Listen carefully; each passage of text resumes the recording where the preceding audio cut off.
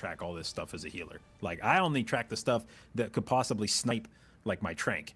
You know, it's like I look over here and I'm like, is revival up? I'm not tranking. I don't care. Like, I'm not. I refuse to trank while revival. You use revival first. It needs to be on cooldown before I'm tranking because I've been burned by this too many times in my career. So you use revival now, and then I'll trank next. Jimmy actually tracks like everything here. He's got all the rallies. He's even got like life grip tracked here. And freedom. It's like, yeah, crazy. Everything. We could swap it. Let's actually compare. So here, this will be instructive. So let's switch over to Roger's UI here. Now, Roger's another guy who I respect, and I am going to expect that he's got a pretty good DPS UI. But even Roger here, only tracking unit frames. Now, this is a quintessential DPS unit frame. They've made it as small as they can. I'm actually surprised I can even read the names. And he's pushed it off into like a corner. It's actually funny that you say that because, yes, his raid frame is really small, but then look at the size of his buffs and his minimap. Like, yes, it's bigger. Yes, his buffs are bigger than the names, like yes. than each individual person on the unit frame. Yes, so he's setting his priorities straight. Yeah, no, that's good. Okay, so we've got, and see, this is more. Now he's also got healing done up as a meter, so like that's good. That's respectable. I like that. And he does track a little bit of utility down in the bottom, but like only utility that could help him. Like he's got, he's tracking like Stampeding Roar and Windrush Totem. He does have some healer cooldowns tracked, but notice which ones they are: Sack, PI, Pain Suppression. Like, these are the ones that he can call for to save himself or make him do more damage. It's like, it's like, is Aura Mastery up? Don't care. I just need to know if I can call for a sack individually, or a Pain Suppression, or if you could PI me. And I think now a Noggy thing, that's Mass Grip, right? So I guess he is the one thing that is tracking that is not actually useful. Actually, it is useful to him because he needs to know when they're gripping it into his wild spirits, right? Mm-hmm. When can I pop my cooldowns? When are they all going to be grouped? Correct.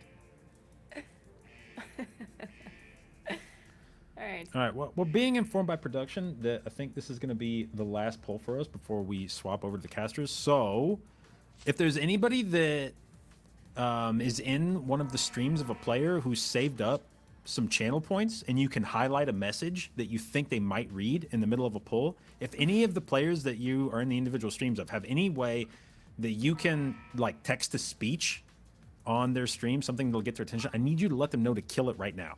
Because if it's not now, it's not going to happen for me. So I need you to spend some channel points to either do text to speech or channel highlights or something that'll get their attention mid-poll and let them know to kill it this time.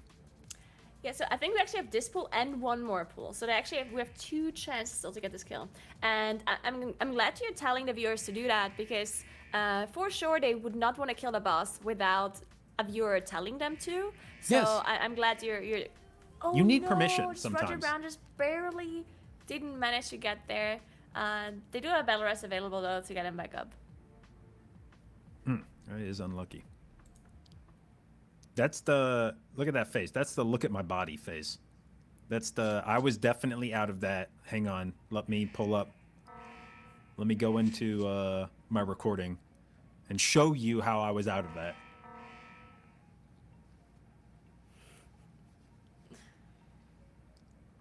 All right.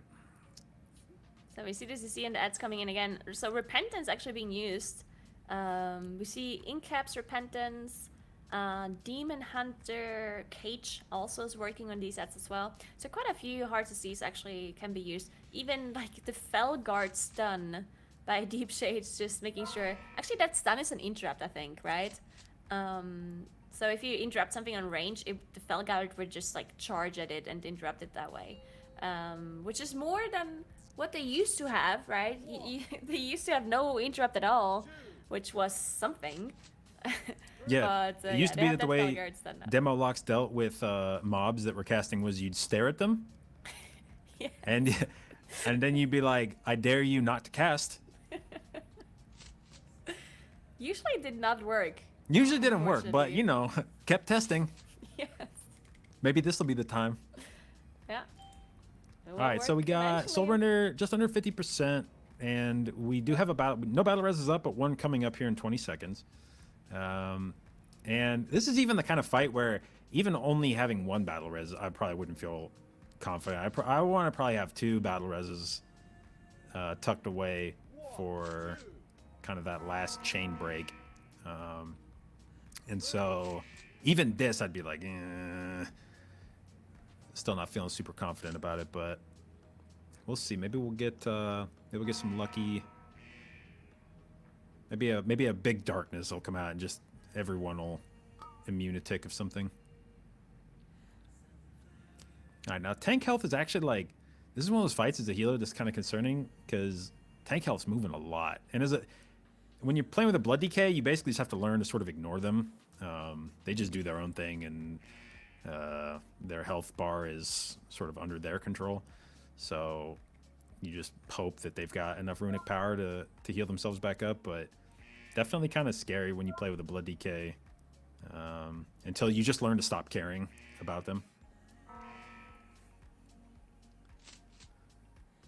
All right, so we are now getting up to that 30% mark. Still have everyone alive, have a battle res. Will not be in this fight long enough to get another B res up, so need to play very clean here.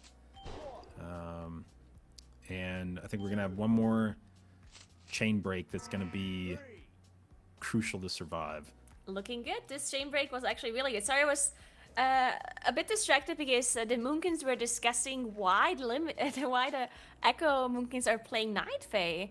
Because I was talking about earlier that maybe it's like a movement thing or something. And the Limit Moonkins were like, no, it's for sure not movement because I can move all over the place and I'm totally fine. So, and there's like maybe it's some Giga Brain thing that we don't know. So apparently it looks like the Limit Moonkins don't know why the Echo Moonkins are doing what they're doing. So at this point, everyone is a little bit confused in the Moonkin community. Because you know how it is with Covenants. Usually someone says you should play this. And if then the Echo or the Limit Moonkins are not doing that, then everyone is all of a sudden like really upset. So it's a very crucial moment at the moment in the Moonkin community. But either way, we should be focusing on this boss right now as it is down to 21%. Everyone is alive. They do have one battle rest left still. I do think there's one more chain spawning that is going to be difficult for them to handle. It's going to be an overlap. We see one more mythic only at spawn here. You can see they're focusing it down right now. Not sure if they're going to be killing the ads at all or if they're just going to be nuking the boss at this moment, but we should maybe listen into the comms would be good. Yeah, comms would be good. I got it, do it still. Cryptum stun them. Canix is breaking it soon. Going in 3, 2, 1. Yeah, Canix will be delayed a bit. Okay, just break Narco. Break Narco. Canix break as well. Come on, why are you guys not breaking? AoE kicks. Kicks. Wait, Frago. Frago waiting. Frago, go. Dude, pick the one up, somebody. Mini, go. One. Pick it up, someone. Somebody do it, please, for the love of God. Just break it. Roger that. Just go die, break it. Okay, Telston Tonic, stay alive. Russian just barrier, fuck it. This nuke boss. Yeah, Okay. boss, Yeah, I know. 4. I have a... Can Pia have a spell? 1. And the grip. 4. 2. Remember potions. Trust me when you can. 4. them as well. Yeah, we need it now. You should, you should have him with Necrolord. Yeah. Have chains only. Ignore chains, just new boss. Yeah, whenever you have. Okay, also shifts all now, Rise and PS. Does this shit kill the boss? Narco's PI? Noggy maybe? Narco Bob Noggy? Sorry, I was in. I don't believe it, dude. Just because of one chain, yeah. Oh man. What happened with that thing? Guys? Did you not say that I had a debuff? What?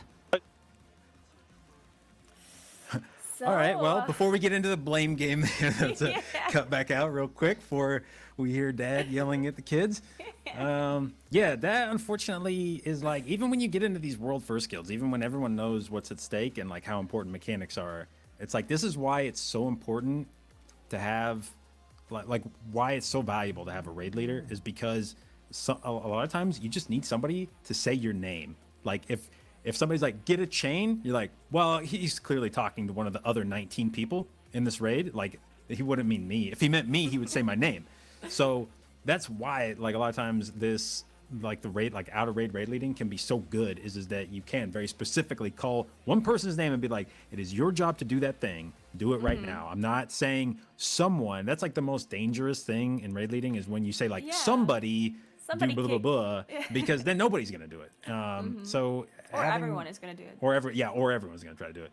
So, but unfortunately, that will be, we're going to have to leave you. We are going to hand deliver this kill to the next casters. This 1% wipe. You're welcome. Yeah, you're welcome. We've gift wrapped this thing.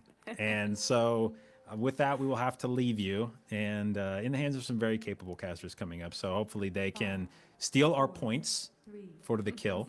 Or maybe, you know what? Maybe actually Echo can get this kill in between the caster shift. It counts and then for both? Or nobody. Yeah, it either Or counts for both or nobody. Either way, it's kind of a win for us. So I like it. So yeah, with that, I'll be signing off. And same time here for me tomorrow. I don't know what time you cast. I think I'm on a bit earlier, so I'm the morning shift, like not at 9 a.m. or something. Okay. But so surely we're gonna be casting again at some point. yeah, every other day you can catch the two of us in our very witty repartee. But yeah, so see you guys tomorrow. See you guys tomorrow. And drop skull and gripping them. Yeah. First chain's coming. G now Zazi will do it with Nogi same set. One of global coming now. Breathe going to 1, sorry. Wait, Zazi into 1. Pop me, Jeeves. Now into yeah, fuck it. Okay, whatever. 3. My head was at the last pool, by the way. Scarus, you forgot you have Devo, yeah? On the 5th? No, I on purpose left it out because that's usually safe and the other one is struggle. I was basically testing it and I think it proved to be pretty good. But we have a Devo already on the 6th. We double Devo'd. Oh, okay. Basically, yeah, just do it. Just do it on the 5th. It's fine. Like, it's fine if you're double safe. On the big ad. Dropped one of the 8-second casts. Blue mark. Okay, start gripping them in. Romar is good. What? Did he tip you back? Focus the boss. You don't need anything. Yeah, on right these now guys. it's completely useless. One Full 15 boss. coming out. You don't need anything on these.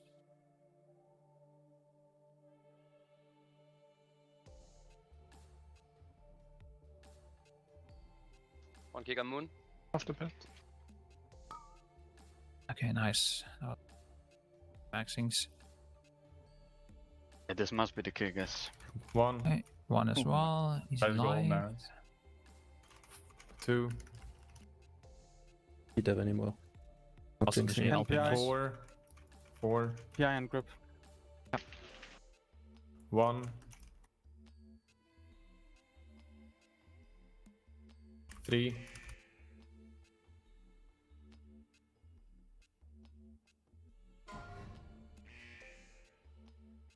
Playing deeps, easy game.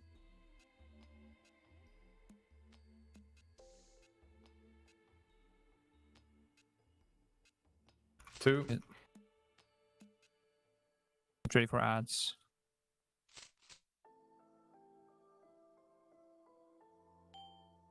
You see the boys?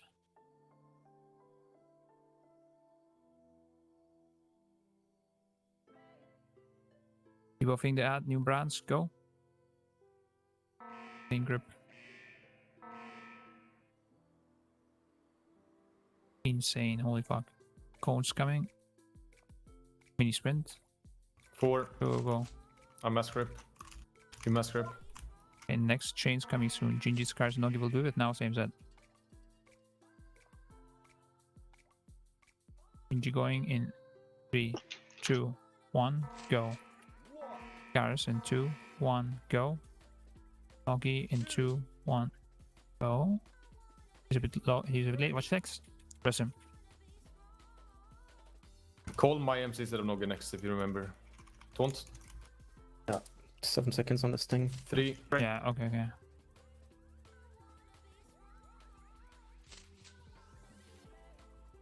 Ads coming soon. Pop Easy me to scares. remember. Next chain's coming. Maris, Mini and Flex will do it with Now's aims at this time. On top of the ads.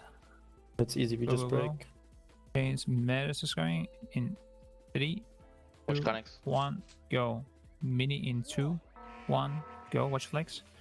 Flex in 2, 1, go. 1, Perfect. 1, sorry, late call. For Fucking bubble. Press can. Yeah. Go again. Holy. Can we get... I'm just gonna send that ad. Did you mix up the AMZs? That ad is dying so slow, it's crazy, yeah? The big Yeah, ad. I couldn't see. You want me to the pop big actual my 2 minutes on that? Fully, like... I mean, I will, yeah. I will. I CBA, even though it's like not right now, ideal. I'm just kind of like cleaving off. That ad never dies. Shouldn't Yeah. Narco do it? Isn't like Narco's thing is Yeah, like that would be enough he can if I decide. did. Yeah, do it. Let Narco do it. The thing. Didn't have the break, but fuck it, dude. Go. Someone have repebbled? Oh, I don't. We'll now do a Polar 2 on Painsmith, take the break, get the timers in, and then we pump, dude.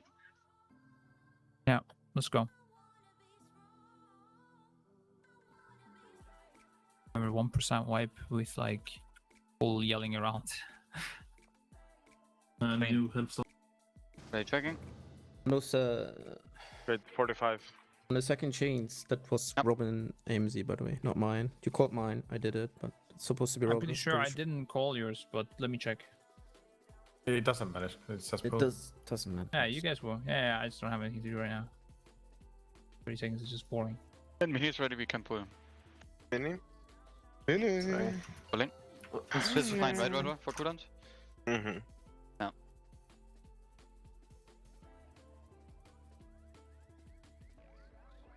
CBA with this boss, let's kill him. Bro, this boss has a melee, yeah? Whew.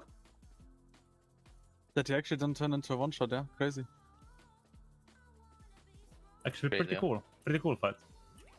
No shot. I wanted to free Also, when you bop with the debuff there, Nogi, I should take the bop there so you don't have the taunt. Because I'm tanking after anyway. Right now, you haven't used my bop at all, yeah? Ever since I Yeah, it's later. We're delaying it. No, but only doing it if it's needed. Yeah. Okay. 10.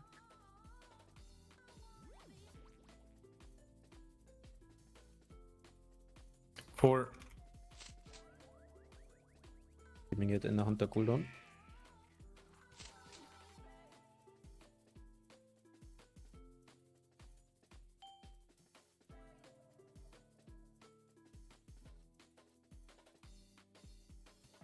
Put it on the ad. Repentance broke. Mine is Have fun. interrupted. Drop cross.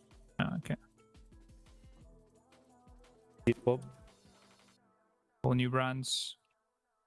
Go, go, go. The big guy was. Right, nice. Chains coming first ones. Cheat now. Zatsevit Nogi same set. Cheat in 3, 2, 1, go. Now in 2, 1, go. Zatsi, go. 1. Press mini. I res mini, yeah. Don't go in with these last marks, that's 1% anyway. We saw plot. Yeah, sorry. Very scary, yeah. Yeah, I didn't see. New ads, you see them? On top, easy game. Nice. Oops, and gripping. Break the CC. Nice. Homecoming. 3. Mini sprint. Okay, on so top never of it. mind. Yeah, sorry. Fine, it's gonna be fine. Just Scabbers full on popping boss, here. guys. Full on boss, nothing else. So you want to keep it? Oh, yeah. You got it. Yeah, that's okay. Time reset on intermission anyway. Back to the Whenever plan. you Right, can. this was the wrong one. But Yeah, this was not it. Yeah, it's fine. Yeah, just taunt and tank it. There's no... 4. Whenever you can, Ryzen, stamina buff. We can. 1. I'm sure. I have less mana, but whatever. 4 again. I don't understand anything. Oh no. No rest for 2 Just minutes. die, just die. Let's 2. just go for the kill. Let's go for the kill. What was the thing? I should not ask you to buff Ryzen? No, it should be can because he plays Ledger like he plays. Okay, Avenge. okay, yeah, okay, Yes. yeah. Yeah, Yeah. I have less mana than, It's fine, yeah. but I can do that as well. Oh, I just didn't understand. Yeah.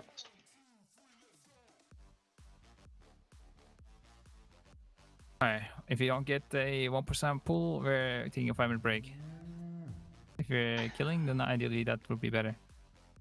That would be pretty epic. Let's do it, boys. Come on. Right, checking. Just pump mirrors. Let the Genshin impact practice show it Bro, off. the pull before, I'm telling you, that was probably like 30% Actually sad, yeah. pull. That was the kill, definitely, yeah. But How like long insane cancel? RNG as well. But is anyone else cooldowns? Yeah, 40. 40 That's for seconds. me at least. Oh, is that Only map 40. or? I'm doing, reload now, meanwhile.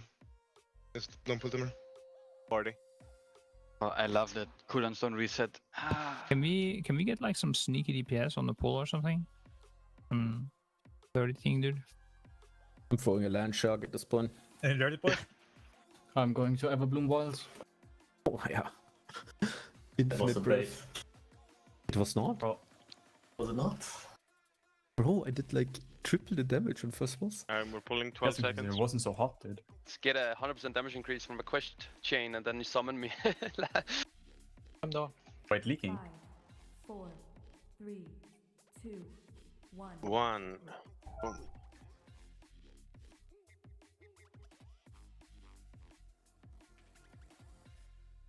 Can.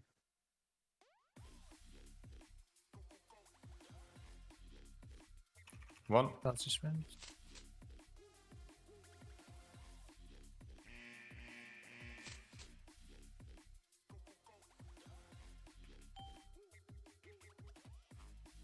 See the ads?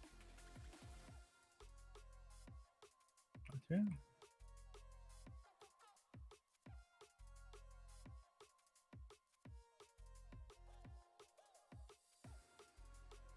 Steve Bob.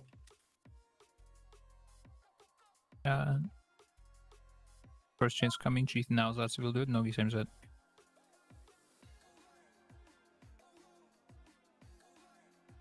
Cheat in 3, 2, 1, go. Now in 2, 1, go. Yeah, that's in 2, 1, go. What's happening to rabbits, dude? 4. Thanks. Yeah. 4. Oh, I'm not making. No, no problem. Fuck that. Strong grip can. Ads spawning, get ready to CC.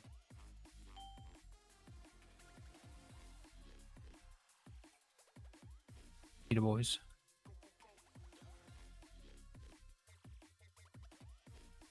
So we just add new brands on top, easy. Start gripping already. And Campaigns up. yeah, start gripping. You go full boss, guys. Full boss. 2. Where we are? 2. Even more Perfect, full yes. boss. Nice. We taunt here. After Libo. Oh, it's That's fine. fine, it's Whoever fine. takes Do this is... 1 AoE stun or something. Nice.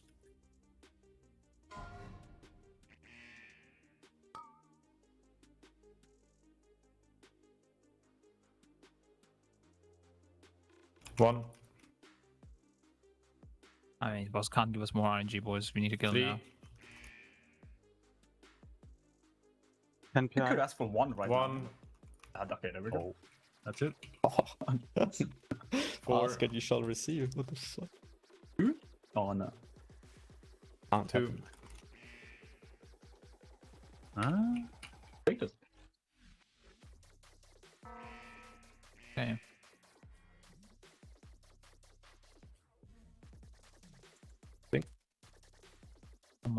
cooldowns. 4.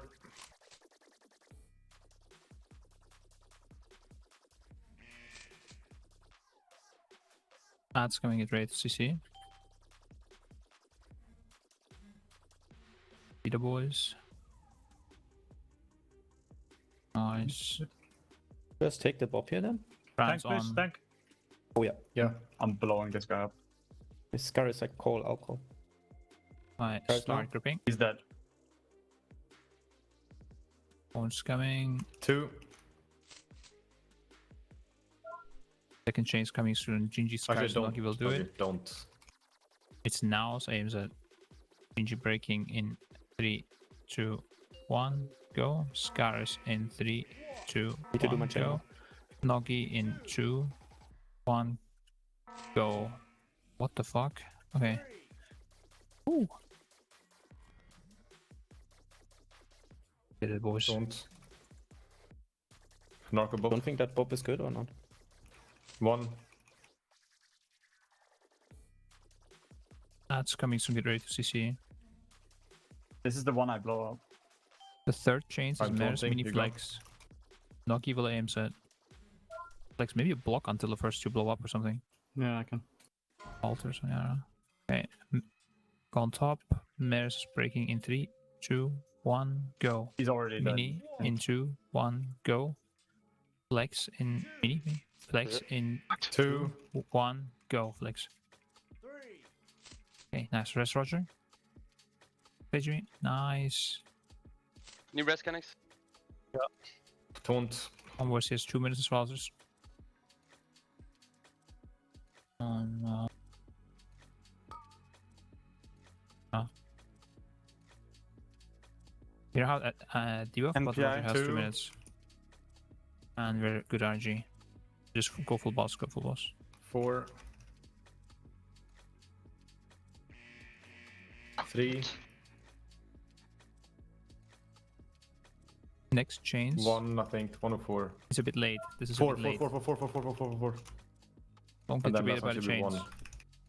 1. Okay.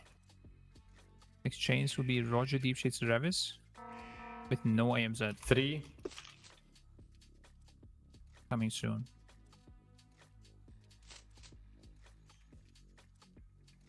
Get ready, Roger. Breaking in 3, 2, 1, go. Deep Shades in 3, 2, 1, go. Revis in 2, 1, go. Get on the ads, brands, new ones coming, sorry. New ones. 1. Okay, mini sprint totem. The brands go on top of it insta, like Cannot be dead. fine, so I will kill it. Grip the other ads in. And interrupt Moon as soon as we kill Moon. Interrupt, nice. Brands on top, new chains coming. Phil Jimmy Strat will handle it. Back up me, I'll run. Right, First Canex one, will first back up. 1. Canex 1. Swag doing it first in 2, 1, go. Canex 2. in 3, 2, 1, go. Oh my god, Canex now. Woo, okay. Good job, guys. Yeah, you're next, Phil. 30 seconds. Which? 1. 1. Last one, okay. CC the ads now. Remember Phil CC as well. Your stuff in, okay? On top of this ad, let's go. Brand's already there. Pump hit. What the? Okay. Boom. 3. Easy going. Easy going. And gripping in. Get Moon as well. Interrupt it. Interrupt Moon. Moon. Alright. Holy fuck. Chains coming. Phil doing it. With Narco and Frago and everything on this. Hellstone, Stonix, everything. Phil in 2, 1, go. Jimmy in 2, 1, Don't. go. Need to run. And go, Narco, go. Let Jimmy Frago go. in 2, 1, go. Yeah, sorry, my bad. Holy fuck. Rest Narco. Hit him. Stay alive. 4. Rank totem. Okay. Focus boss. Need some heals. I'm pretty low and loose. Buy some barrier. Okay, we're good. Thanks, rebuff me. I'm not alive. Alright, Zazi will sprint totem first. 1. Go, Zazi. Nice. 2. I made a gate since we ignore the last chance in case we need to move long. Yeah. 4. Yeah. Nice. Legend. 1. Okay, this I one. will Yeah, grab someone else this right, cannon. since I won't have my juice. Once I just confirm. 3. Anyone. Actually, grab this or some shit. Me spread as well. Oh, whatever, it's fine. Yeah. Auto stack, Roger. Full pump now. 1. Grab Any potions you have left, or Yes, you can anything, answer one. tonics, everything. Holy fuck, no.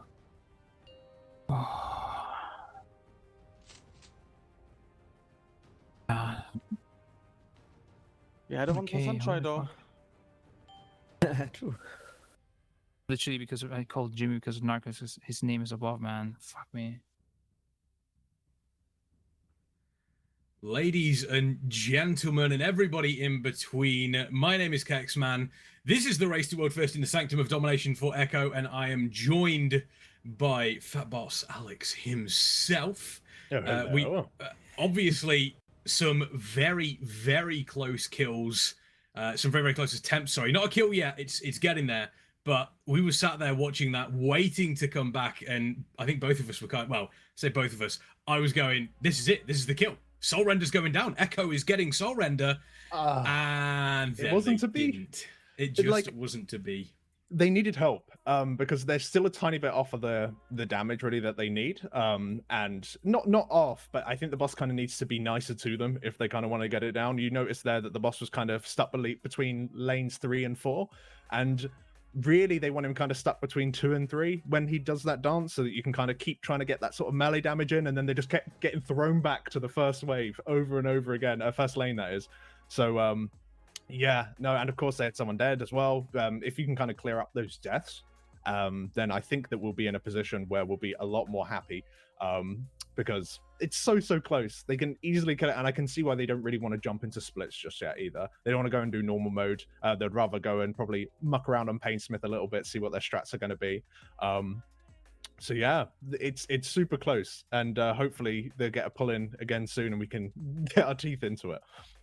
Yeah, you mentioned obviously the splits there. This is only like 500k away. This is 1%, sub 1% territory, which, as you mentioned, the RNG with all of the various different the various different movements they have with the torments can make a big difference. How quickly they clean up the ads, the cleave they can get off those, cooldowns being used in little places.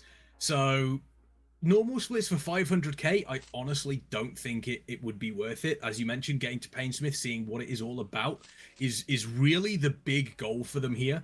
Soren and Domination would be fantastic to get a world second kill on that one, but seeing Painsmith, seeing exactly what is needed for that one, and then having an idea of what they realistically need to target going into normal splits or potentially even heroic splits at that stage. Yeah, and it's exactly what they need to do, because it seems like we were speaking briefly before the cast, and I think it is worth repeating that normally, boss 4 and 5, it's kind of like, okay, we got to spend 10 pulls to get the gimmick out the way, because it's not necessarily tightly tuned. We just got to learn how to stand in the right place and use the cooldowns in the right place. But these bosses are, the mythic mechanic that they've added doesn't even seem that much of a big deal. You've got this big ad that makes it so everything around it is CC immune or can no longer have new CC or interrupts applied onto it. So you've got to CC those ads, get them out of the way, kill the big guy with your brands, and then that's in theory the main new mythic mechanic. But it's not even it's the horrible overlaps that they've added into this particular difficulty that seems to be causing everyone the issues, and just obviously a very, very tight DPS check. So as you can see now, a new set of ads coming in, and they're immediately knocking it away. Once again, you saw there that the one that was marked with skull, in theory, that would have removed the CC, but as long as you're quick and get it in before that ad fully spawns, it won't remove any current CC on the mob, which is very nice. So that is unfortunate. They did have one that was over on the edge there, but as soon as that one is down, in comes slappy hands from the Death Knights. They're all pulled into one section, and the cleave damage that Echo are putting out is just unreal. They are melting these ads on Soul Render Dormazane, and again, those small little changes to Mythic we spoke about, you've just mentioned on Domazane, it doesn't seem like something crazy. There's not some fantastical new mechanic that requires 3 team members to heavily coordinate movement. It is a case of, oh, there's a new ad. But the damage numbers, the healing that's required, the ads that are coming in, the concentration on that CC, it just all piles up, and it creates a boss that is relatively easy on normal and heroic, but it just seems much tougher on much tougher on Mythic, which you would expect, but not to the extent we've seen here. Yeah, there's almost like 2 different types of Mythic boss in a way. In my opinion, like the earlier ones at least, there's like, Mythic, and it's just like a brand new mechanic, and that's the fun thing. Or there's kind of like Heroic Plus, where it's not really the Mythic mechanic that matters. It's just Heroic just turned up to 11. And you can certainly see it here, because you might be super tempted. Like, you can look down at the DPS meter right now. You can see that Meras is just doing crazy amount of AoE damage, and Roger's doing crazy because, he got his CDs when all the ads were stacked up and they had the damage increase at the same time. You can kind of, look at the damage and go, yeah, you just want to stack those classes. Not at all. These ads here, really, they don't do anything. Yeah, they've got some casts that you need to interrupt, and if they're up for too long, you've got a problem.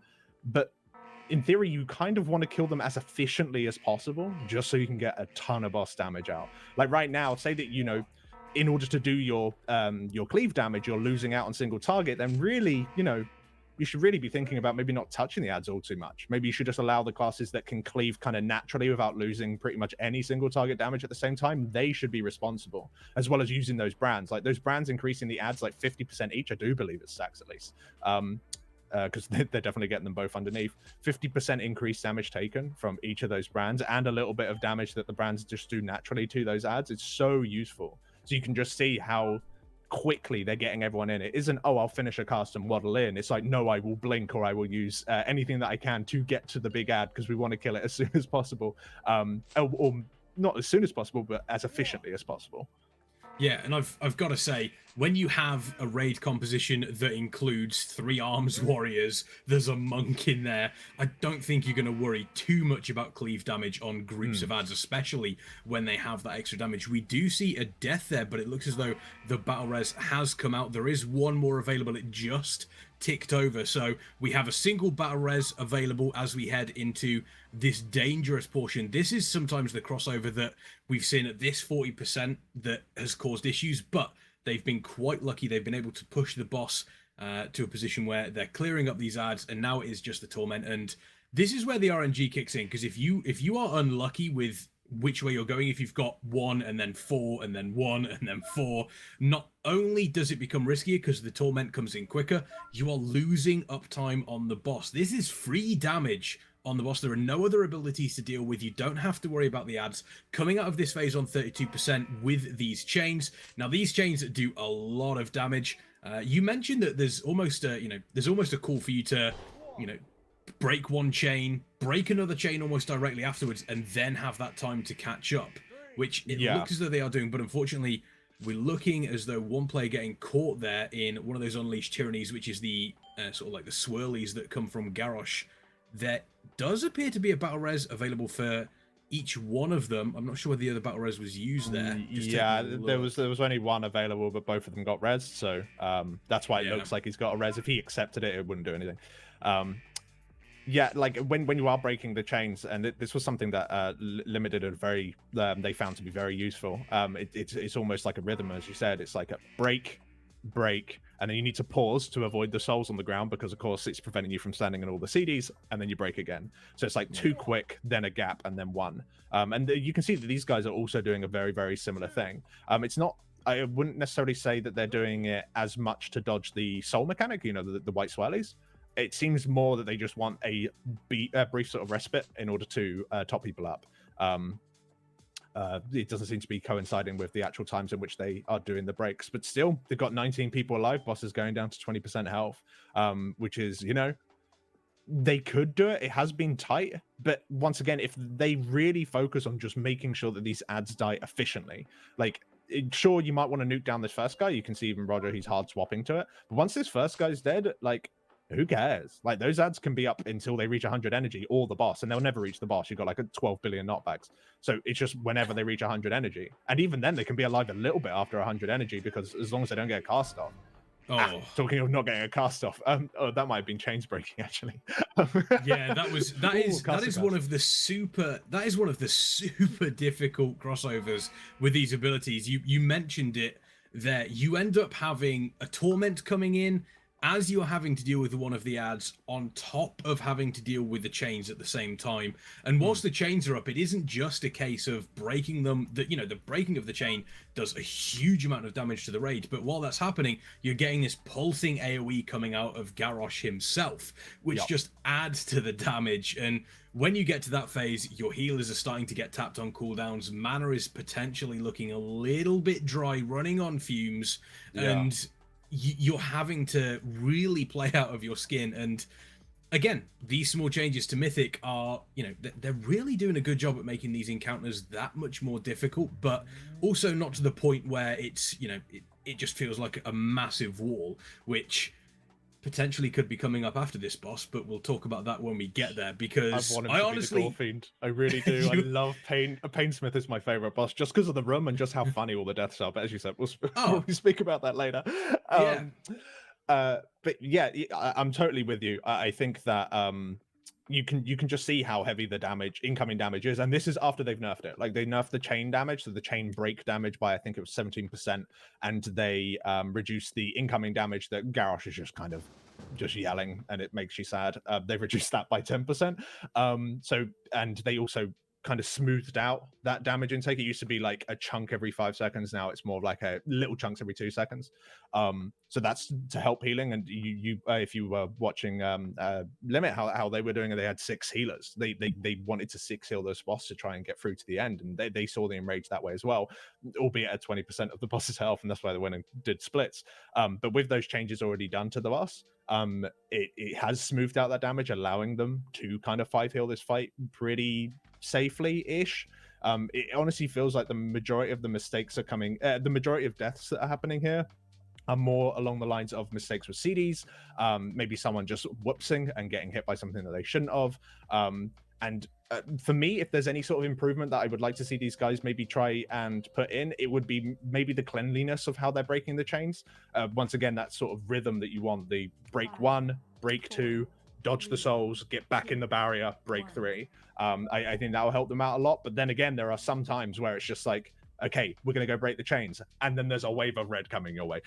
So, it's easy to say from the outside what I think they should do. But yeah, it's obviously a very, very difficult thing to do, and it's causing them a fair amount of grief.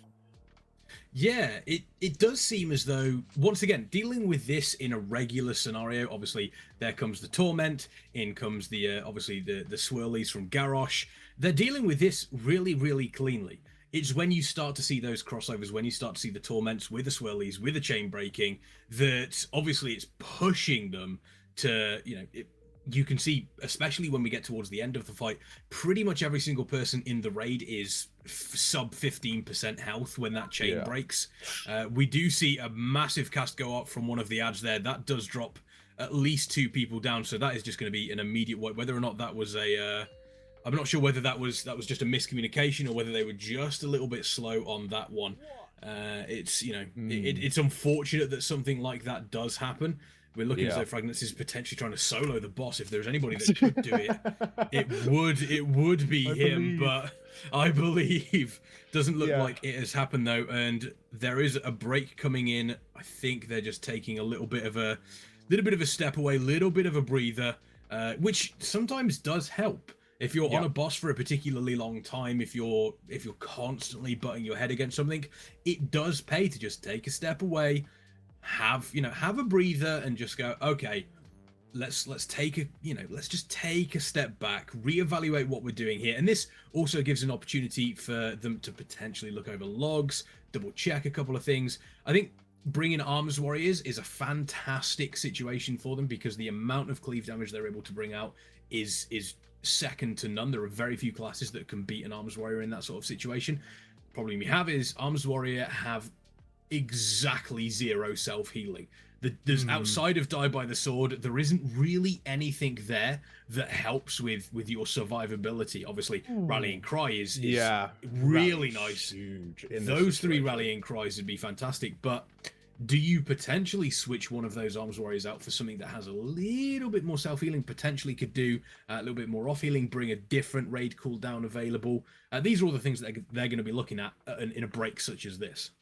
Yeah, it's totally the right thing to do as well. Like, these guys have had several, like, 1% or, like, around that sort of level. The boss should die. We've completed the dance now. The dance has been done. Now we just need to do it more efficiently. We need to squeeze out that little bit more damage here and there. We just got to have it so people don't, die just to either mistakes, or we just need to shift around our cooldowns ever so slightly just to make that one easier. Make sure that we have, say there's a set of chains and the wave coming in at the same time. If all of those people have immunities, they can kind of ignore that wave, so maybe we can switch people around to do that kind of thing. Most of all, I think now it just comes down to execution. I don't think there's not a whole lot more min-maxing they can do. You can already see, like, on that pull that they just did there, they bring in the small ads before the big ad is dead, and the only reason that is kind of a bit spook is that the big ad is preventing them from being interrupted. So you need to kind of kill that big ad before the small ads do manage to get that cast off. And the reason they're doing that, once again, is down to efficiency. They're more than aware that they want to spend as little effort or resources as possible in order to kill these ads. So by dragging them in when they're already AoEing down a big ad or cleaving down a big ad, it's like another small optimization that can kind of help them with their damage. But if you don't execute it properly, or you just maybe, you don't get the crits that you want, that ad isn't going to die. And then the cast is going to go through, and then we're going to have a wipe, just like we did there. But overall, I would say, considering the time that they have spent on this boss, it's nice to see a boss this early on in a tier that kind of has a bit of a bite to it. Yeah, definitely. I think you were mentioning just before we went on air that the first 3 bosses normally do sort of drop within 1 to 5 pulls. Sub 10 pulls is generally the belief for those bosses, and then there are a couple that will sometimes be a little bit of a joke, and then a couple that will be a real block further on. This definitely feels as though there's a little bit more of a almost like a proper curve to them. The 1, 2, 3 pull bosses, then there's one that 10 pulls, and then this one obviously we're up to 22 pulls, and those nice little curves are kind of what really shows what these raids can do, which is just a curve to the difficulty, to the peak of what these world first raiders are doing, which is Sylvanas, obviously in Sanctum of Domination. Very, very excited to see what that holds on Mythic. It's going to be a nightmare. It's going to be a nightmare. Let's be real. I have a theory. Because that there was that question asked. Everyone always goes, "Oh, is there a Mythic phase? Do we have a Mythic phase whenever it comes to the Mythic race?" I have a feeling here, and this is my theory. The question was asked: is there a Mythic Sylvanas secret phase? And they said no. There is not a Mythic secret Sylvanas phase. I think it was a play on words. I think we will get a secret phase in Mythic, but it won't be anything to do with Sylvanas. I think it'll be to do with Anduin. I think that if they added a secret phase, then, like when people are running marathons and like you quickly get people to bring you water and things like that, this fight would turn into like a 30-minute extravaganza, which, kind of funny, but not fun to progress. It'll be really interesting to watch. And the longer a fight goes, like they haven't released a fight that really goes over 15 minutes in quite a long time. I think the last one from memory, I'm sure chat will correct me, but Heimel, Imperator Margok, when Imperator you had Margok, when you had the big ogre fella at the end just run in with a bunch of ads. That kind of thing would be awesome, especially if it was a big ogre fella with a bunch of ads. No reason, just why not? just for the memes. He just comes waddling in. That would be grand, but yeah, I don't see them doing it unless they're really going to reduce the length of the fight, because that fight is already arguably too long. So if they added a Mythic phase as well, they'd need to start withdrawing and basically cutting down other phases, which, to be honest, I think would probably pace the fight better. So I don't know, it'll be nice to have half as long in phase 1 and half as long in phase 2. Maybe phase 3 can stay the same length, but after that, you can spend those time that you've been given to go and do a bit of a Mythic phase. But it looks like the boys are probably back from their break, and hopefully we're looking to get a few pulls in. You got a couple of people and look getting at to their seats. Look at them. They are all so handsome. They are all so handsome. Special shout out to Deep Shades in the corner there. The hat headset combo is beautiful. The hat headset combo is honestly, it's a look. It is a look. It really is. But I mean, talking about the length, do you remember what the longest fight you ever did in WoW? Do you remember what was the one fight that took the longest?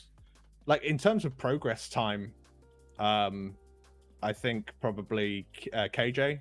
It took us the longest as a guild. It took us like 600 odd pulls, although I was out for 200 of them in the middle, which was nice. So I didn't have to go with a bunch of grief. I was in for the beginning and in for the end, which was nice. But in terms of like actual fight length, I think Margot, I think it racked up to around 18 minutes or so. And from memory, I could be wrong. I remember our video on it was like over 40 minutes long. So it was a chunky fight. It'll be interesting to see if they bring that back. My gut is that they've shied away from having such a long marathon style fight for such a long time that it'll be odd for them to return to it. But who knows? On Heroic is certainly a marathon. People reaching the old Enrage timer of 14 and a half odd minutes, even just on Heroic. So who knows what Mythic has to hold? But enough about that. Looks like we have to go and deal with Soul Render once again. Soul Render Dormazane. There's the Bloodlust. There's the big nuke. They've had a little bit of a break. They've stepped away. They've had a breather. Let's see if anything changes. The big thing that I think they were dealing with some of the crossovers quite comfortably. They were obviously getting super close with some of these ads, pulling them in before the mythic ad is killed, which does cause some issues. But you mentioned it's those little things that they have to do that really kind of it's the small margins that make the difference in a fight like this. We do obviously see one of those ads has actually come out there. There's an agonizing roar coming out. There's 5 seconds, 4 seconds.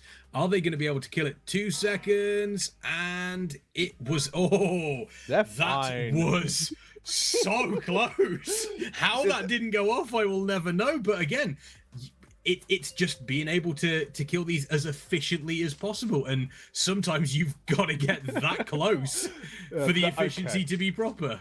Oh, I think was that a chain break? Yeah, I think that was a chain. Yeah, that was a chain. I was getting a little bit spooked there. But yeah, no, you drag them in at the last second. If you've got the cooldowns, and you've got the resources to do it, then although it is risky, we have I think that's a bit of a whoops. Maybe during the break they switch some things around. Possibly. And it just didn't work. But you don't know until you're going to try. So that was probably my guess would be is that they tried something new.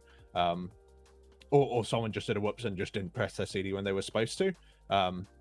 Who knows entirely? But at least it was early on.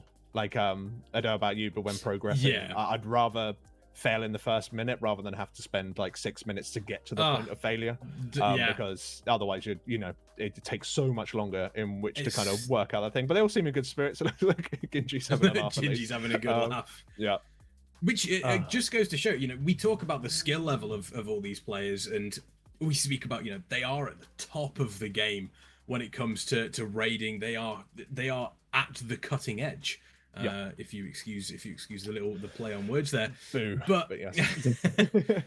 one thing that's also got to be commended is the strength mentally to be able to you're in a competition, but Ginji there, obviously there's a wipe. They don't want to be going through this many wipes. They want to kill this boss as quickly as possible, but being able to just smile, laugh, have a joke around, and also being able to continuously just reset and refocus going into these fights that are taking a fair bit of time for them to kill them. Because 22 pulls doesn't sound like a lot, but when you are at this level of competition, those 22 pulls, it can feel like an absolute lifetime. Yeah, and a way of you could argue it might be a bit of like a toxic way of thinking about, but every pull where you don't make progress is a pull that you're kind of losing out on pulling the last boss. It's like it's all this time that is leading up to it's almost wasted. And considering we want to go as fast as possible, it can be a bit irritating sometimes. It can tilt you a little bit. But with 22 bosses and with it being first day, I very much doubt any of them are tilted. at all. You know, things happen. People, you've got to just do what you can to get through this boss. It's not like loads of guilds are flooding on by them.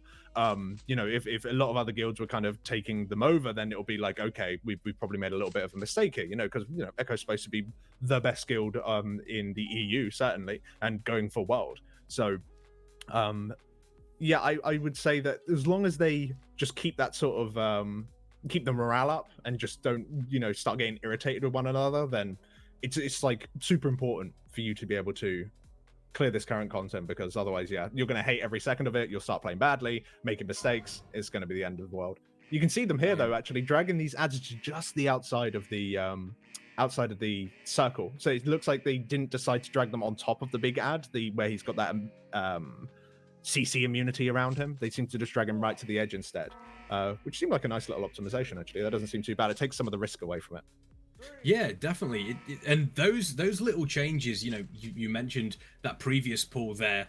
I think, is it possible that they spoke about changing it up with, you know, to doing this, where they pull it just to the edge and it didn't work out for them there? Or was it a case of they decided, they went, oh, hang on a moment, let's try it this way? And it can be a tough situation, especially when you are, you know, when you're at this level in trying to decide between, do we stick with what we have been doing for the longest time, and when do we switch that up if it is not working? Because you want to get yourself into a really nice rhythm, but if you get yourself into a position where the rhythm isn't working for you, but you don't want to disturb it, you can almost, you know, you almost are causing yourself too many issues, especially when you consider that tactics are so important. Because, and I think JB and Nagura, you know, picked up on this previously and has been mentioned a couple of times throughout the race so far, is these guilds are going into these fights technically undergeared compared to where the tuning should place them. Yeah, 100%. And like in regards to what you were saying before, the idea of whether or not it's almost a way of thinking of it, is the squeeze worth the juice in a way? Like, is it worth doing this very difficult strategy in order to get a tiny bit of extra damage, when really I don't think they've had a clean pull in which they wiped to 1%. You could argue maybe instead of like trying to get that a little bit extra, instead of doing these risky strats where things can go wrong, let's maybe take a slightly safer strat, which would be, you know, in the realms of, you know, making it so people don't die. Because if you have, I'm pretty sure if they got to the end here, as I said, literally as I said the word die. Why? Wow, that's like some next level thing as well. Beautiful. So yeah, I think that as long as I think that sort of what was I saying? I got completely thrown off by the fact I killed someone with a power word.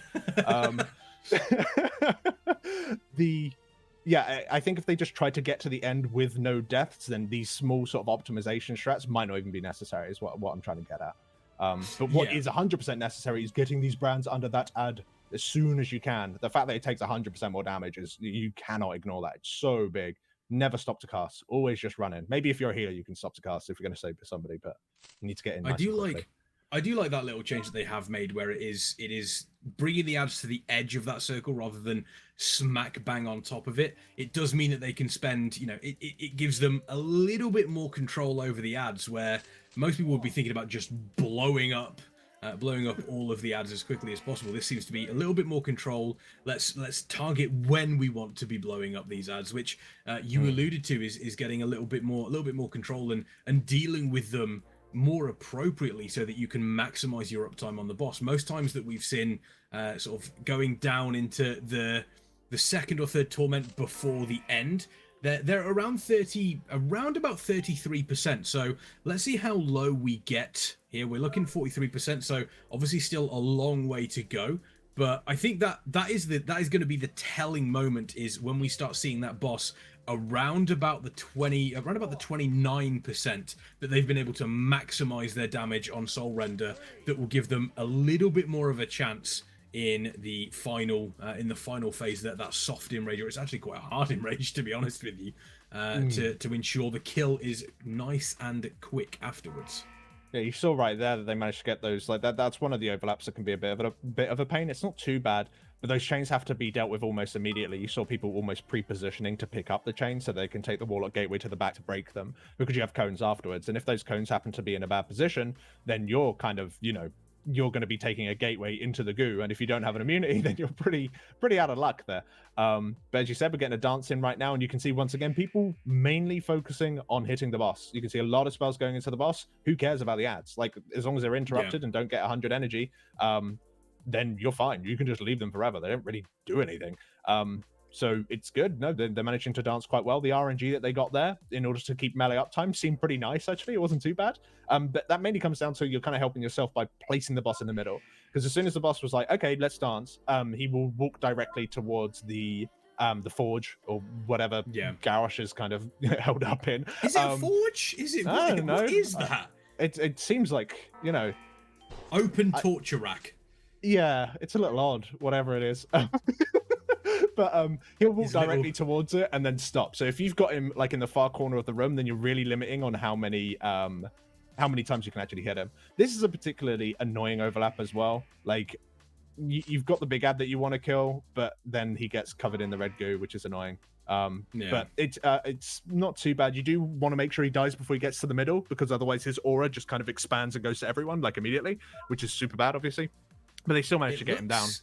It looks as though they've actually delayed killing the ad. Previously, it was blowing up pretty quickly, but they've delayed killing it to get as much damage on Soul Render. I'm not sure how we're looking percentage-wise based on the time in the fight in regards to the other ones, but again, this is looking like a solid attempt. The Caster Curse is going to be strong with this one, but a solid attempt from Echo. Let's see if they can keep pushing out this damage. Yeah, They're still all alive. They do have, I believe, 2 combat reses, 1 combat res. I can't quite make it out. They have at least 1. I believe it might even be 2. 1. Yeah, this has been a very, very clean pull. They even got Ang Totem down right now just to kind of cover those chains. But as we are getting closer and closer towards this potential kill, I say that you got to interrupt the ads, though, boys.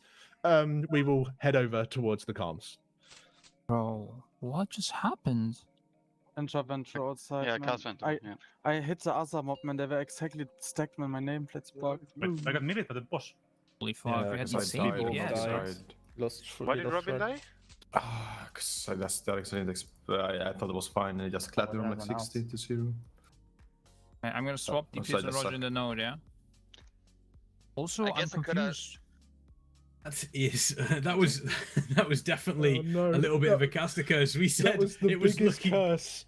That was the biggest curse known to man. That was really bad. It was looking clean, and then it was just a cascade of everything going wrong for them. There was ads going off and people getting hit by torments, and it was one after the other.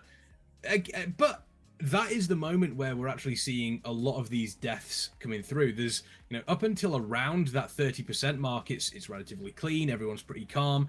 And then the crossovers just seem to keep on coming. There doesn't seem to be a second where it's a case of, okay, let's breathe and catch up where we are. Oh no, chains are here. Okay, get the chain. Oh, torments are here. Okay. Oh, now we've got ads. Now, and the timers just keep on piling up for them.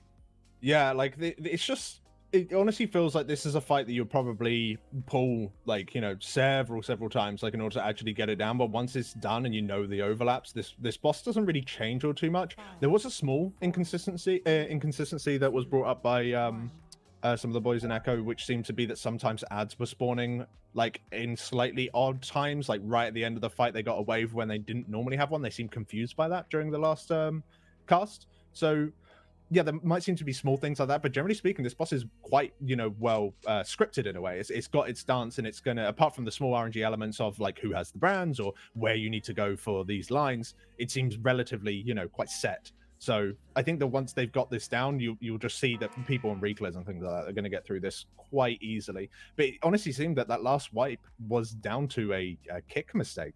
Whether or not the ad was kickable, I'm not entirely sure. I couldn't see at the time, but it was either a mistake in controlling the ads during that short window where this big ad isn't up, or just someone just whoops and didn't kick properly. Not entirely too sure about that. The big whoops. Yeah, the big whoops. Whoopses happen. That is prog. Just try and minimize whoopses. Here we go with chains. It's 1, then you should have 2, then break. Okay, 3. I think they could probably do 1 and 2 quicker. But then again, they are all alive, and does it really matter? So yeah, I think during that they had barrier and the AMZ down at the same time, which is 2 very, very powerful Two very powerful raid CDs that are crossing over. I'm not sure whether we had any of the... I don't think we had any rallying cries that we used there. You can actually see on the left-hand side, it looks as though there is...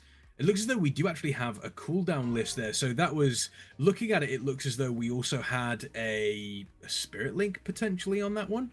I'm just trying to see what we have here. Chains 1. Yeah, so here we go. So you had Chains, you had a... Looks like you had a Barrier, a Rallying Cry, a Darkness, an AMZ, and is that a Devotion?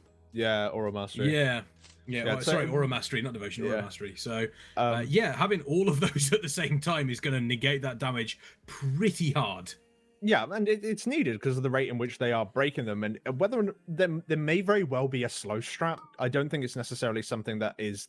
I think you'll make the fight harder for yourself, but you have got some time to break the chains. So if you wanted to, you could really stagger them out over time, but really, it's not going to help too much. Because you'd rather just get all of the damage within the CDs. You know, if you're going to be reducing that damage by that much, you know, that's nearly like a 50% DR. You might as well be doing it then rather than just staggered over time. That damage needs to come in, and if you can survive it within that window, then you should.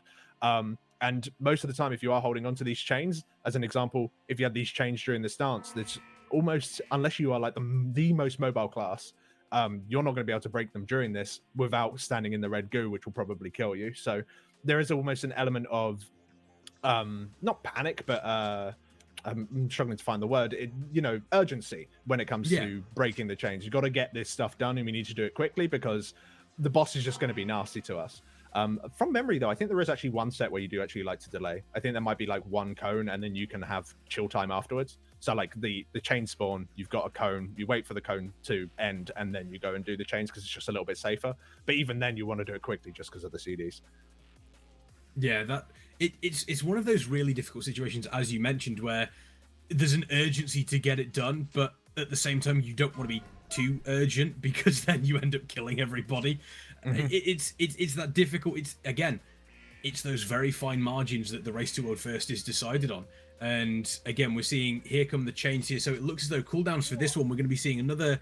We're going to be seeing another Aura Mastery. We're going to be seeing a there we go. There's another AMZ, and there's the link totem going down too, which again keeps everyone pretty healthy. There was a fair bit of damage going out. The next chains looks like it's going to be a Barrier, Rallying Cry, and an AMZ. So they've got these pretty much sorted. They know exactly what they can do. They know how hard they can push these cooldowns. Now it is just about that execution. And honestly, you can write notes all day long, but if the execution isn't quite up to where you need it, you're always going to be on the losing side of that.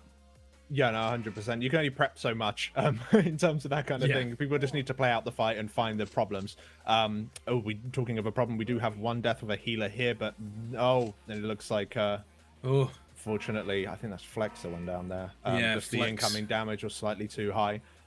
Whether or not that was people weren't being topped before the chains went off, or once again, I didn't even think that set. No, that set there, I think that was set 3. That was a barrier. Yeah. If you're not in that barrier, you're literally missing out on a 25% DR rate, or is it 20%? One of them. It's a big old DR that you really don't want to mess out on. And once again, I think that might come down to the control of the souls. The little swirlies, breaking a chain whilst those swirlies are on the ground is quite a high risk thing to do. Ooh, deep. What are you doing? Survive that? I think he did. Whether it was an external, I'm not sure, but Deep did manage to survive. We do actually see Swagsecute. Swagsecute is currently down. So Deep, there we go. There is I think they were calling a wipe there, to be honest with you. Yeah, looking at the way that the players are going, that will be a wipe, which is unfortunate. That crossover, the swirlies coming out with the chains at the same time. Again, it's that situation of, do I delay putting down this barrier so that we can avoid the swirly, so that, everyone grouping up, immediately you all have to leave the barrier, and guess what? That barrier is now completely useless. Or do we just delay it that little bit longer? Do we turn around and say, okay, let's see if we can survive one with just the 2 cooldowns up, and then the final 2, with this barrier? Finding those little places where they can maximize their cooldown usage is pretty important. Yeah, like 100%. And I think it comes down to really, it seems that just making sure that you're as tight as possible on these chains. Like, it feels like as long as everything else can be a little bit more loose in this fight, you don't need to be too, strict, so to speak. You can, make mistakes here and there. Maybe you didn't control that ad the best that you possibly could, but you can, you can work around it. It feels like if you make mistakes with chains, you don't break them at the right time, or you break them too quickly, that kind of thing. You just cause a hell of a lot of problems for the entire raid. I think that's where you start to see people falling off. Of course, there are sometimes just silly deaths to, website didn't dance properly, which is just a thing. There's nothing you can really do strategically to fix that. They've already got a speed totem down. It's not going to get any better than that. But the chains themselves, if you can just make that as tight as possible and as clean as possible, I think this fight is pretty much kind of over at that point. It'll make it so much easier. Everyone will stay alive, and I think legit, if they just get to the end of this fight with everyone alive, the boss will die. It's just that every time they've got those very, very low % wipes, they've always just had 1 or 2 people die at some point during the fight. So I think cleanliness is going to help them out a lot. But to be honest, they're doing really well in terms of overall pull count and everything. These guys are doing very, very well. They would have killed it as well, I'm sure, if they because of course the limit, they killed it after going to go and do their they went and did some normals, I believe, to sort out the domination sockets and things like that. So they went and got a little bit of extra gear, a little bit of extra power, and they managed to kill it quite cleanly. I'm sure if Echo, if they went and did something similar, that would make up the damage that they need as well. So not taking away from the boys at all, they're slamming it. They're doing a really, really good job. And they just need to get that tiny little bit more better on the execution, and then this boss would be hopefully over, so we can go see Painsmith, because that guy's awesome. Painsmith is incredibly exciting, and I think the chains is definitely the part of this fight that I don't want to say it needs to be tightened up, because that's the wrong term to use. It's not as if the chains are sloppy, but just the sheer amount of damage that comes out and making sure that they are fully prepared for it is where they need to change something, whether or not it is a case of potentially staggering the cooldowns rather than using them all at the same time, whether it is a case of, okay, what we need to do is take a look at, how we're using, whether or not we change the cooldown rotation, whether we use one earlier, one later. The torment seem to be fine. These ads are being dealt with absolutely spectacularly. Absolutely no issues there. They're dealing with every aspect of the fight except for these chains, which do seem to be causing some issues for them. Again, these torments, again, very simple. And as you mentioned, that occasional death, they've had these 500k wipes. Is that person who is dead for 45 seconds, is that going to be 500k? Quite possibly. Also the fact that you're losing a food buff, it might not be enough to, really turn the tide. You're not going to kill it a minute quicker than you would previously. But if you can just have 4 or 5 players surviving that final enrage and just getting that little bit of damage out, then you're looking at a kill, a very clutch kill. And this RNG has to be really nice. Looks as though they're going from 2 to 3, and then this is really nice RNG for them. They can pump a fair bit of damage into the boss. That's what we like to see. And once again, there we go, just a small movement. They can maximize the damage, and that is what is needed to get these kills here in the race to world first. Yeah, I think it certainly helps him out, right? Having the boss go, yeah, sure, uptime, let's go for it.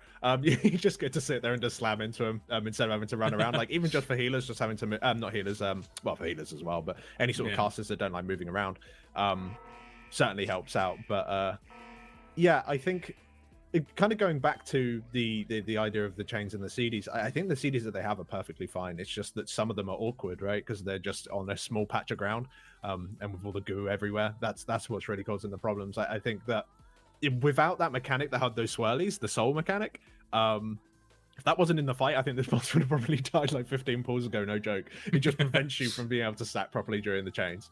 But they seem to be doing really well, controlling these ads nice and easily, and heading into a small, well, it's not really a full dance phase, it's like a single step as they're annihilating these ads. Would you say it's just a step to the left?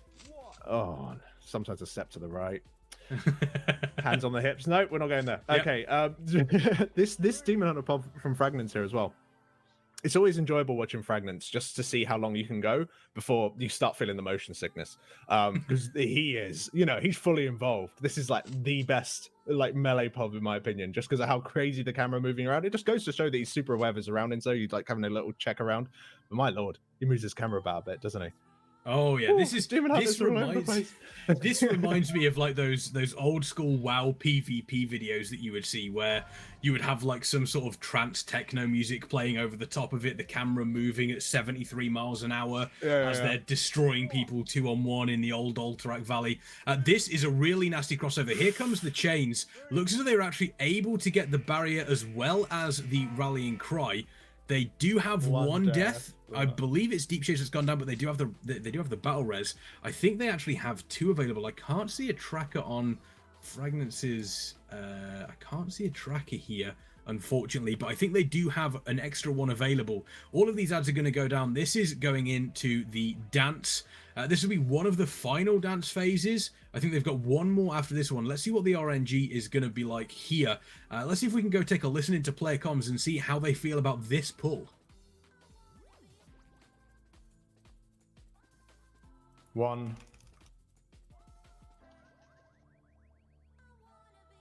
3.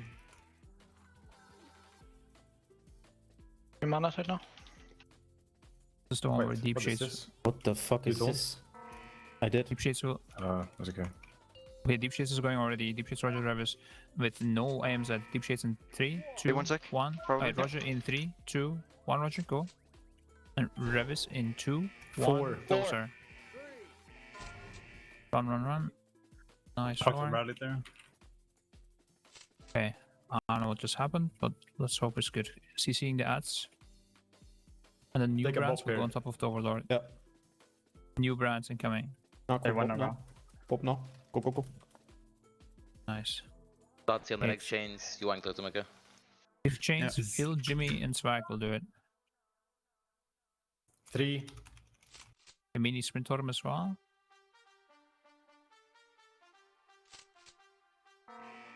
Back up, Playing a little Canix. bit. Canix, take boost. Alright, Canix, can you do it? Canix in 3, 2, 1, do. Narco in 2, 1, go. Sorry, Jimmy. And Swag in 2, 1, go. Watch it, Hudson, don't I? Holy fuck, God bless.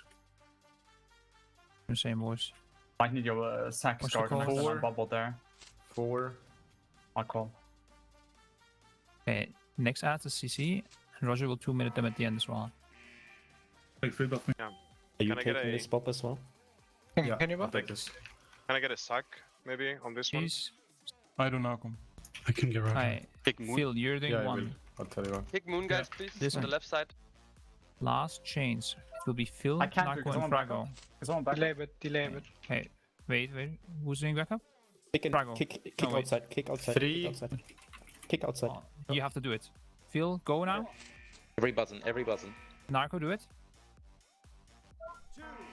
And last guy, somebody do it. Frago. Okay, Frago. do this. Phone, please. Rest. Wait, get the LCC. Nice. Lazio will sprint to them when needed. 4. Need to clear Yeah, a bit someone more, else sadly. rising. I grip. I didn't see 2, I think. 1. The blue is quite high. 4. Yeah. What is this one? Focus them a bit, boys. Focus the 2. ads a bit. Hit them, pull out. There, Last Emil. one I didn't Need see. to blast I them. didn't Need see. to blast them. 4. Blast. Rally Travis. Alright, Ryzen. Kill it fast. One. 1, yeah. Hey, Run over. run. What the TPI in fuck? one now. Full boss on the boss. Can't Oh, 10 seconds. oh. Well, it's Timers just are we so run scuffed. we run a fucking marathon, yeah, every time. Yeah, this was like the For worst. it- Well, that is super unfortunate. Again, these super low pulls, they're getting so close, and then it's just not working for them. And you know, as you just heard there, they're mentioning. I think that the word marathon was used, and I think that's in reference to them having to move so far during these torment phases.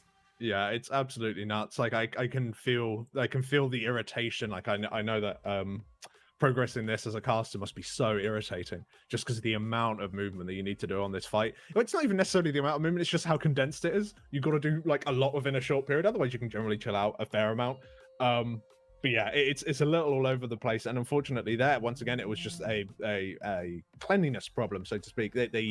had too many deaths, and therefore the boss was just way too high when they needed him to really be knocked down there. But it does look like the boys seem to be jumping into a break, and I don't particularly blame them. They're consistently getting these low wipes. They just want to take some time, go get something to eat, really decompress. Like a 5-minute break can do you somewhat some good, but it only lasts for 5 minutes. It only goes for so long. You know, it's not as good as just taking a proper step away, recollecting, and going back. A quick 30-minute reprieve, as chat likes to say, as they call it. A quick 30-minute, just a little bit of food, maybe an afternoon tea, I believe. But I mean, obviously, there's a lot to talk about. But when you look at where they are, as you know, in regards to progression, they're like 1% away, 500k away from the kill, which. Do you think that there is obviously a very, very difficult decision to be made here? Is do they continue on and wait for that quote unquote perfect RNG where they have a lot more uptime on the boss with the dances, which would probably lead to a kill, you've got to say? Or yeah, I suppose.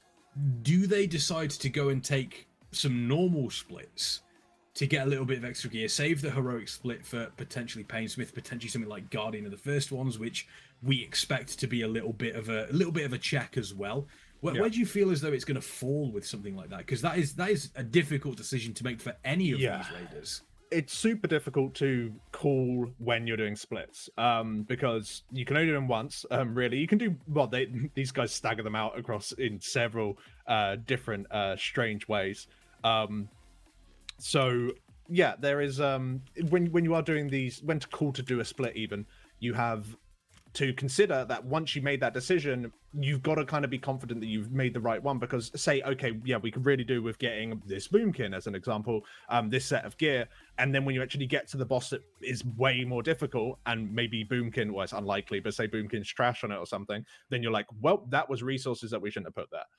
That was a waste of our, very limited resources.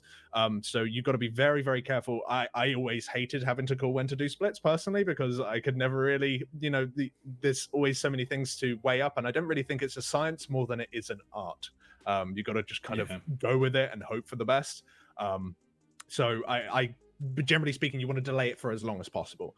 They really are treating these bosses, still these early bosses, somewhat like loot pinatas. That they really want to be bringing in players that they want to be using for the last boss. So as an example, maybe you could argue that, well, actually this isn't the case, but say that mage was bad on this fight, they actually do a crazy amount of boss damage, frost mages, but say they were bad for this fight, you're going to bring that guy to the last boss, and they're really good there, and this boss drops something nice for them, then you're going to bring them in anyway. Even though it might take you longer to kill it, or it might not be as clean of a kill, you want to get him that loot. So yeah, it's once again weighing that up as well. It's not an easy thing to do, and I do not envy them for having to try and do it. Yeah, it's one of those situations. You make the call as a raid leader, and you are either heralded as a hero or you become the villain, because hindsight is 20/20. It could pay off really well for you, or it could unfortunately end up it could end up kicking you in the backside. But we are going to take a short break here, as the team is currently on their dinner break, getting a couple of bites to eat, refreshing the body, getting some fuel in there, and then they're heading back into Soul Render Dormazane. So we will see you folks shortly.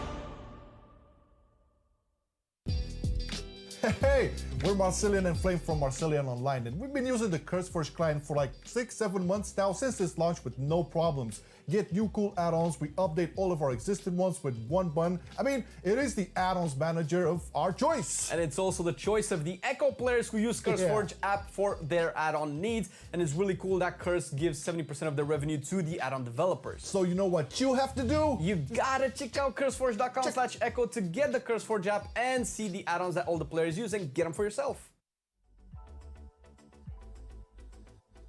Are you struggling with staying focused when gaming for longer periods of time? That's exactly why we developed the ELX Energy Elixir, the perfect companion for those long gaming sessions when you want to stay sharp and focused from start to finish. The ELX is a crash-free energy drink optimized for high-level gaming. It's specifically designed with the best vitamins and nootropics to ensure the best performance for gamers. That's why everyone at Echo uses ELX to stay ahead of the competition during the world's first race. Do like everyone at Echo and get your own ELX today. Use the discount code ECHO10 at the end of checkout to get 10% off your purchase. But hurry up, the offer is only valid until we kill the last boss on Mythic.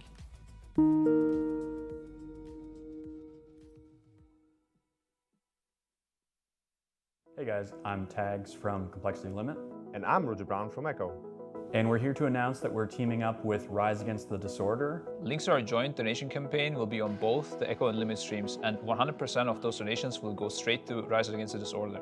And we're also co-releasing merch so you can pick up t-shirts and hoodie, where 100% of the proceeds will go to Rise Against the Disorder. Keep an eye out for donation goals because we have a lot of cool things planned. And we'll see you in the Sanctum of Domination.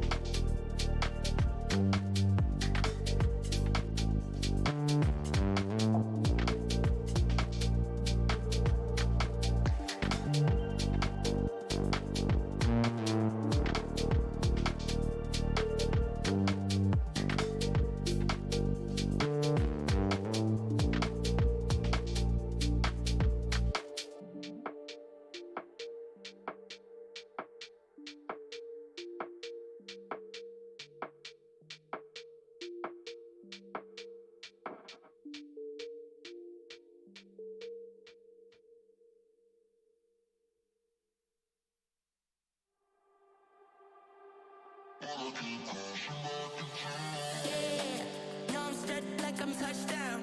I can do my dance like a touchdown. Yo, like I'm touchdown. I can do my dance like a touchdown. Yeah. No, I'm straight like I'm touchdown. I can do my dance like a touchdown. Yo, like I'm touchdown.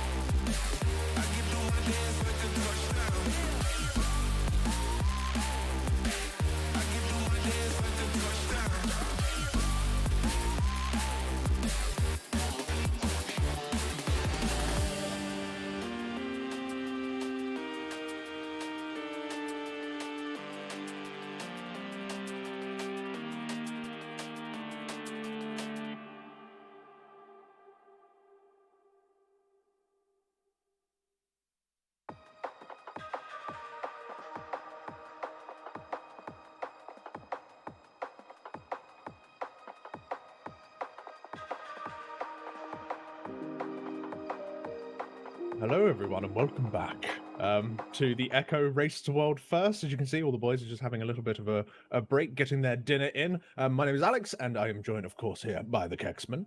And we're waiting to get back in, get our teeth into it, but there's plenty to talk about. First of all, of course, if you look down there, our cool-ass charity.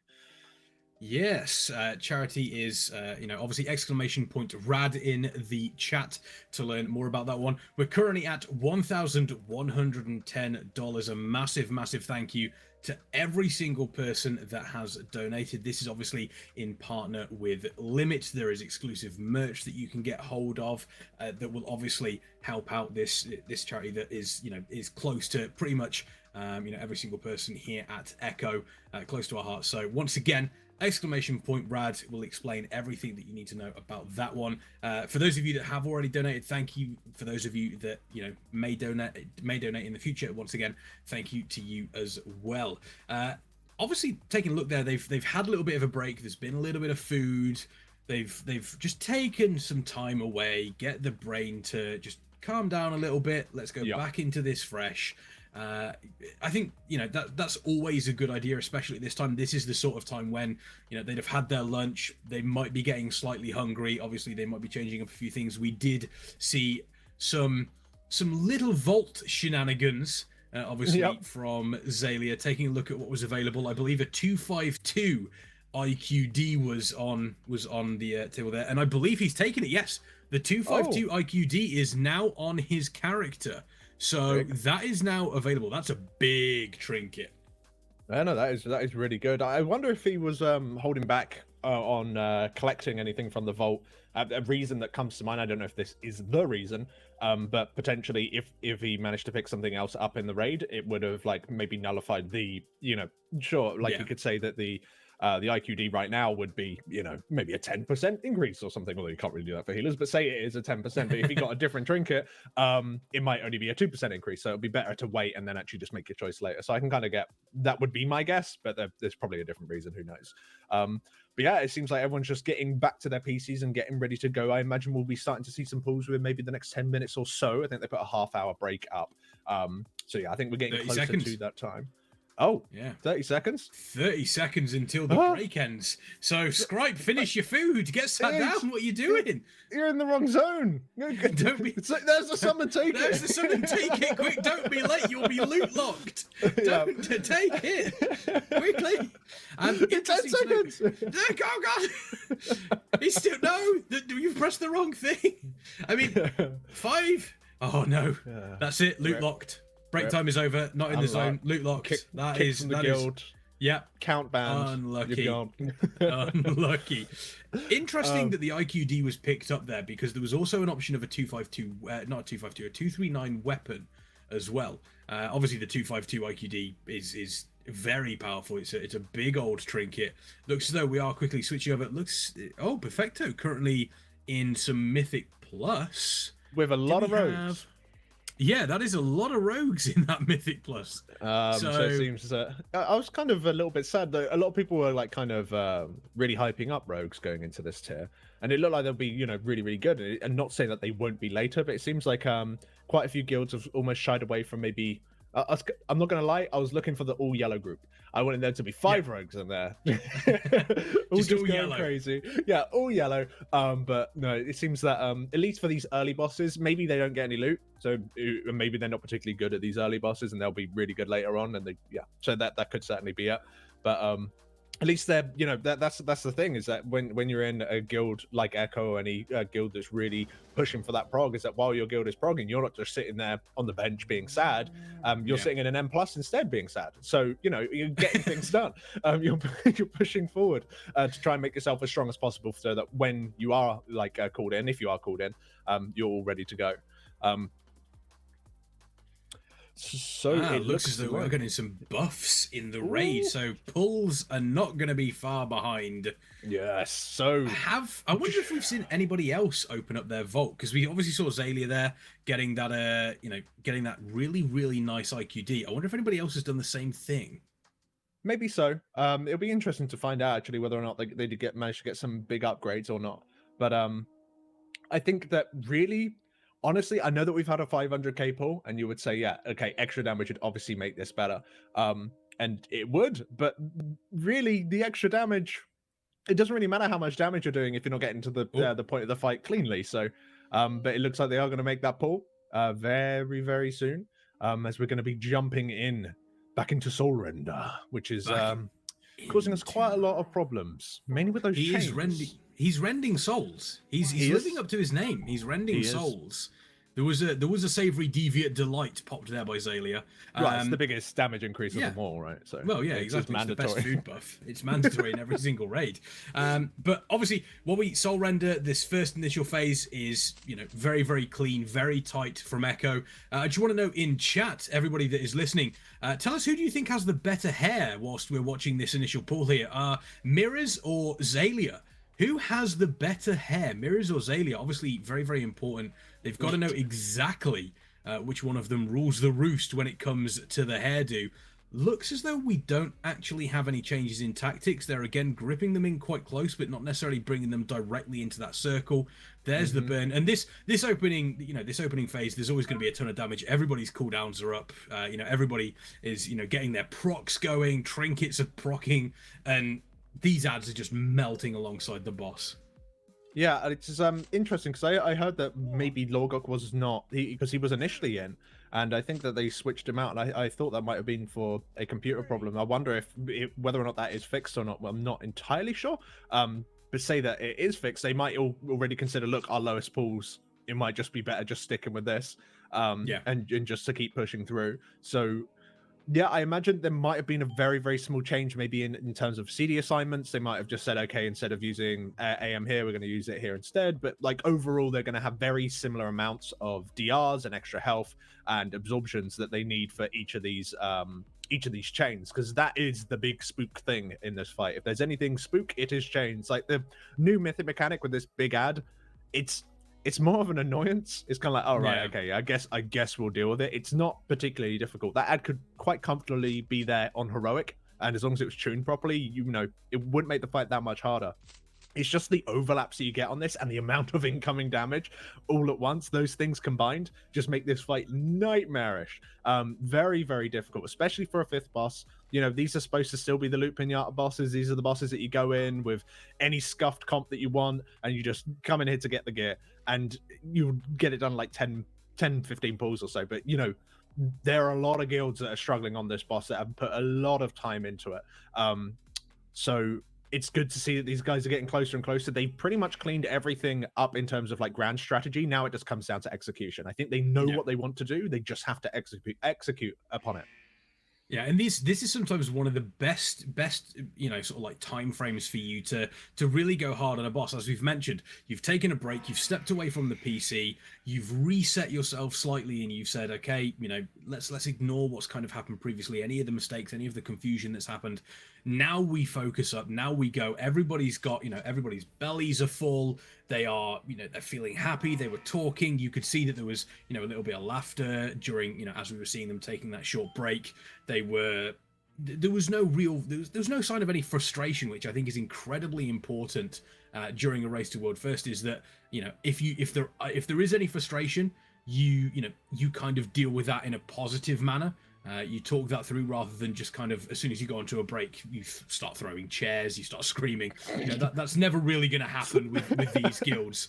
But maybe one day, you know, just turns who knows? into a wrestling match. That's the one thing that we need at the next event. We just need like a cage. We need the pit in which people can work out their differences in. Gingy's winning that one. Gingy's winning that one. It's just, you know, Roger Brown and Gingy in an all-out brawl. It's just going to get torn in half. It's not gonna end well. But no, they've known each other for a very, very long time. They will all know how each other play, and there is that kind of, when it does, if there are frustrations or if somebody's making mistakes, you know how to deal with it. Some people need a pat on the back to say, hey, you know, you're doing a good job. Some people do need some, you know, just a little bit of guidance, just to say, you know, what's wrong, anything wrong. Some people do need to be yelled at. It fires them up. So again, they will know how to deal with this individually. There's an AMZ. I'm not sure why the AMZ or the barrier went down. Is it because there are a couple of chains? Yeah, there's chains.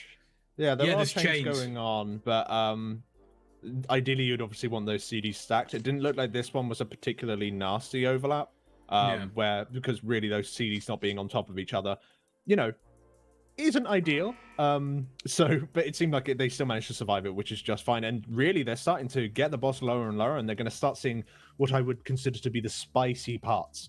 So shortly after this dance, we're going to get chains, and these chains are consistently raid wipers. So it'll be interesting to see exactly how they're going to handle it. Oh, Roger doing the that is okay. That is what I would call a turtle of shame, and I'm very, very used to playing a hunter, where it's a very easily avoidable mechanic, and you're in the wrong place, and you're just like, well, I'm going to move along. Guess I'll use this. Yeah, those ads are getting super close to the middle. How did it work? They have reached the middle. Oh yeah, have reached the middle. Yeah. So that delay on the chains, they may be delayed slightly too long on that one. There was the chains at the same time as the ads came in, and then they had the torment as well, which is going to cause issues because you're having to dance between side to side. The ads are going to continue to move forward. You don't have the uptime that you would necessarily want in that situation. So those ads, unfortunately, wiping them here. But up until that point, I think they were a little bit ahead health-wise compared to a couple of previous pulls at this particular stage with this set of abilities. So looking positive, but whether or not that is, you know, that's the cause, you know, they were ahead on the health on the boss because they didn't switch to the ads quick enough.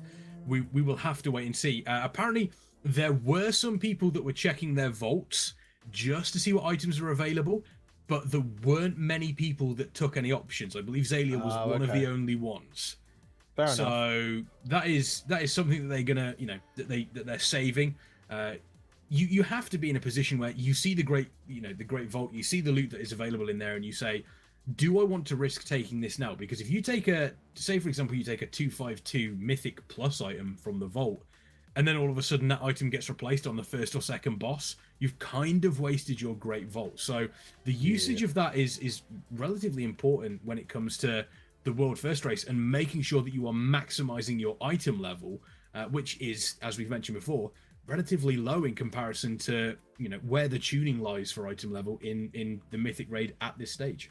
Yeah, and you can tell, you can feel the sort of item level squeeze on this fight, not only because you can even just argue health pool. Like when chains are shattering and people aren't necessarily in the cooldowns as they should be, they're going very, very low. Combine that with some of the raid damage coming out just from Garrosh being angry. It's a pretty spicy amount of damage, which would otherwise be mitigated quite strongly by health, just with that alone. And you can also see it in the optimizations that they're having to make. This whole fight is baiting you into just going, yep, I'm AoE build, let's go.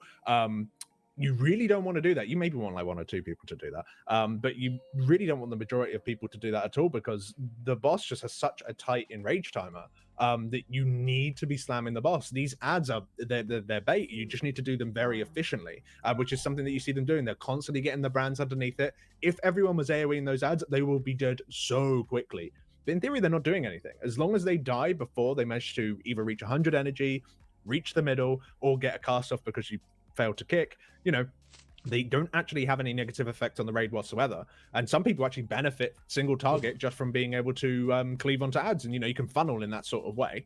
So yeah, they are doing those sorts of things just because in theory they kind of don't have the gear that Blizzard would normally kind of assign them to have at this point.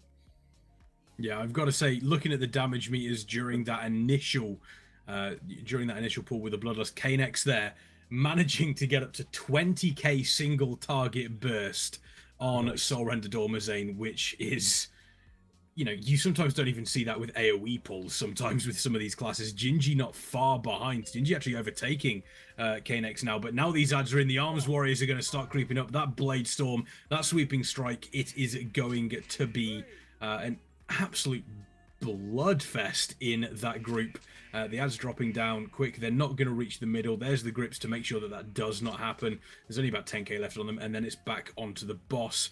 Once again, they've absolutely nailed. They've been able to absolutely nail the opening to this phase 1, and even when they get to around about the 40% mark, they are still looking in a relatively good position. But that final overlap with the Morsorn coming in alongside the chains, alongside the torments, that's been a sticking point for them for probably the last sort of like 7 or 8 pulls.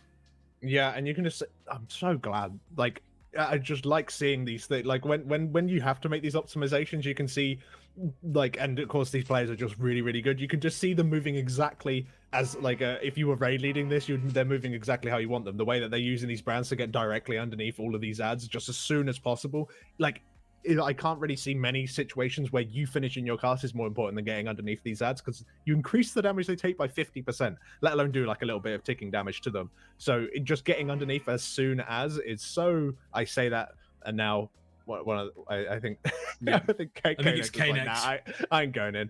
Screw you, Alex. I'm making a Kanex. point. He turns around and he goes, "Oh, Alex has just made a point about getting under there and stop casting. I've just had an eclipse. I'm staying right here, sunshine." In all fairness, those ads were super low and they didn't need to, they were fine. I'm pretty sure if it was a bit more tight, he would be under there ASAP.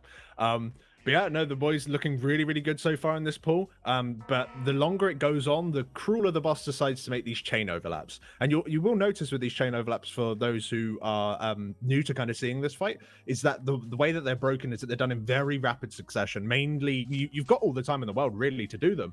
But the main reason you're doing that is because you've got a ton of CDs up. You want the damage, which is a very high amount of damage, mind you, to come within those 10-second window where you've actually got the things down on the ground, or you've got your AMs up. So it's all about bursting that damage in just so you can get it out of the way, and normally ready for an upcoming mechanic as well, because the chains will come in and then within like 10 seconds, or like you'll have to go into one of the wedges within the room. So it's super Ooh, And it's just melted.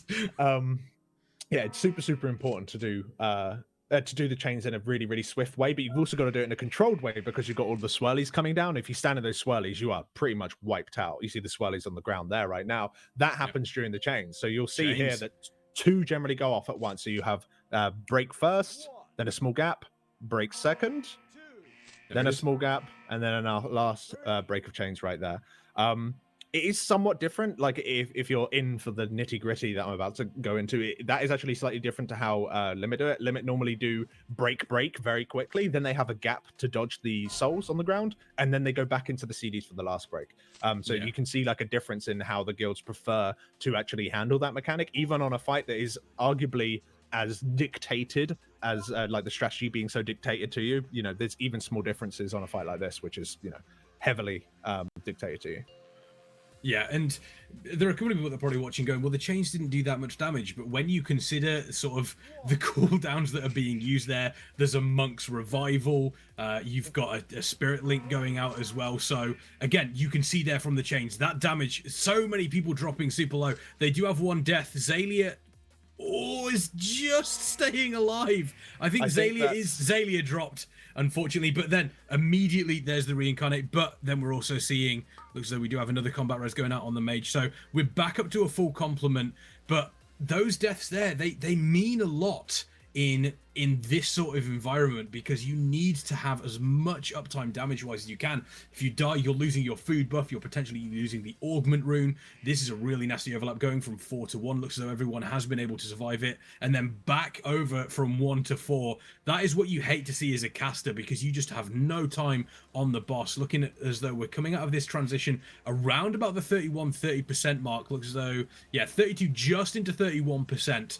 This is one of their better tries, I would say.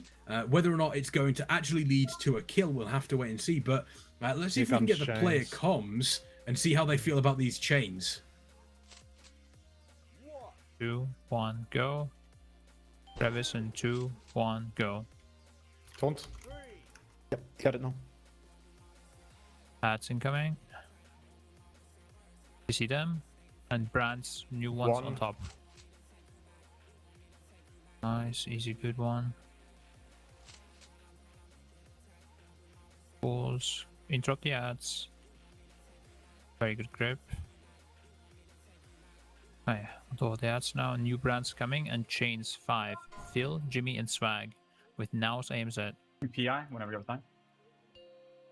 Phil in 3, 2, 1, go. Jimmy in 2, 1, go. Swag in 2, 1, go. Don't die, guys. 4. Run. Oh, Thanks, sorry. Okay, it's fine. Do that really though. Next ads coming. Great for CC. Remember to pot at some point, yeah? Yeah. Just play this and GG. Remember Yeah, good job. Bill, Mini, you're gonna do 1, okay? Last tank head, last tank head. 1. 3 for cone. Mini sprint totem as well. Now it's gonna be Mini Narco Fraggle on these chains. You take the Every defensive. Yeah. I have nothing, so watch me, please. Nogi aims it as well. Everybody. Narco ready to block me.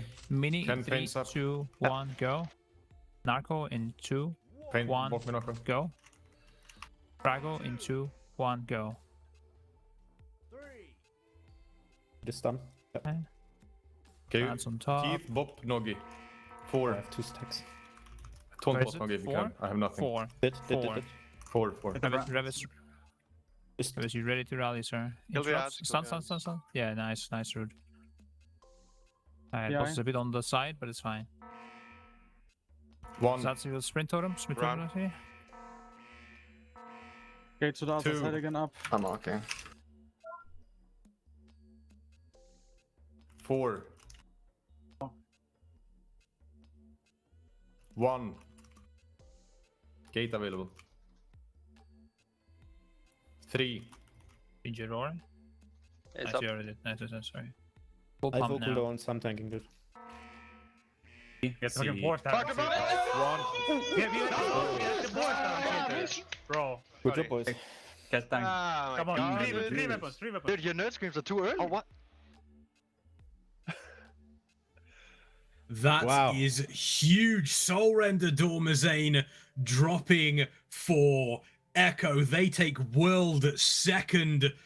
Unfortunately, though, they now have a lot of pain to deal with because Painsmith Raznal is next. We saw, just how tight some of the timers were on that boss, just how tight the damage was. It's about to be turned up to 11, Alex.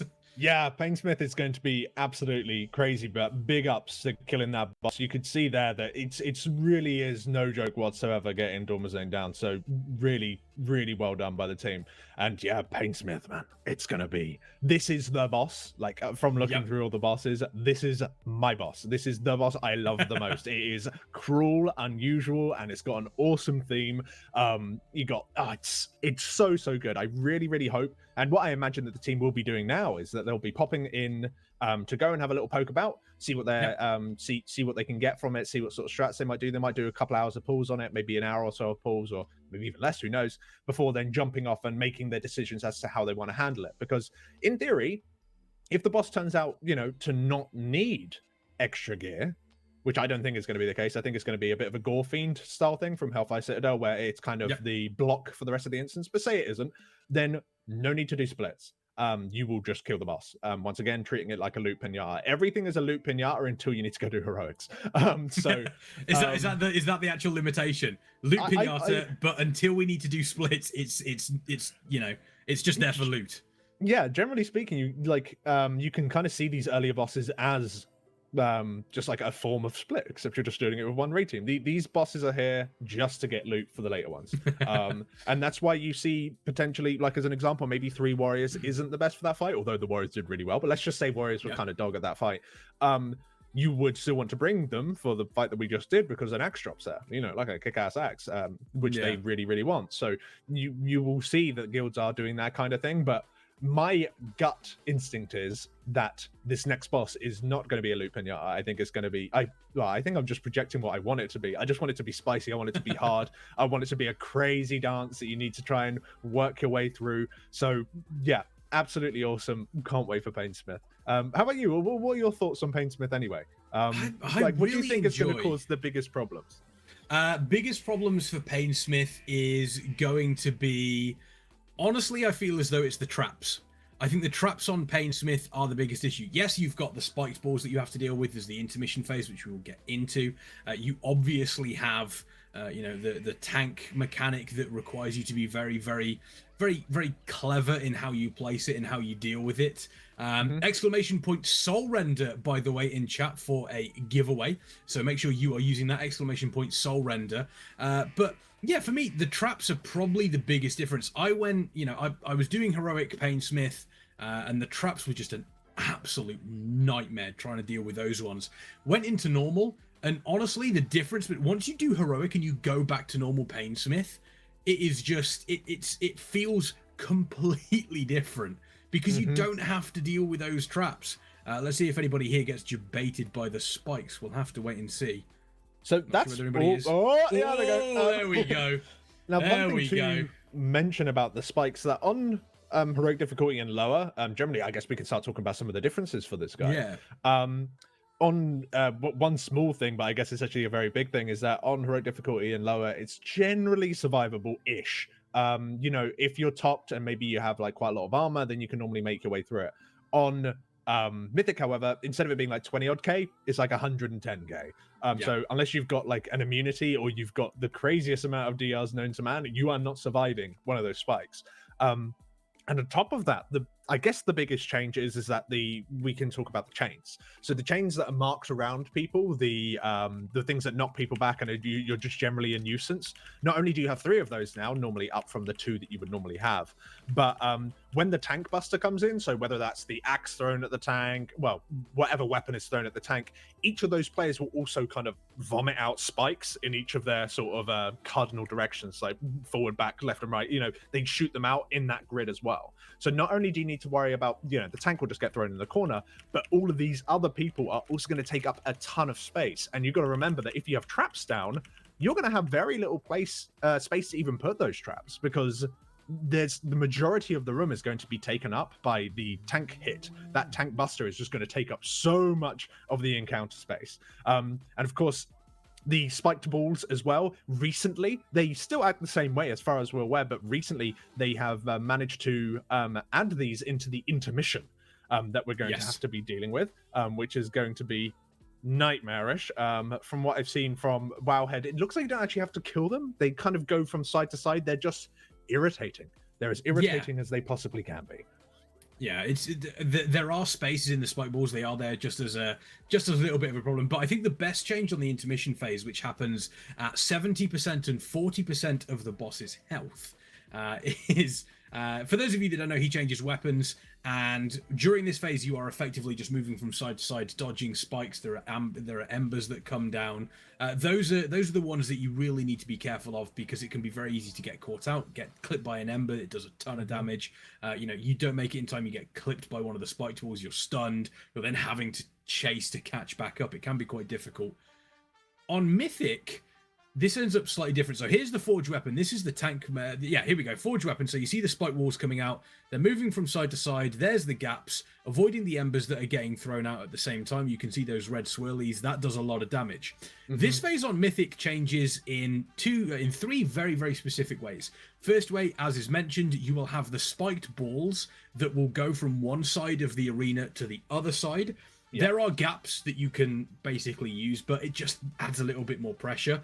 Ads will also spawn during that phase, and you have to kill them quickly, because if you don't, there is a raid-wide AoE that goes off that is incredibly painful. The worst part about it, however, is the first spiked wall has no gap. There's no gap on that wall. So you either have to use like something like Door of Shadows, Demon Hunters can double jump, you got the portals from Warlocks, mages can blink. I know for a fact Heroic Leap does work, so that is also available, so you can Heroic Leap. Heroic Leap doesn't work over the spiked balls, which will make the intermission phase even tougher, because you can't Heroic Leap over the spiked balls. So there are things that you can do. Warlock portals is an option for the rest of the group that don't have that mobility, but it's a very, very it's a very painful phase. That intermission will make or break a lot of guilds, and I imagine it's going to be a fairly tight check on the damage as well. Well, one thing as well that something maybe you would know this is like a little bit of strange interaction. You used to be able to jump off the platform and then use some sort of mid-air mobility spell, something like disengage, to come back on. So you can kind of go round the walls. Is that still possible? That's still weird. Yeah. So with that, you could potentially do that. From what I've seen, that does happen. I think when we were doing it, I think our last day progression was Monday. That was still possible in Heroic. There were a couple of moments where it's catching people out. I think the hitboxes are slightly larger sometimes, or positioning slightly funny. But unless that has changed, which it doesn't look like it has, that was still possible. So Demon Hunters are pretty strong on this fight, because they can just leap all over the place. For everybody else, though, they kind of have to deal with it as it is coming in. So I think the key points for this is it's going to be very, very important to see them switching incredibly quickly to these ball walls, which is, unfortunately, it's one of those that's really ball walls, or wall of balls. So you can see the spike balls coming in here. They are targetable. So best thing for you to do is just to target a single ball, give yourself the space to move through, and then once you've moved through, you have freedom. The only issue is that chains through, genuinely coincides, or usually coincides with the tank mechanic, as well as having to deal with some of the traps. There is a lot going on this fight, and I think it's fairly obvious we're pretty excited to see what is going to happen. I think even before we came on air, I think it was I think I just got a message from you that was just like, "Are you ready to cast Painsmith?" And I was just like, "Yes, I am." Painsmith is amazing. Like it's still I hope that it lives up to, because I'll be sad if this boss has like a super tight DPS check. I kind of want it to be almost an accessible boss. I think the hard thing about this boss should be the crazy amount of garbage he sends your way. That's, just crazy reaction times, no discernible patterns. Hopefully the patterns are either handmade with a very large variety, or they're somewhat random to make it so that you can never really know everything. You've got to constantly be on the ball and checking on everything. That sort of thing is something that I really, really enjoy. One thing about these traps as well. So these traps introduced in Heroic, when they are hit by any mechanic, they will explode. And that's fine. It does a little bit of raid damage, but it also leaves a debuff that increases the damage you take from the next explosion for a couple of seconds. So you've got to break them in a staggered fashion. The problem with Mythic, obviously, is that you're going to have very, very limited space just because of how the Echoes of Pain is the mechanic it's called, where each of the chained players kind of just keep spiking the entire space. You're going to have so little room to deal with these each individual trap that it'll be very interesting to see exactly how the guilds are going to manage this. In terms of basically doing geometry, where do we want to place things? What is our best strat for this? Because I think there's probably quite a wide variety of different methods that you could use in order to kind of counter this mechanic, but let's just see if one happens to be the most successful and everyone piles on it, which is, I guess, standardly like the thing that happens the most. Yeah. Looking at the health on Painsmith, I don't think that is I'm not sure if it's a massive increase on Heroic. I don't think it's as big as we expected it to. And again, this is a perfect example, as we mentioned. There's not any, they could have gone crazy with the changes to this fight on Mythic. They could have added like extra spikes coming out and different patterns and everything along those, but they chose not to. They just went, well, why don't we just add a little difference here, a little change here, just to make it that extra, just to make it that extra bit more difficult. And I think it's paid off. And I think this is the sort of fight that I would love to hear, the next race that we get, where people are turning around and going, I mean, yeah, I feel like this boss is going to be the Painsmith of this encounter. You've done a good job on a Mythic boss when that happens. I think dwarves are insane, really insane. It's going to be killed like in 2 pulls, or it's going to take 100 pulls, and it's just the most frustrating fight known to man. Like, me and you are both really into this fight, and it's going to be garbage now that we've said it. Like, the caster curse works both ways. Not only do we kill players, but we also kill the player's enjoyment of a boss. Yeah, I'm totally with you. It'll be interesting to see exactly how they're going to be changing up their comp for this encounter.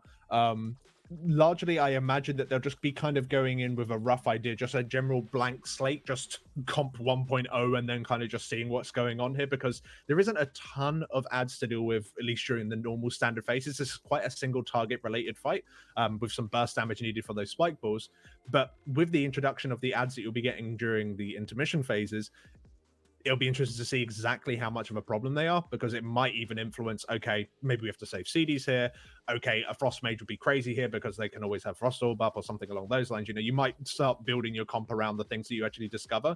Whereas right now, looking at the comp, apart from, some of the things that generally seem to be going throughout this raid, where you're running an enhancement shaman just to buff the ever-loving hell out of warriors and demon hunters, it seems very standard. Looks like quite a normal cookie cutter comp, that will do.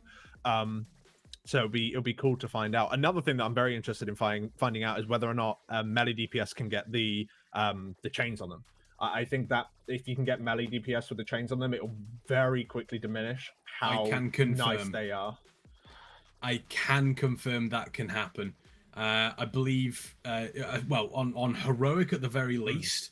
I think at least probably 1 out of every 3 chains group that went out, one of them was on a melee, and we only had 3 melee in the group of about 20 people.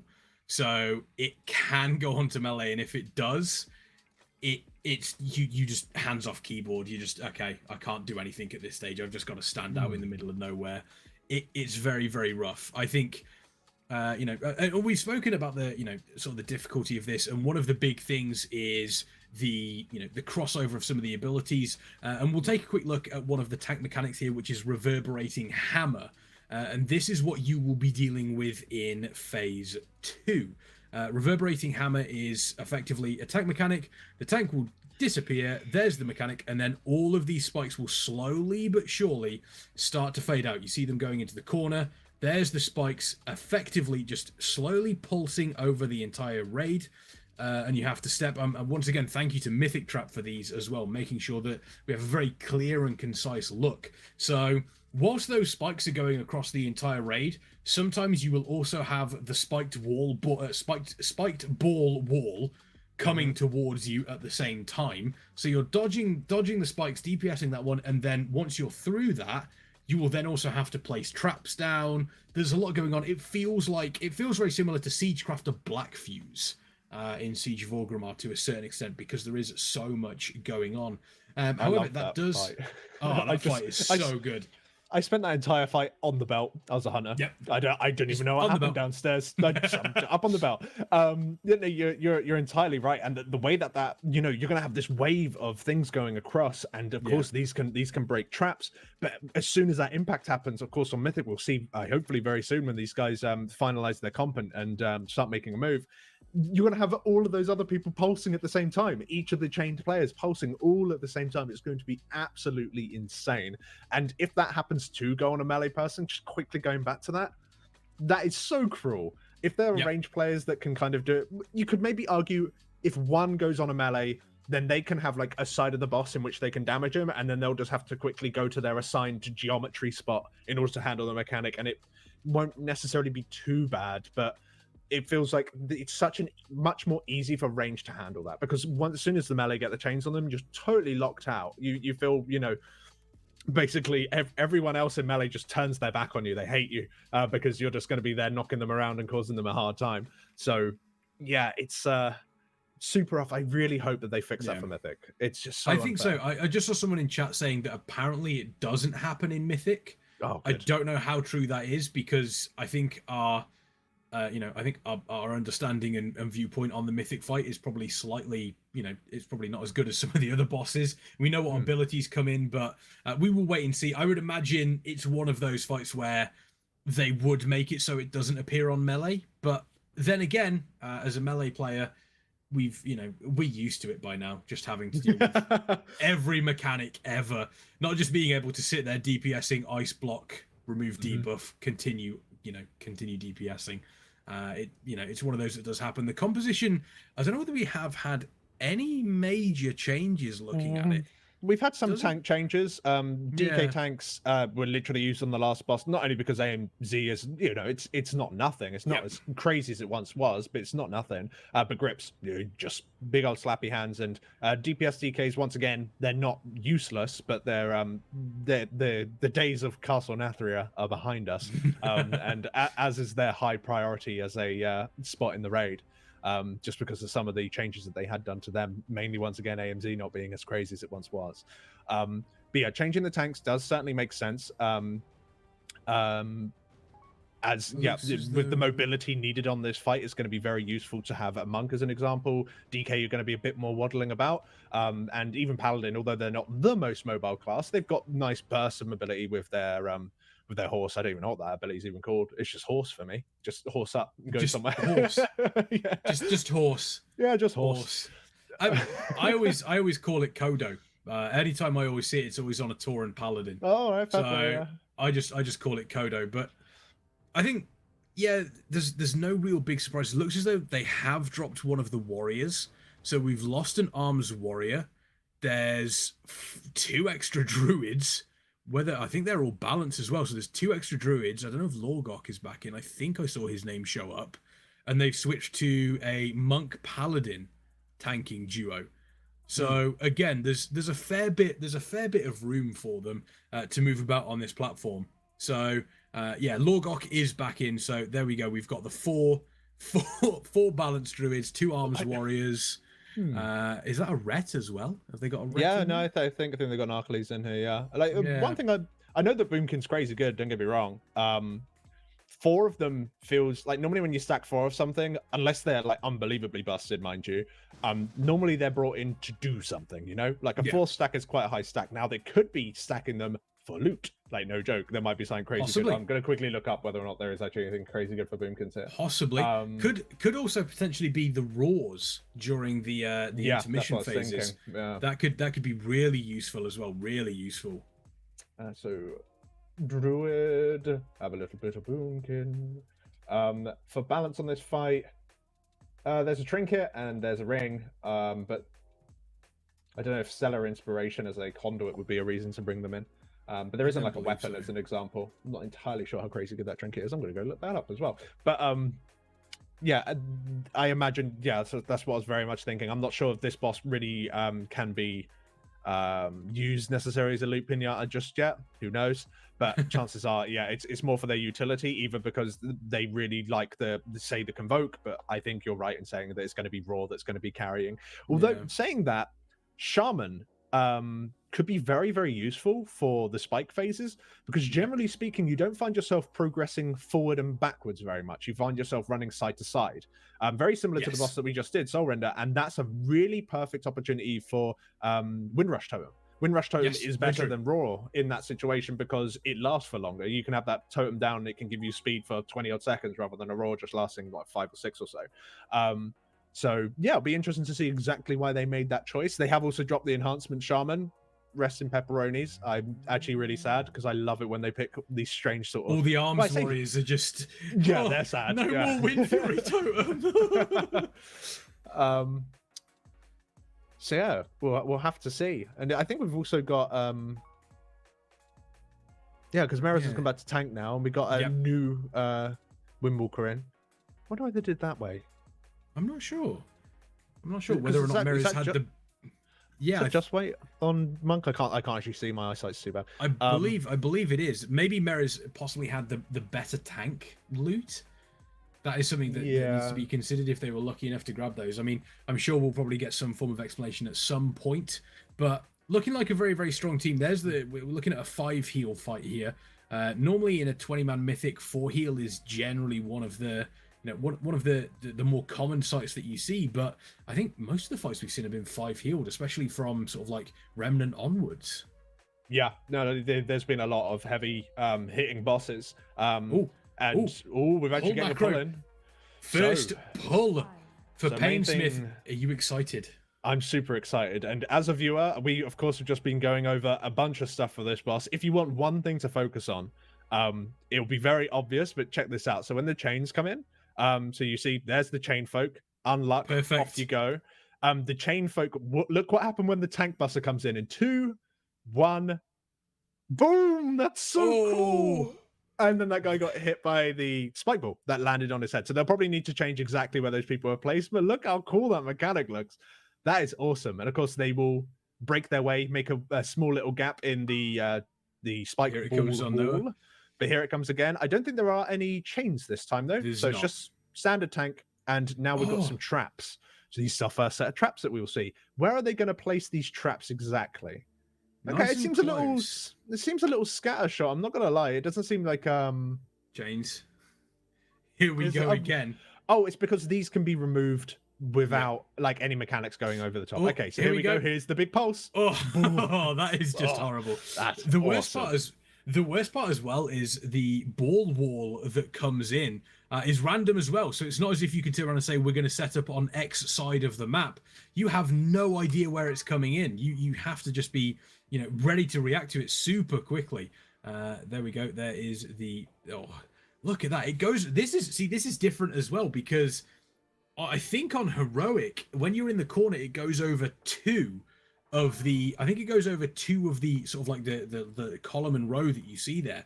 On Mythic, it looks like it goes over 3. Here comes the next. So here it is a combination mechanic here. So this one you're going to have both of them going off, but there's a big enough space. These just need to be popped before the balls go over it, and as you can see there, that's why we had a lot of people die there. So it honestly feels like, as you said, because the balls can come from random directions, there does seem to need to be a small modification in the strat, maybe. Of course, these are early days, and that was far from being executed perfectly. Like, obviously, it's their first pull. But what I can imagine being... this is the enrage. This is the enrage for the phase. So they weren't quick enough in this phase, and now they're getting the enrage. They've still got 1 square. One square, you can do it. No. 1 square, you can do it. Oh, God, no. Yeah, that is almost a one-shot as well. 71%. They are a one-shot, but keep everybody alive in that phase, and I think they're going to be very. I think we'll probably within the next 2 to 3 pulls, we will see an intermission from them.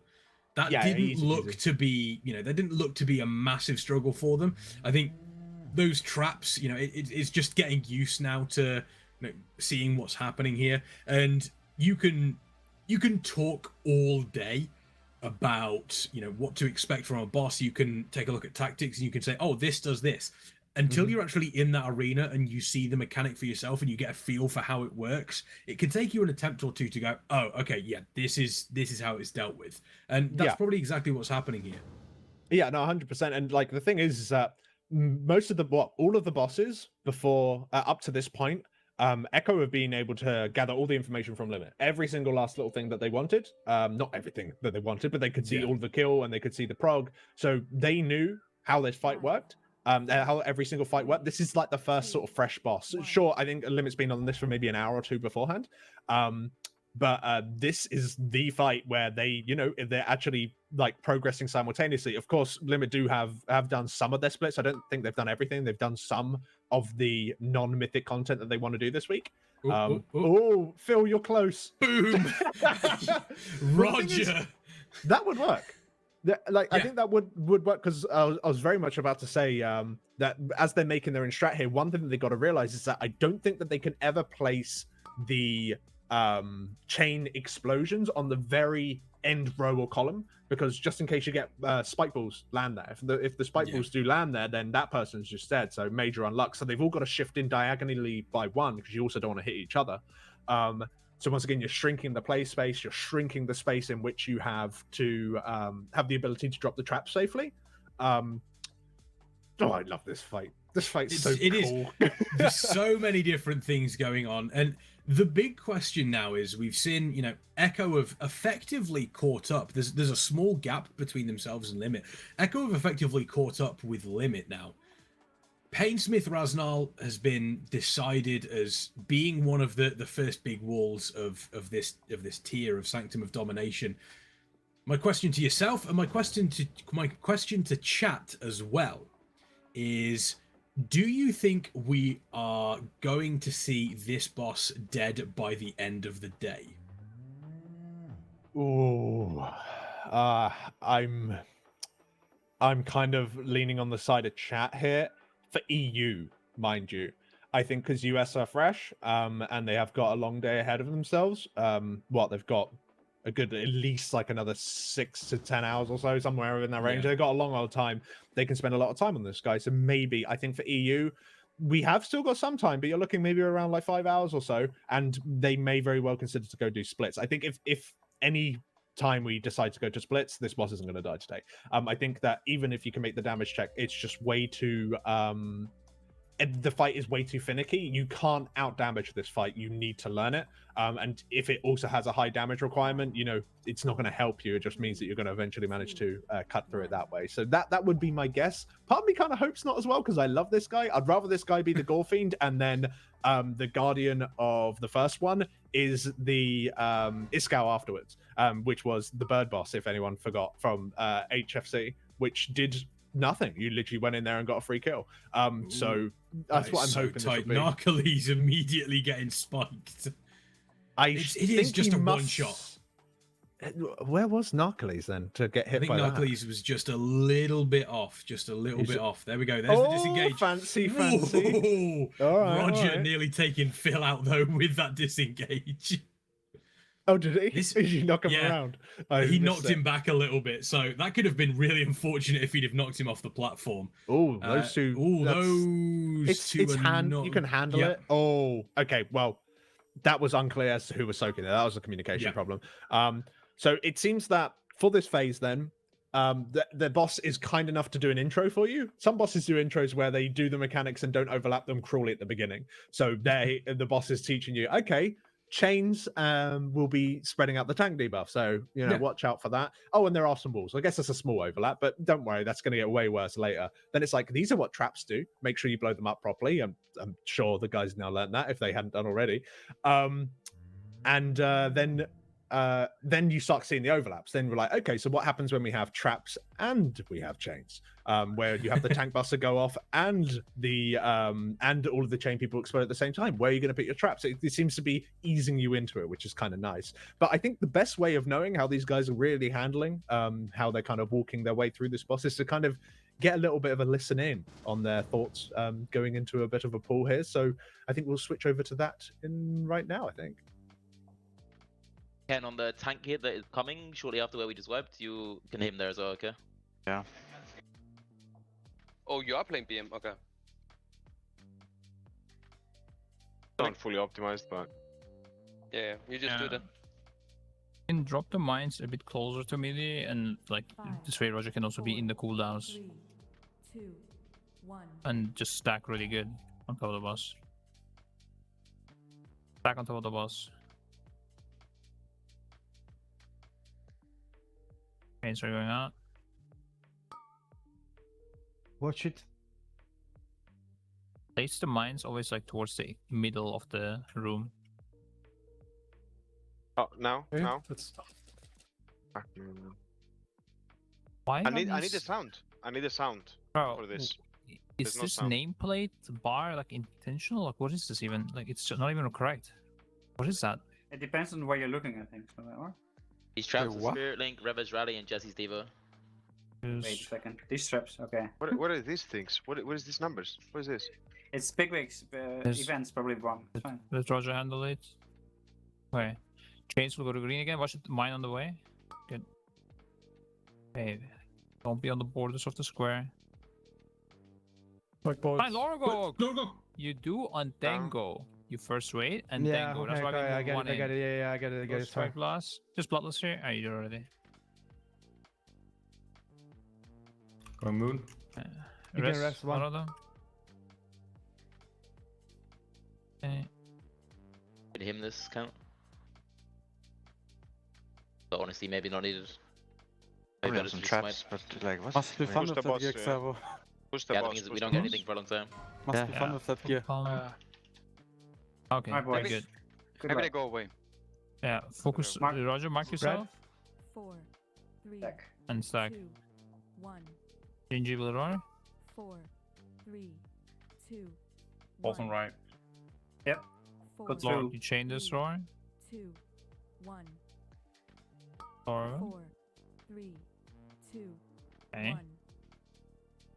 4, 3, 2, 1. Oh, I don't have blink. Oh, this is the way. Monka one? This is the way. Don't have soul step actually. Holy fuck. 4, 3. Wait, another one. Left, I left, made left, it. left, I No, left. no, no, no. There's a gap. Oh fuck. That's a nice one, dude. It's not that Actually, bad, though. now Actually, the- Oh, it's If- more. It's not that bad, actually. Wait, do they It's kind of fun, honestly. And now we have the This ads. one. Oh, so nice. But when shit. it's outside, And then Roger, you you're blast. safe. Are they like Show CC, us like your knockable or anything? blast. Or not? No, no, no. Just kill. Yeah. And they're like do we fully die now? immune against anything or what? And we're gone. Oh! How about we fucking Narco, immune them, dude? Narco, we're flying, yeah? We're flying, Narco. It's easy to kill them. Man. I swear. Can you show the? There Could it we is. talk about how calm and collected Roger was during that entire intermission phase? Really calm, just being able to get through those gaps, avoid the spiked balls, the jump, disengage back onto the platform. Roger Brown, take a bow. Yeah, no, that was clear-headed, and that intermission, I'm lost for words. It was so good. I love seeing things like that. This fight is going to be amazing. One of the things there as well. One of the things that we kind of go ahead. Sorry. I just saw in chat someone just put, how the F a DK is supposed to do that? Like, I like that they've seen that and they've just gone, well, Death Knight's No. useless. Nah, we ain't doing that. Death Well, the Knight's thing is, not doing that. the if you're carried by a group in terms of mobility, and there seems to be a way of getting past that, you know, like the immovable wall of no, not the immovable wall, the wall that doesn't have any gap in it with the spikes.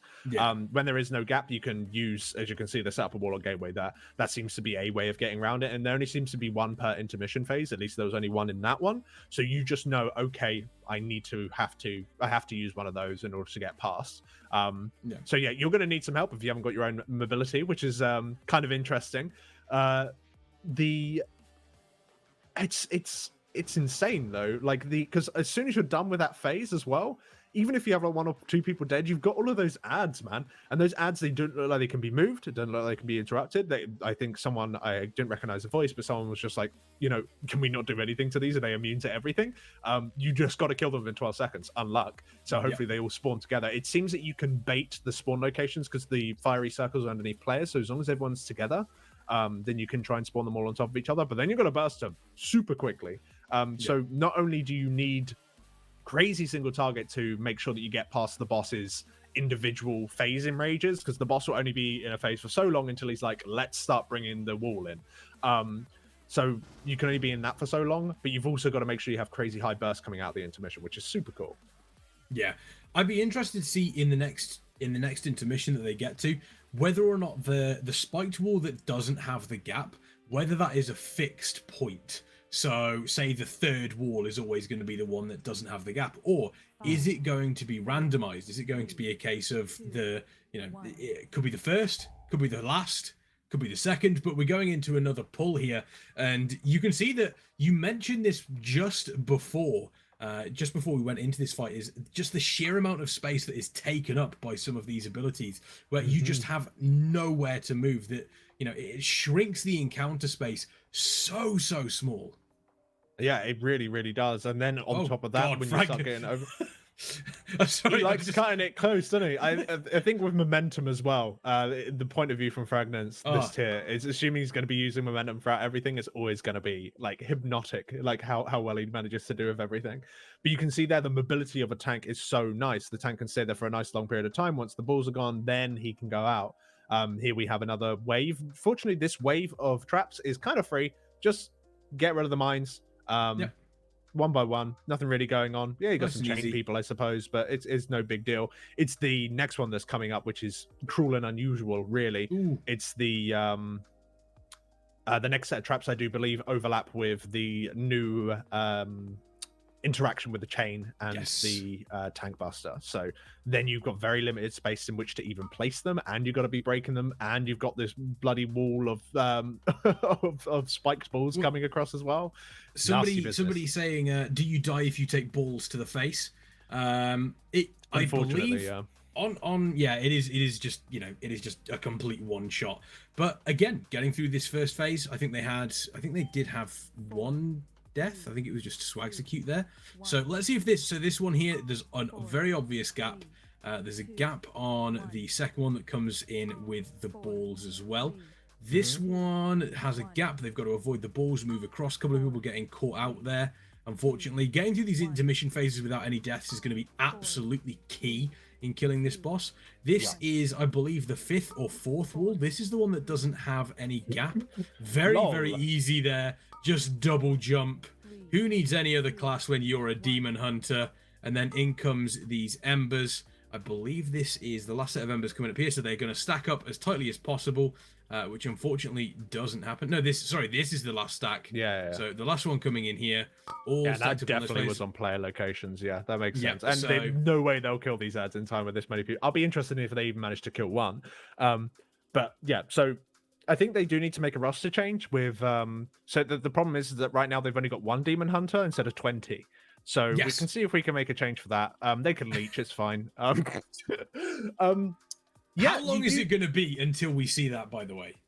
Well, someone will do it in farm, 100%. Someone will just have this crazy thing where you just go and do 20 demon hunters on this fight for the memes. But one thing that's worth kind of pointing out as well is that you do have quite a lot of classes that can cheese most of the walls. Maybe not every single wall, like a hunter can do the occasional one with disengage. You can't use that more than every 20 seconds or so.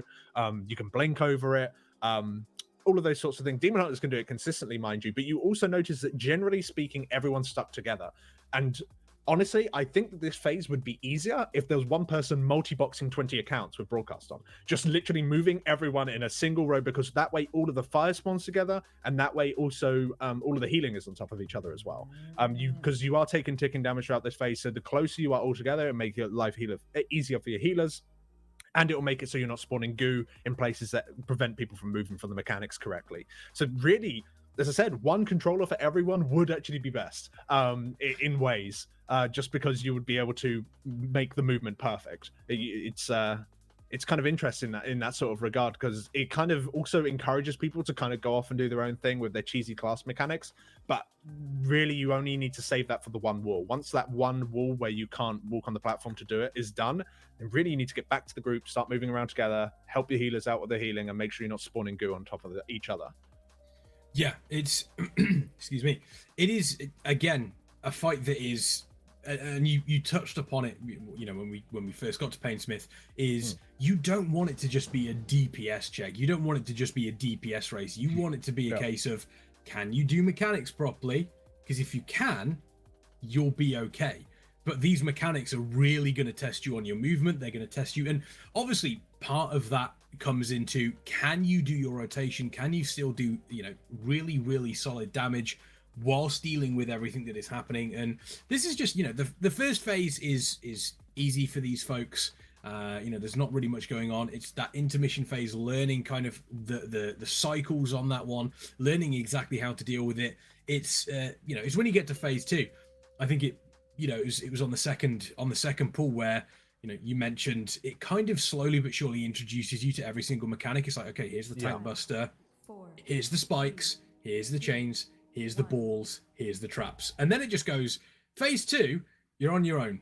And you have to deal with everything at the same time, which is absolutely beautiful. So once again, this phase 1, very, very simple.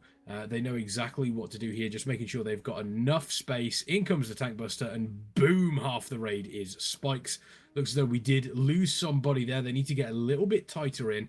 There's the ball wall coming in. Got to make sure that first one is killed quickly, because there is a situation where if that ball is not killed quickly enough, especially on phase 2, where the axe comes in at the same time as the traps, and as the traps, and if you are not able to get out of that situation quickly enough, it's going to be a wipe extraordinarily quickly. Yeah, it really will, and I think that's where this fight is eventually going to lead. It's going to lead to some really horrendous overlaps. Like, we've kind of seen all the mechanics. Of course, the tank buster changes in the next phase, where instead of it just being, you know, 3 rows of spikes, they will then like kind of slowly crawl across the room, which is something to look forward to. He says, gritting his teeth, like, oh god, that's going to be really scary. So yeah, and as you very well put, this is tutorial time, really, which is kind of nice, but it's going to be pretty nasty. The thing is as well, like, from an exterior point of view, and this is going to sound super, super cocky, the intermission, although it looks pretty nuts, it doesn't actually look that hard. You just got to run around, right? And I know that's not true, but from the exterior thing, there is a lot going on, don't get me wrong, and I don't want to come across as cocky, and I know I am, but just move, forehead. You know, just go to the gaps, stick around as a team, and then cheese the wall when you need to cheese the wall.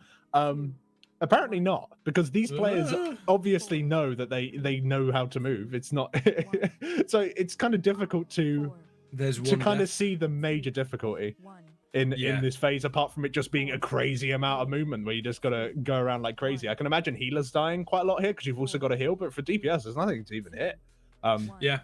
It looks as though, unfortunately, the druids do get caught out there. I think that the difficult part of this is being able to run quick enough to, especially when you're sort of like when you're running the same direction as the balls. I think it's the difficulty in running quick enough to beat the balls, which is, I'm going to be saying balls a lot, and I don't know how I feel about that. Is running past them, but then being able to cut back in quick enough to avoid the spikes and also avoid those spike balls at the same time, because they will cause some real issues. There is, unfortunately, the ads going out. They need to make sure they are super stacked up. You did see one of them way out by itself, which you can see the crawling pattern now as well. Yeah, and there's the crawling pattern coming in. That pattern actually is relatively it looks to be the same speed as it is on heroic, and it's actually quite a it's actually quite an easy mechanic to deal with. If you just put your camera top down, you can see you basically, because you'll notice the entire arena is set out in squares, and that's the Yeah. pattern it will follow every single time. If you put your camera top down and you set yourself on a square, you take a look and see if there's anything else incoming, but you set yourself on a square and say, I'm staying here until the one next to me the spikes have popped up. As soon as that happens, I'm moving over to the next one.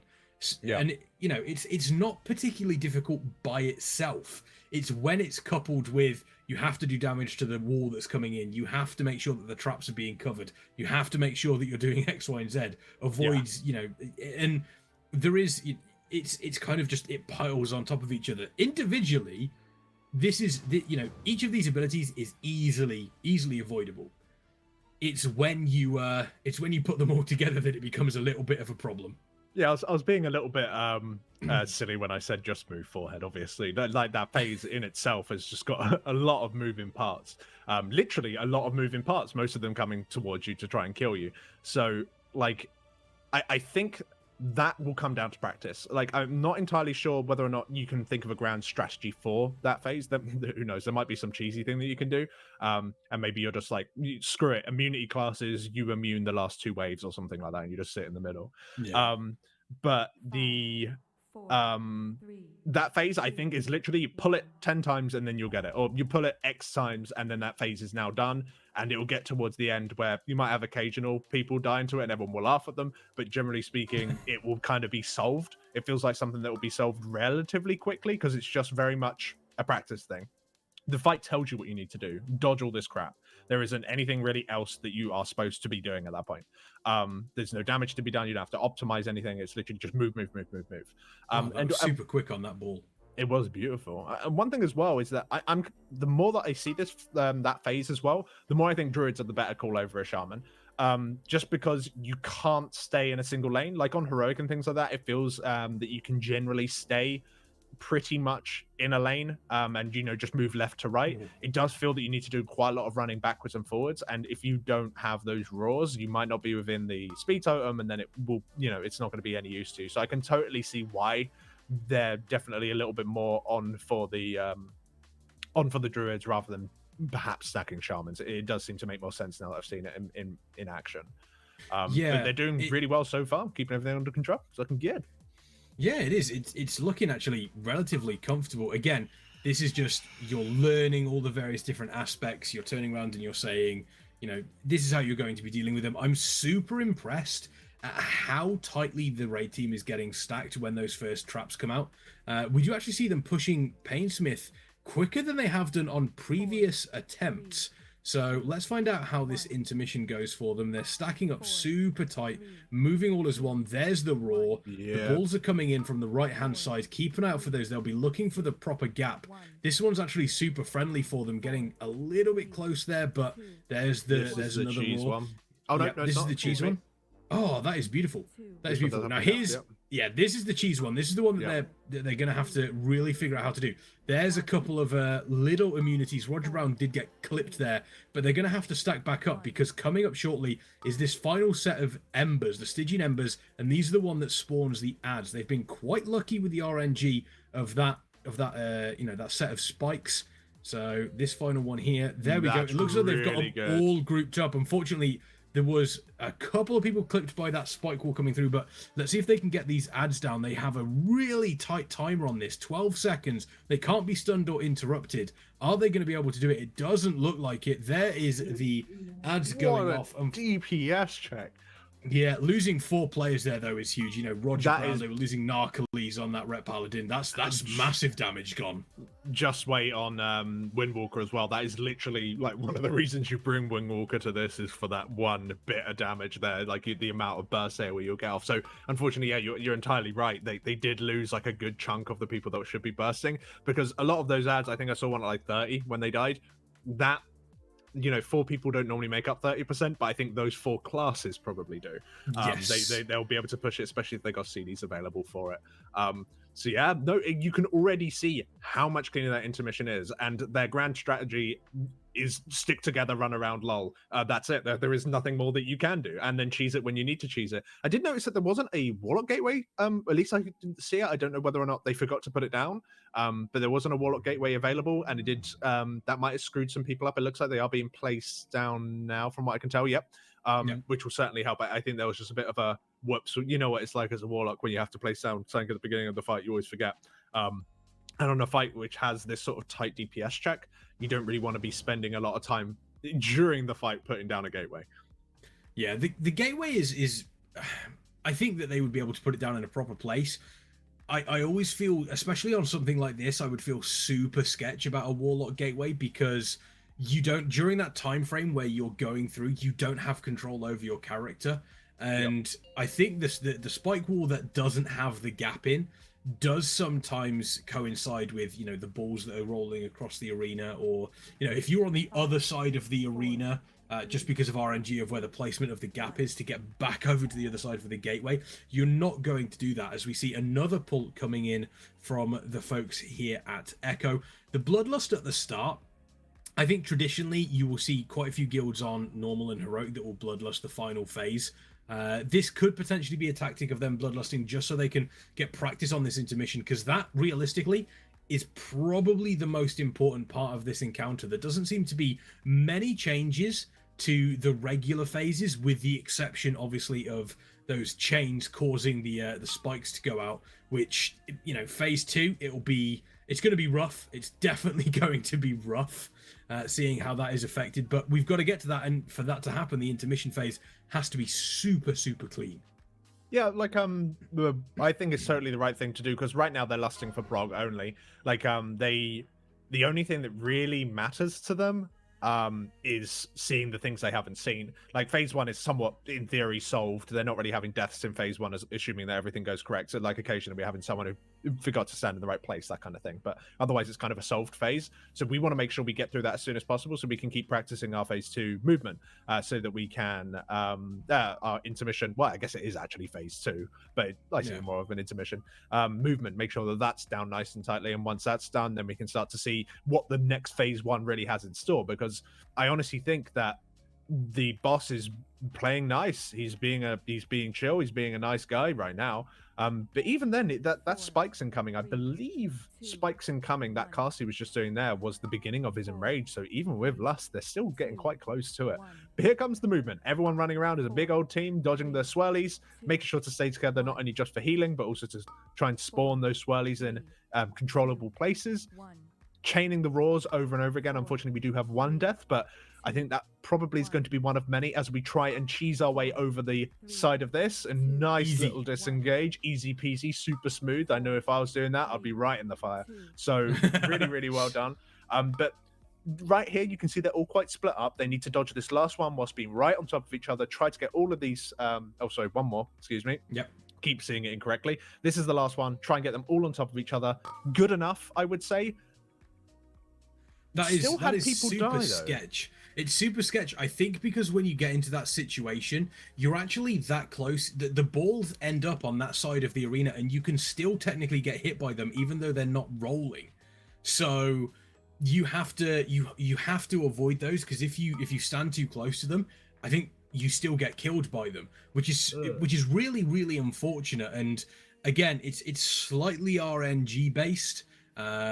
You know, you have to make sure that you're in a situation where you're safe, but also at the same time you're still stacked, but you're also making sure that you're dodging the spikes that are coming through. So it's a tough call at the end there. You have 3 things that you need to consider, and every single one of them can kill you, and you have to make sure that it's being played off pretty comfortably. You have to avoid the spikes because they'll kill you. You have to avoid the balls because they will kill you, and you have to avoid the embers, but also keep them stacked, because otherwise, one way or the other, they will kill you. This fight is designed to kill you. Yeah, it looked like just looking through the logs right now, it looked like Lorgok and Swag actually got killed by the floor spikes. It wasn't actually the balls. Okay. By the looks of it. So it looks like they might have just whoopsed, and when they were trying to dodge the embers that were landing on the ground, which will also, you know, do a severe amount of damage, if not one-shot you, they just dodged in a direction that kind of got them caught by that last wave that they avoided. So I thought it was strange that only a couple of people were dying. I think it's literally them just not moving in the correct direction. Everyone else, by the looks of it, died to Final Scream, which is the outcast from the Shadow Steel horror. Yes. Kick-ass name, mind you. But yeah, everyone else died to that. But yeah, it looks like Phil managed to die to a spiked ball just as we went into the intermission. So there we go. Yeah, so just looks to be largely just avoidable and getting used to it. There's small mistakes being made here and there. Yeah, exactly. We're going into another pull here. Let's take a listen into the comms, because they're getting to this intermission phase really, really smoothly now, and let's see how they feel about that. After. Wait, I said not. Oh, okay. Oh, sorry. Oh my god. I go back there. One fast heil more. Hey, what are you holding for? Watch it, this gun. What are you holding for, Robin? The 5 ads. Okay, okay, I see. He just casually dies and keeps looking up the air. It's fine, we don't need 5 healers. Yeah, it's fine. I go first. Go. I'm also gonna hold touch now for the... I believe. Well, the fight, it doesn't seem too hard. It's just like some things that you can fail on, yeah? Yeah. Building gravity here. But aside from that, like... I guess it's gonna get harder, but yeah. We just need one good pull, dude. Everyone plays perfect. I haven't been getting elections. Like how do you not give me room? Balls. Like, are you serious there, Deep says? You see me, yeah? Yes, Roger, let's leave the last round, yeah? Also? Yeah, but... To push though, we have... We have a long time, so...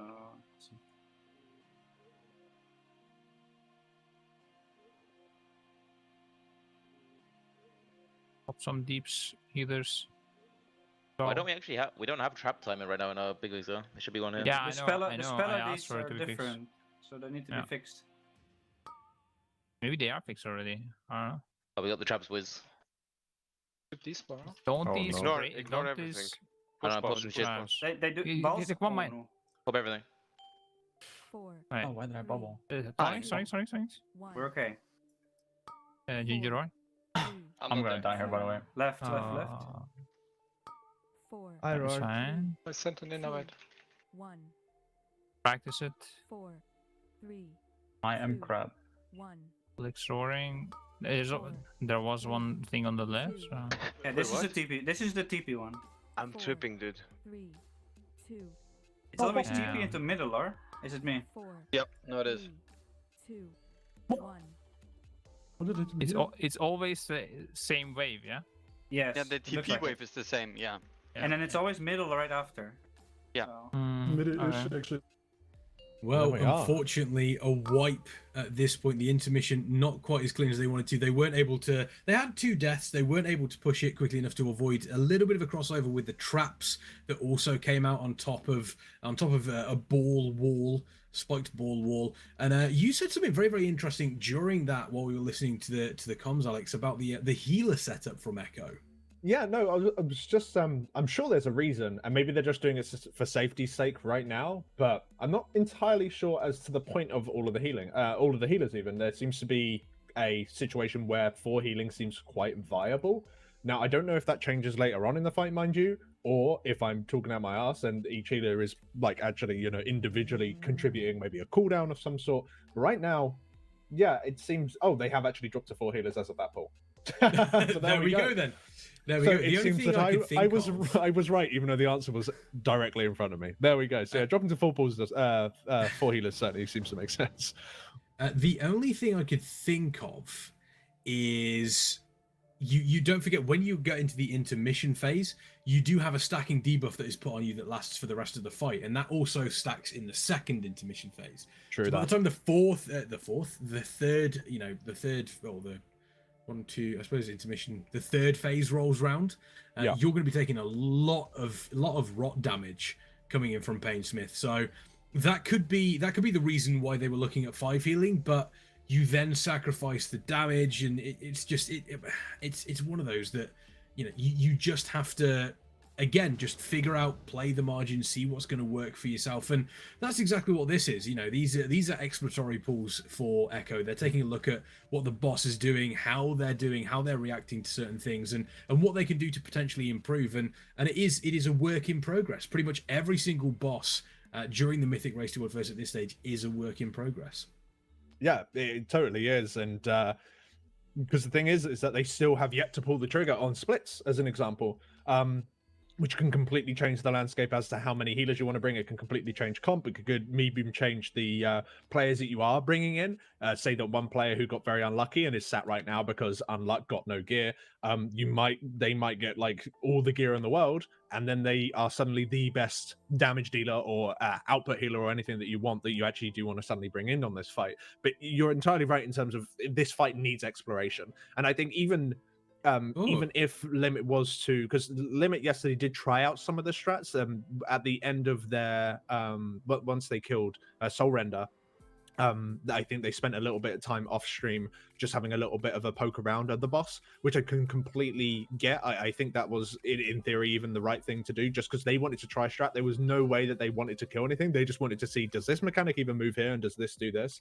They were doing their exploration in a way that, you know, just kind of makes it so that Echo can't see, which, you know, fair play to them.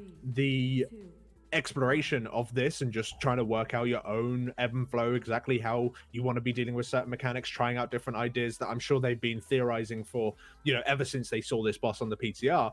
Now is the time to actually give them a proper good try and make sure that they're working as intended, and just try to get as far into the fight as possible. Then you make your decisions. I'm almost certain, I think I'd bet money on it, this is not the comp that will kill the fight. I think they'll very likely change something up. Just because right now, they, as an example, they might be bringing the Windwalker in to see, you know, do we need a Windwalker in order to kill all of those ads coming out of an intermission phase? If we don't, then, you know, maybe we need to start looking at whether or not that Windwalker is pulling the single target of damage that we want. Maybe we should change his talents around, things like that. So that's the purpose of these pulls right now, and we're very fortunate to be able to see it because this boss looks so good, and it's so fun to watch. Yeah, it is. They've made the area that they use, the safe area, smaller than we've seen in the previous couple of pulls. The 4 healer strat does seem to be working. They're pushing the boss quite quickly. Again, they have really nailed down this phase 1. They do have Bloodlust available, so obviously the damage that's coming out is slightly increased over what it would normally be, but the intermission, I think, is the key point of this fight. That's where this fight will be made or broken when you take a look at the attempts that various different guilds are making on it. We know that Limit are currently on the boss. Echo and Limit are the only two that are currently facing off against Painsmith. There is the intermission, and this is where, again, as I mentioned, the fight is made or broken. They're gonna have to move as a unit, being able to get tightly stacked, getting through these, and that's exactly what's happening. They're using the roars from the druids. I don't think we've actually seen any of the totems come down from the shamans, avoiding these spiked balls. Nobody dropping. We do actually see Phil on the mage dropping there as they step closer and closer inside. That was really unlucky. Yeah. They weren't sure whether they were going to go through or not. Here comes the big moment. We see if anybody makes it through. Everybody makes it through. It's so stylish, man. That's so cool. That's really amazing. is. So once again, coming through. We've lost one more swag execute. So losing 3 members is really unfortunate. This is this really nasty crossover. Okay, so they were okay to get through that one. Are they going to be able to burn these down quick enough? They've lost 4 people. So once again, losing 4 people during the intermission just is never ever going to be good, because you lose so much damage, especially, you know, there's some really big cleave damage in there. Swag execute on the warrior, that's pretty big. They were at like 2% away from those. If you have 1 extra person alive, those ads drop. That's how that works. I think that's the next step now in the prog, is that we need to get through that intermission with enough people alive. You don't even need everyone alive. You just need enough people alive with a good enough cooldowns to just kill those ads. Because once we kill those ads, then we can start seeing what the actual proper phase 1 is about. Like the first phase 1, as we've been saying, is quite tutorially. The boss is very kind. But the boss is just going to become cruel and vicious towards the raid, definitely. So we kind of need to see what he's going to be bringing, the pain that he'll be bringing us, so that we can actually start making decisions, or that they can start making decisions as to exactly how they not only want to deal with those mechanics, but maybe the best people to be gearing in any sort of splits they want to do in order to deal with those mechanics as best as they can. Yeah, it's the same. It was the same, like for myself when we were progressing on heroic, kind of turning around and saying, you know, if you make it through the intermission phase, then you're in a really, really good position for the next phase. You know, you get to phase 2. If you get through that one and you've got the intermission phase, if you're able to get through that alive, then you know, once again, you're in a really, really good position. And obviously, there are added difficulties on Mythic, dealing with the balls, dealing with the, you know, the embers that come at the end. You've also got to pay attention to that wall that doesn't have a single space in it. So there's a lot of different things that you have to do, whether it's a Door of Shadows or a Soul Shape or a Blink or anything along those lines, or Demon Hunters that just ignore all of the mechanics of this fight. You know, Demon Hunters jumping around the spiked ball walls. It is just disgusting to see. As you mentioned, I think you were saying, you know, just showing off at that point where, no, I don't even need to deal with these. I'll just jump off the arena and around the sides. It's so cool. Also, seeing Roger here, he's jumped onto BM. He's gone on the BM hype train, which is kind of neat. This MM has generally been seen more often in this raid so far. So I imagine the mobility aspect of it is certainly going to help out with being able to dash about. Ooh. Yeah, no, they seem to be good, taking down this spiked ball, which is going to be a tongue twister. We need to come up with a new name for that, because spiked ball wall is just so tough to say. Chat, we need your help. Please come up with a name for that, just so we can speak properly. But we need a new name. We do need a new name for that. The other thing that I was going to bring up about this guy is generally speaking, the fight was seen that most of the time his last phase is truly where he's like being the most cruel to the raid, right? Yes. Even now, just seeing the small overlaps that we have seen in the second phase too, it's starting to look very worrisome. And unfortunately, it seems like Fragments with his crazy camera movement just got that little bit too close as he was cleaving across. Playing with momentum on this fight, in my opinion, is just goes to show how like confident you are of a player. And like if I was playing momentum on this fight, I would be dead every single pull. So big up to him, honestly. Call it rolling balls. Ouch marbles is really good. Ouch marbles is good. What was the one that I saw that was the spiky swirly? I liked spiky swirly. Spiky swirly is good. Meatballs, rollers. I like meatballs. That one's very good. Earth shakers, puffies. Someone just dem balls. Dem balls. Watch out for dem balls. Danger spheres. I like danger spheres. Danger spheres. I like danger. It's either danger spheres or it's the what was the marble one? Ouch marbles. Ouch marbles. Okay, so we've got to choose. What do you want? Is it either going to be ouch marbles or is it danger spheres? I might Which one's it compile a going list. to be, chat? I might compile a list and just use them all interchangeably. Never say the same. Spiky Ominous orbs. Yeah, ominous orbs. Yeah, I like that. That's pretty cool. We want meatballs. They're not made of meat. They're not made of meat. They're maybe. made of the metal balls. Metal meatballs. Yeah, apparently we do have a reason for why that wipe occurred. Actually, apparently it's because Narco apparently passed wind super loud, and everyone was laughing. That was apparently that was apparently put into the chat. So whether or not that that is true, we'll have to wait and see. But I think I'm gonna go for ouch marbles myself. Ouch marbles is amazing. I think ouch marbles is gonna be my go-to for that, and I'm gonna take that into my next raid. Careful of the ouch marbles. Rolling Stones is also really good. There's so many. Bonkers. Oh, that's something that I haven't thought about in a long time. They got banned on my school. Pain beads. Like some boop boulders.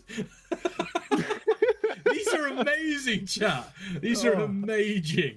Amazing. Okay, I do like all of those. So again, phase 1, we've seen them nail this one, and as I say, that 2 people die immediately. That was just a bit of a sloppiness in positioning there, and it might be because the thing is, I'm sure that we've all experienced this. If you progress before, sometimes you have a series of pulls where you're just like, oh yeah, no, this is in the bag, and then just something crops up that you just naturally fixed accidentally, and then it starts going wrong, and you actually need to spend some effort in actually trying to fix it. So it kind of makes sense. I did want to speak a little bit as well about the not the ouch boulders or the ouch marbles, but the actual spikes that kind of crawl across the room as well, generally in the intermission.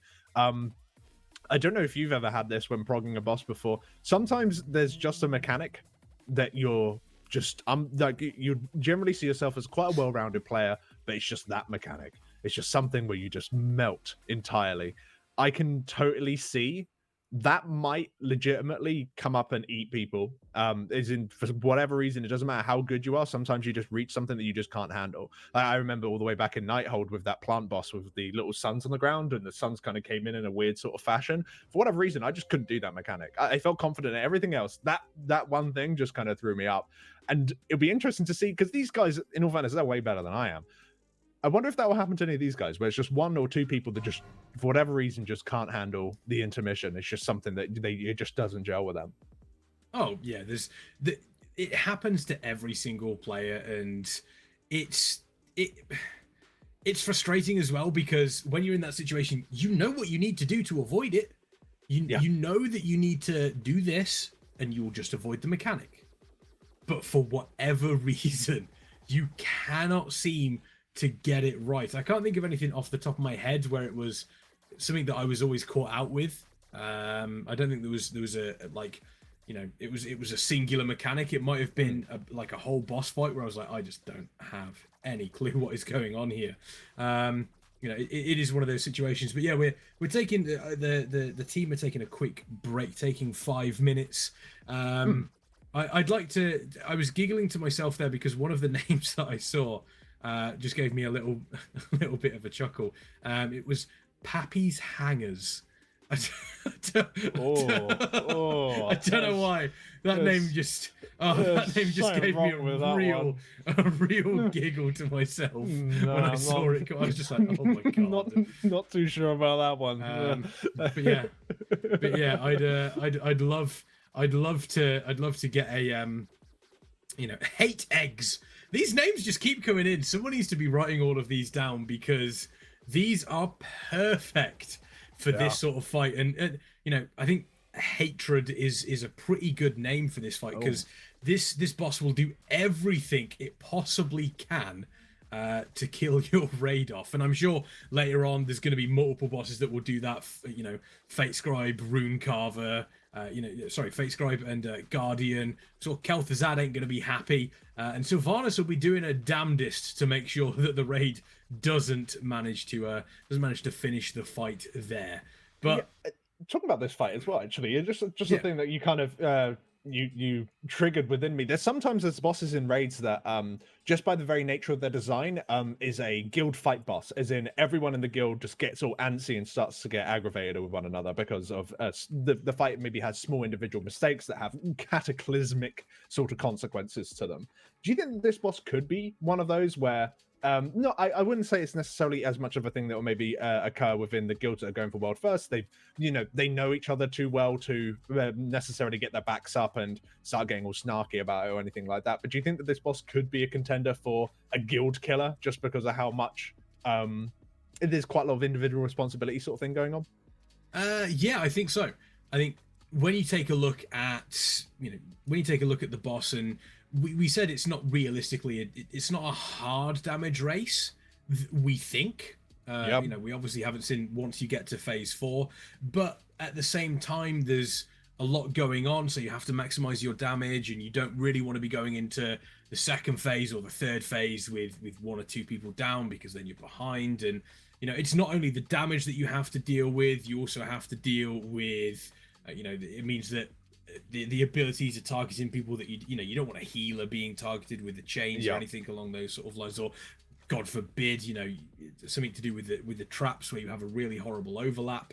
So there's a lot to take in, and the people that are going to potentially struggle with some of these bosses, if they are struggling with like the spikes or the balls or anything along those sort of lines, once it happens 4 or 5 times in a row, yeah, you're going to start to turn around and go, come on, you know, give us something here, because it is very individual based, but the consequences of you failing that on an individual level then affects the whole guild, and you do end up struggling.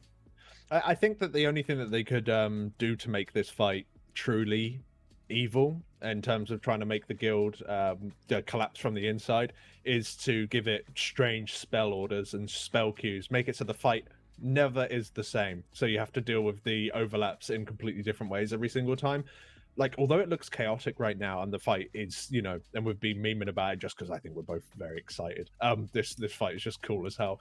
But when you come down to it, it does seem like it's just one long dance. And when it is a dance, if there isn't too many, you know, random spanners thrown at your feet as you're trying to dance to the same beat every single time, you know, as long as the beat remains the same and you can move around as you're supposed to, it eventually becomes second nature. And I could, although this fight, I honestly think it will put up a bit of a battle. I think that we could very much see potentially the EU guilds maybe not be able to take it down today, maybe even the US guilds maybe not be able to take it down today.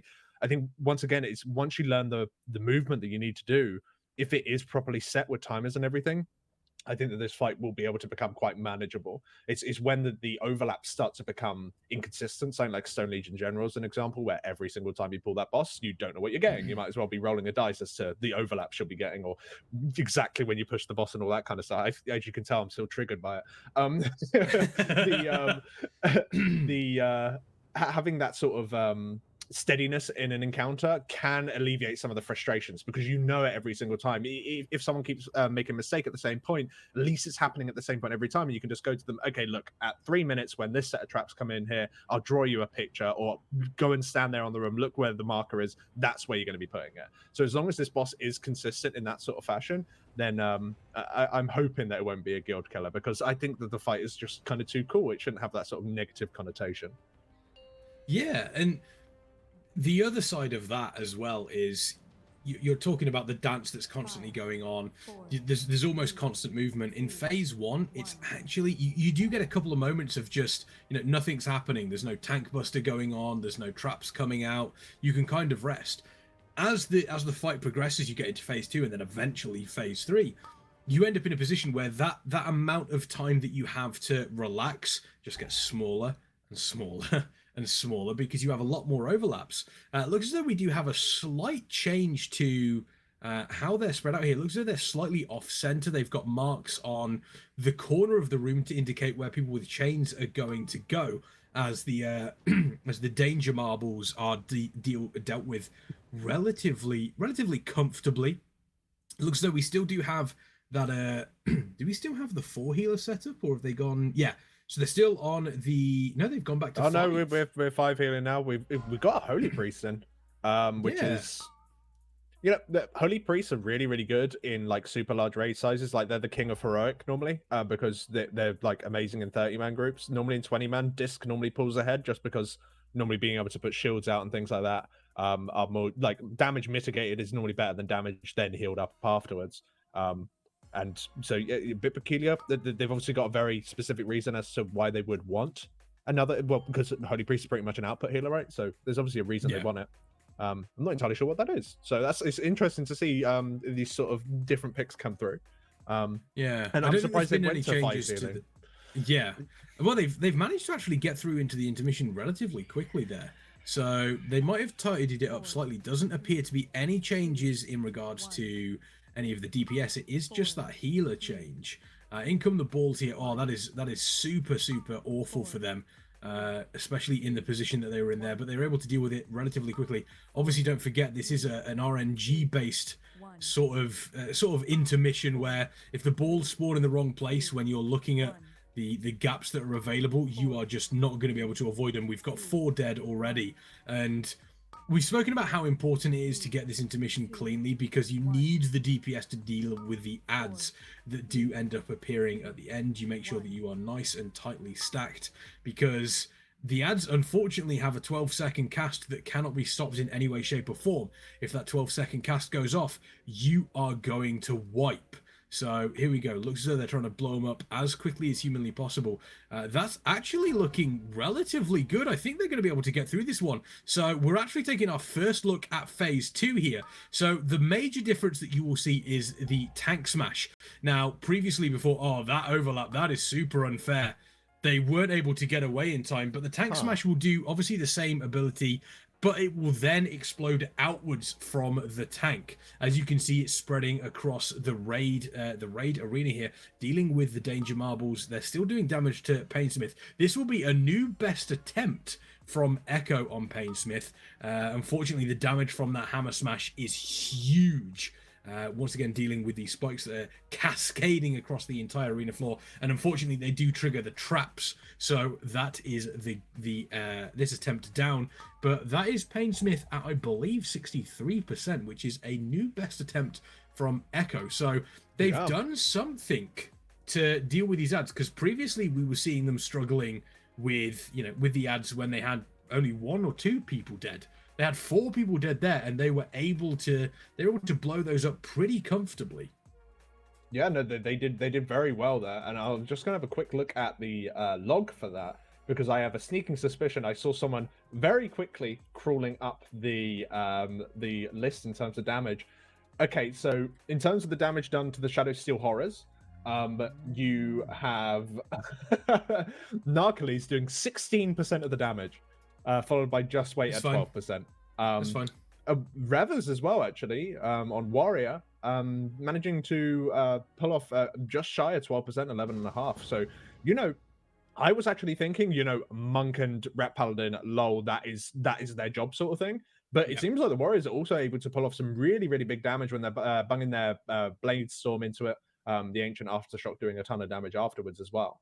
So, very, very impressed, because at the point in which those ads were there, we had like 4 people dead, I think it was. 4 dead.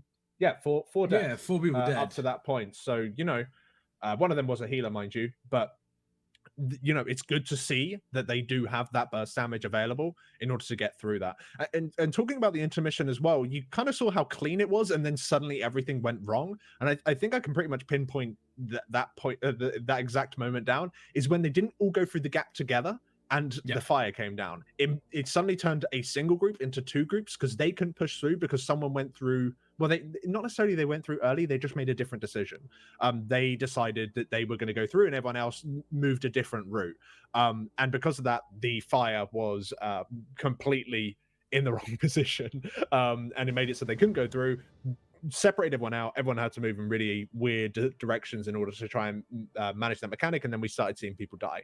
So because maybe they're not in range of roars, or maybe they haven't got the speed totems, or maybe they just started to panic because, oh god, there's death marbles coming my way. So it's all pretty crazy. But as you can see, Deep Shade's got the power infusion. That's Deep Shade is getting the power infusion. When did Narcoles get the power infusion last pull? Could it have been on the ads? I think I'm just going to check that now. Yeah, PI. He got him on the ads. Yeah. He got him just for those ads. That's why he did so much. Well, that and Ret generally, but yeah, he did a lot of damage there. And he had wings up as well. Interesting stuff. Yeah, wings and Seraphim. He didn't pot for it, mind you, but he had everything else up. He didn't pot for it. Terrible. Absolutely terrible. Put it on the pool, so you could do even more damage if you wanted to, but it's obviously not necessary. And they even saw, 3 people dead at that point, and we still killed those ads with a small bit of window. If we're all alive, there's no point in using a PI there. We should use the PI instead to try and get more boss damage. So these are the small sort of optimizations that can start to be made as you get further and further into an encounter. This is going to be unfortunate. They're actually going to... Oh, there we go. It did. That was clean. Because Roger Brown was doing the... people are moving a little bit too quickly after the chains. So they're looking a little bit worried about the danger marbles coming in. But at the same time, they have to be aware that if they move too quickly with these spikes come up, they can get hit by those. And it is just going to be a one-shot. So, again... With the spikes that they do act a little bit weird. You'll see the animation go off, they'll come up. If you step just too early, as they're still coming up, you still get hit by the effect. Once they have actually, fully erupted from the ground, you're then safe to step through. But let's see how they deal with this intermission phase. Again, as you mentioned, very important that they stick together here. Yeah, so you can see the new main mythic change here is that you've also got the hate eggs going across the platform that the guys have to try and avoid whilst doing it. In theory, you could kill them, but there's no real point. You just need to kind of dodge instead. And on top of this is that this wall coming up here, there's no gap. time to go round. So hopefully you've got something that can help you go around that. Hopefully that you actually successfully pull that off as well. I can foresee that being an issue for the fair future just because of how wide these walls are. They're very thick walls, which is definitely causing some issues when you're trying to cheese your way past it. But eventually you manage to dodge everything that's coming your way, and you then have to stack up and try and get all these ads together. I can pretty much call it now that unfortunately this is likely to be a wipe just because one of the ads is not with the rest of the group. Maybe they'll be able to DR through it. They've also got a lot dead, including Just Wait and Narco, which are doing, I think last time them combined did 25% of those ads, just them two together. So when you're missing those players, it's kind of like good luck trying to kill them because it seems like they are being brought for that purpose. They need to be there in order to kill the ads. Although interestingly, and something that I guess we haven't been able to see just yet, is that if you brought like a generally a standardized single target comp with no one who's really built just to do crazy AoE burst, if everyone survives, I wonder if those ads can die. They do have a fair chunk of health, mind you, but if you have everyone alive and maybe you throw a couple of CDs in it, maybe you'll be able to remove the need to have those sort of super bursty classes that they currently have in. Yeah, it's possible. I mean, there's what generally at that point I think there's 5 ads, 6 ads. So you could realistically get to a point where you have 2 players on each ad. You've maybe got a couple of them just doing a little bit of AoE, but I feel as though that is something that they could definitely do. Whether or not it's the most effective play, I'm unsure. I think damage on Painsmith isn't that bad. I think we've seen them getting into the first intermission phase quite comfortably. They're not, it's not a massive check, I don't believe. Obviously that can change going into phase 2 and phase 3, but we have yet to see that, unfortunately. The burst classes on the ads I do quite like because it then means that you get more uptime on the boss. It also means that the quicker you can clear those, the quicker you can get yourself set for the next set of hate eggs, the next set of traps, and the next tank buster as well. So once you've got yourself into that position, there's a lot to consider. They just add another variable to this fight that realistically has enough variables going for it. Yeah, no, it's it kind of just solidifies the fact that those ads will die, and I think that certainly is an important aspect of it. One thing that I find a little bit interesting personally as well is that oh god, I've just lost my train of thought. Either way. Sorry, I just saw these marvelous ouch marbles coming my way, and I just got transfixed by them. I can't. What can I say? No, what I was going to say. There you go. It comes back. They are lusting every single first phase, and rightfully so. That's definitely a progress lust, in my opinion, unless the boss has a hard enrage. Because phase 1 is chill. Like phase 1, it feels like you could live here until the boss does his hard enrage. Well, his soft phase enrage, where he starts bringing the walls in ever closer and closer. So. You will probably see that they might have to do some small reprogress on this phase to make it more efficient at some point in the future. But as we have said before, it's very much important that really they're exploring. They want to find out what's coming up next. They want to know what class does good here, and they want to practice. Really, that there isn't going to be a whole lot of practice for phase 1. It's all about the intermissions, making sure you can do the intermissions properly. And we've only seen one intermission. Like the second intermission, it could be the exact same thing, or it could be completely different.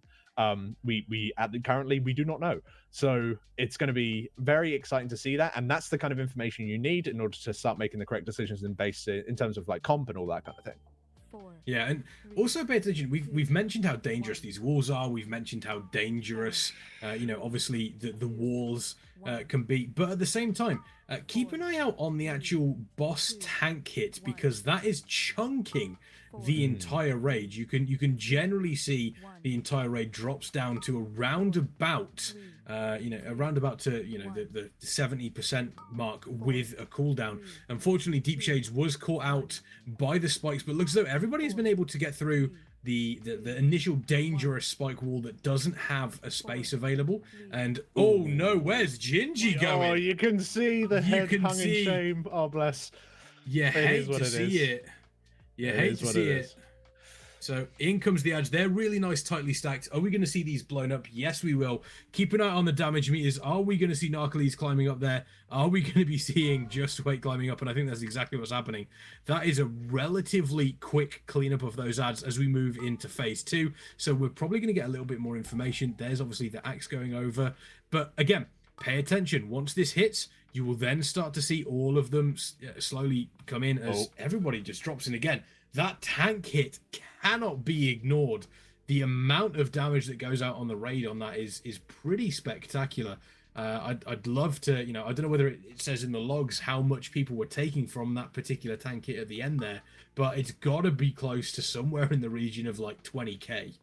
Yeah, and you can already see that instead of going for double Holy Priest, they've decided to go to the disc. So chances are they're kind of wanting that sort of mitigation style of healing rather than the top-up style of healing, because it does seem very bursty. It feels like as long as you can try and have CDs available for when everything goes horribly wrong, and the boss starts to throw really, really nasty things at you, it's certainly going to help out.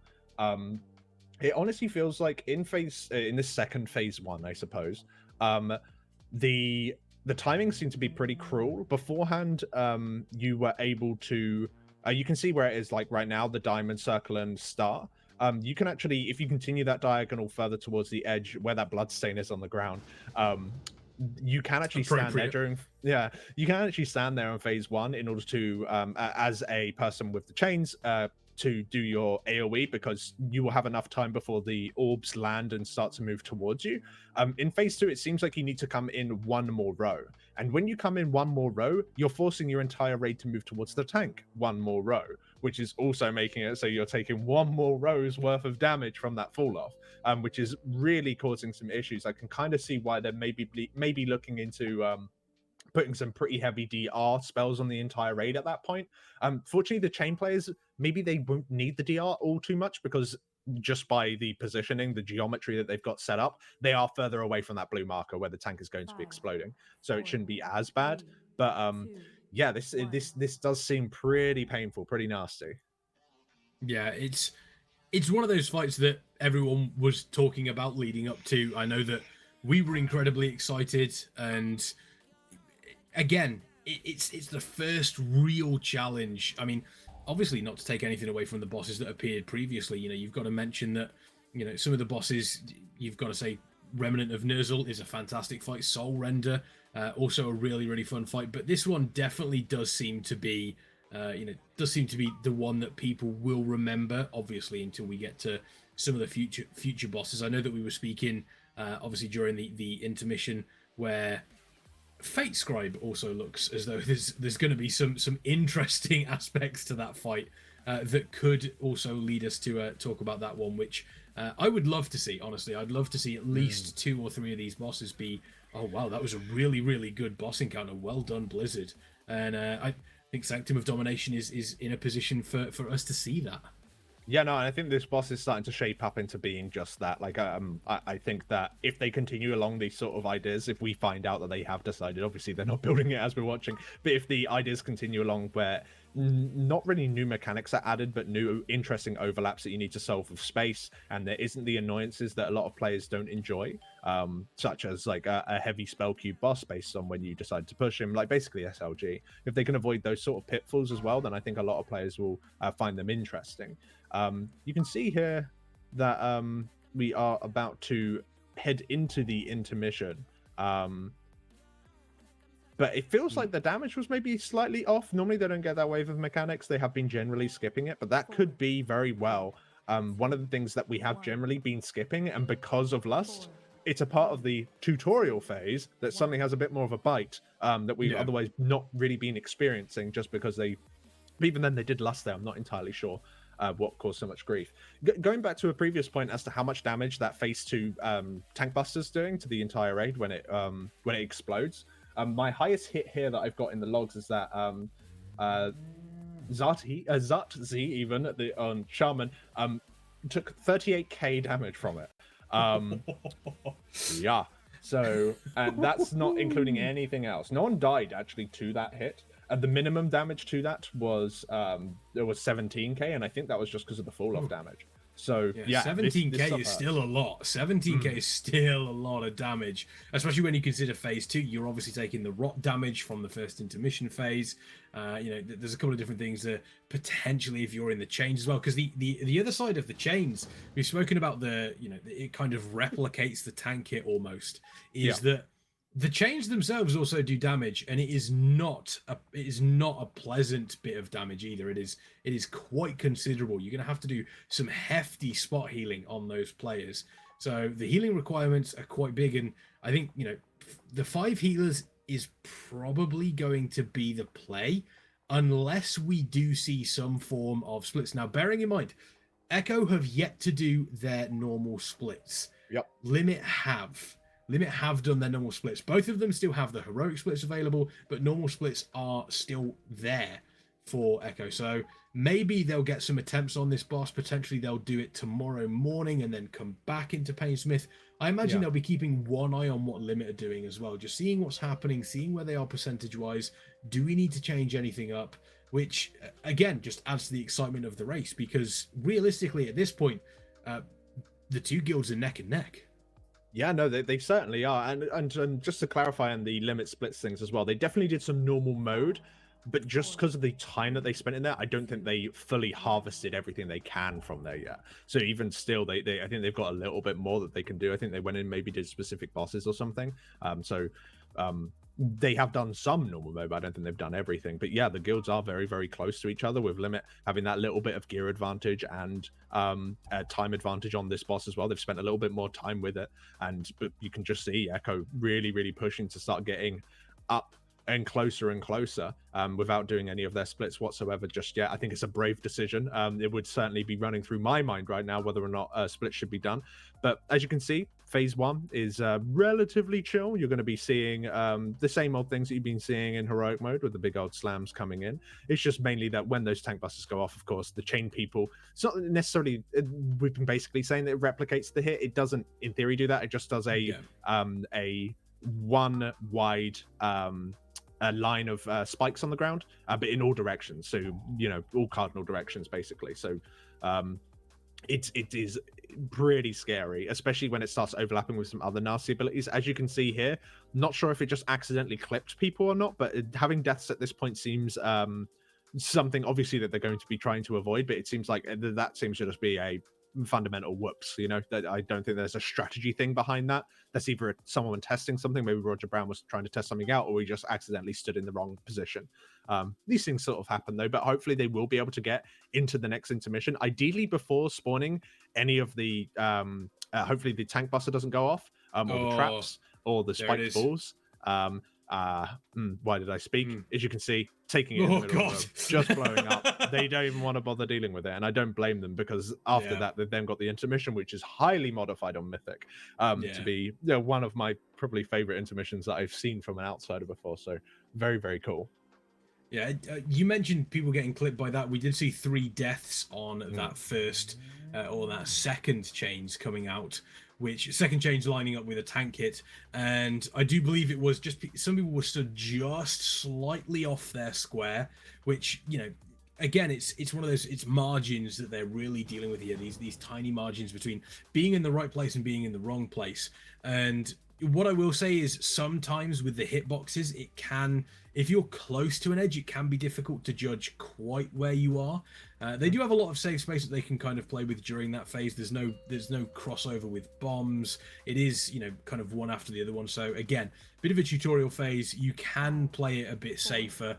You just step a little bit further into the square that they've outlined here with the markers. But these quick pulls, they definitely want to be working on this intermission phase. They want to be getting people tuned into exactly what is happening. So let's take a listen to the comms here and just see how they feel on their progression so far.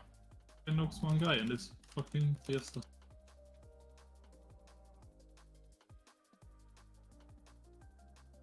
Fuck, I knew it. Get the tank. Get Jimmy, we don't. Yeah, actually get me. No, Jimmy's game is dead. Yeah, it's not him fucking up. His PC just crashes. So. What the fuck are these PCs? That's not good. That is not ideal indeed. I don't want to see these ghosts all the way on top of the screen. User was moved flying out around. of the channel. Show me. My favorite, actually. Yeah, that's the wrong countdown that I have. Good. Okay. Wait, what? Are we wiping? Or you can make it? Yeah. Yeah, unfortunately, that pool not going to plan. Looking at a lot of deaths there. There was a couple of issues there with placement. One of the nasty things is Roger Brown, you do see, is kind of been assigned to deal with the traps. He is the one that is going around, breaking them at the proper time, making sure that they have to, making sure that they're timed perfectly. What can happen, though, is if Roger Brown is the one doing those traps and he gets the chains, he then has to get over to the other side of the arena here and get onto one of those markers. It's not so much a problem with... It's not so much a problem with getting into the right place, because Roger Brown is an extremely good player. There'll be communication there to which marker he can place. It's almost telepathic at some point. Yeah. It's very impressive at how quickly they are able to do things like that when it comes to positioning. But then it means that one trap isn't being popped by him, which means that there could be a little bit of a misstep in just how quickly they are. If you've got healers that are using specific cooldowns, if you've got healers that specifically, that they're ramping up to a very specific point, especially if you've got a disc priest on the go, and they miss out just slightly on that, again, it causes absolute havoc in the group. Yeah, and it's pretty incredible how they're managing to do, as well as they are so far. It does seem that right now, Fragnance might be having a small problem with his PC. I overheard on the comms there, so hopefully he can get that fixed up nice and quickly, because, of course, when you're trying to progress, there's nothing more irritating than technical problems. Even at the best of times, technical problems can be irritating. So hopefully you can get that fixed nice and quickly, because, yeah, we definitely want him back in. But, yeah, the team so far, they've managed to really, I think, get a good idea. And the thing is, as well, another thing to kind of take in mind is they've been playing pretty much, I wouldn't say non-stop, they've had their breaks and everything, but they've been progressing all day, and that's a very taxing thing to do as well. It may even very well be, if they think they're going to be doing their splits before they kill Painsmith, they may very well, if they think that they know what they want to gear up, just go into those splits, because it'll be a better use of their time as you get longer and longer into the day. Although it's a very exciting and it's what they signed up to do, they really want to play for these super long hours, it does start to mentally wear you down over time. It certainly takes a specific type of person to even be able to raid these sort of hours. You hear it from some of the from the top end guilds, such as Fat Shark and things like that. There's a lot of players in there that are like amazing. They're super good at the game, just as good as anyone here in Echo or in Limit. But it's just that they're not necessarily built to just play for that crazy long endurance sort of hours. Well, in the case of Fat Shark, most of the time it's that they don't want to. But yeah, it's pretty crazy. But either way, because of that sort of slowly trying to endure through it, it'd be interesting to see that once they've seen a certain point, and because it's starting to get later and later, they're like, screw it, let's start to do let's start to go ahead and do some splits instead, just because it needs to be done at some point anyway. Yeah, it absolutely has to be done, because again, they're going into this slightly under geared, you could say. They are taking a look at what is going on and seeing where the best use of gear is going to be. This is the tutorial. We know that the timers, and for me, looking at this, the timers seem to be very, very similar to what we see on Heroic versus what we see, on Mythic. So they will have a good idea of what to expect. And there we go, Roger Brown with the chains again. Really unfortunate having to pop these traps, popping the third one, making sure getting into position, the tank popping the trap as they go through. And once again, extremely, extremely clean play here from Echo. But as I was saying, they have to... They have to take a note of what is happening around them in regards to the various different gear slots. And there's the jump across. Roger Brown styling and profiling on everybody. But yeah, they need to take a look at the timers. They know that Mythic is going to be very, very similar to Heroic. They're going to be fully prepared for that. This is a really nasty overlap. They need to get this down to 70% before this axe comes in.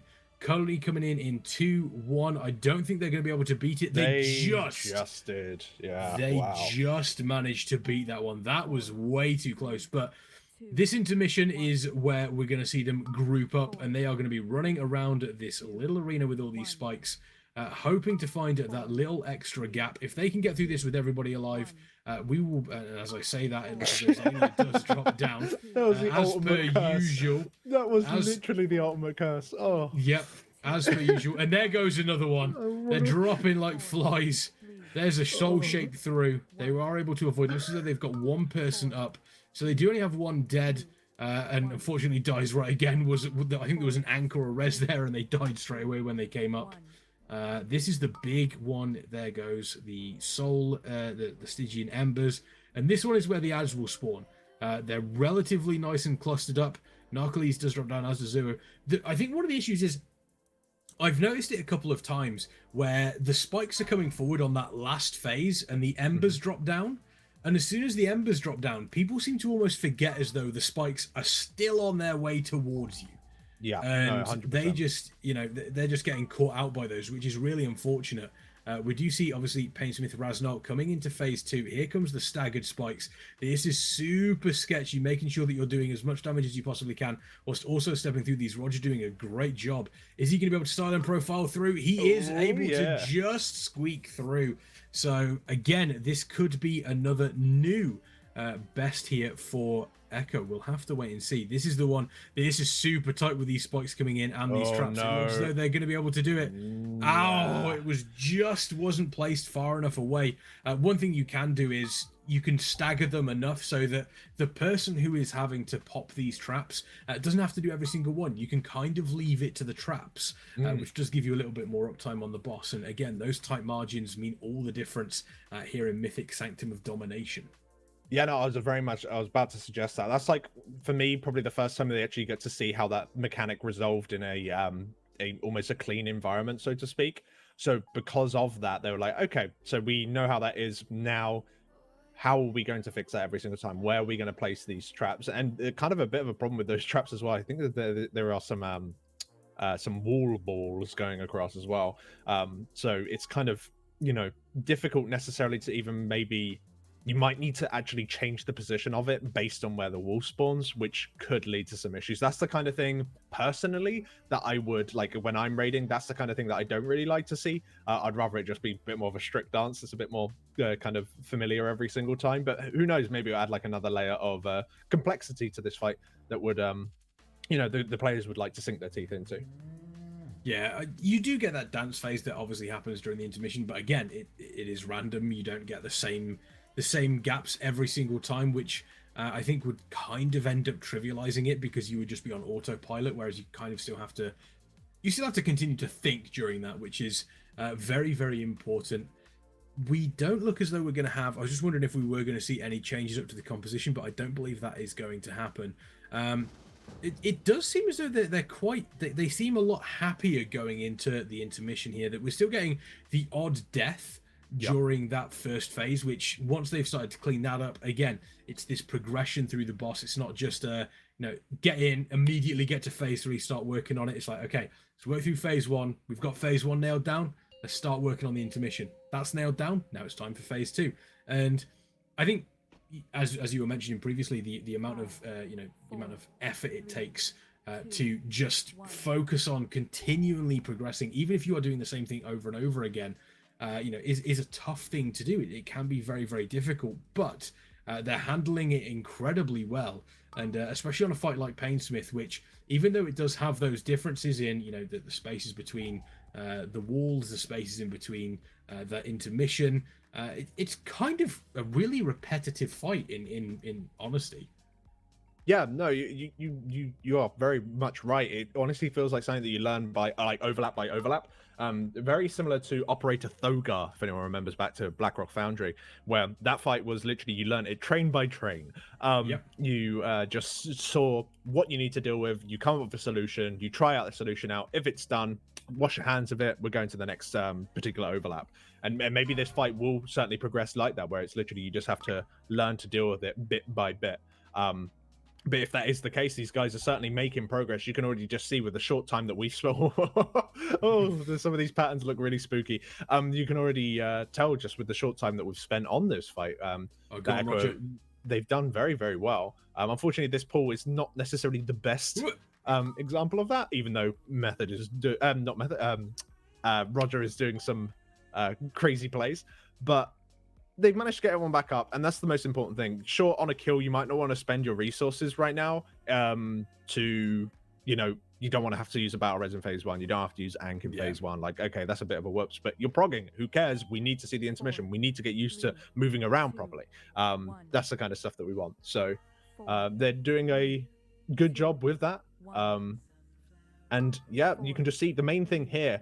And although it seems like maybe a little bit overkill, but I assure you it's not. Sticking as a group helps so much in this intermission. They seem to be doing it cleaner and cleaner the more they manage to stick together, just because of how they stack up these fire patches. Here they will need to do a little bit of spreading out, as people have to take their own individual routes round the wall with no gap in it. But otherwise they seem to be doing a very good job. Slowly wanted to start to get back together.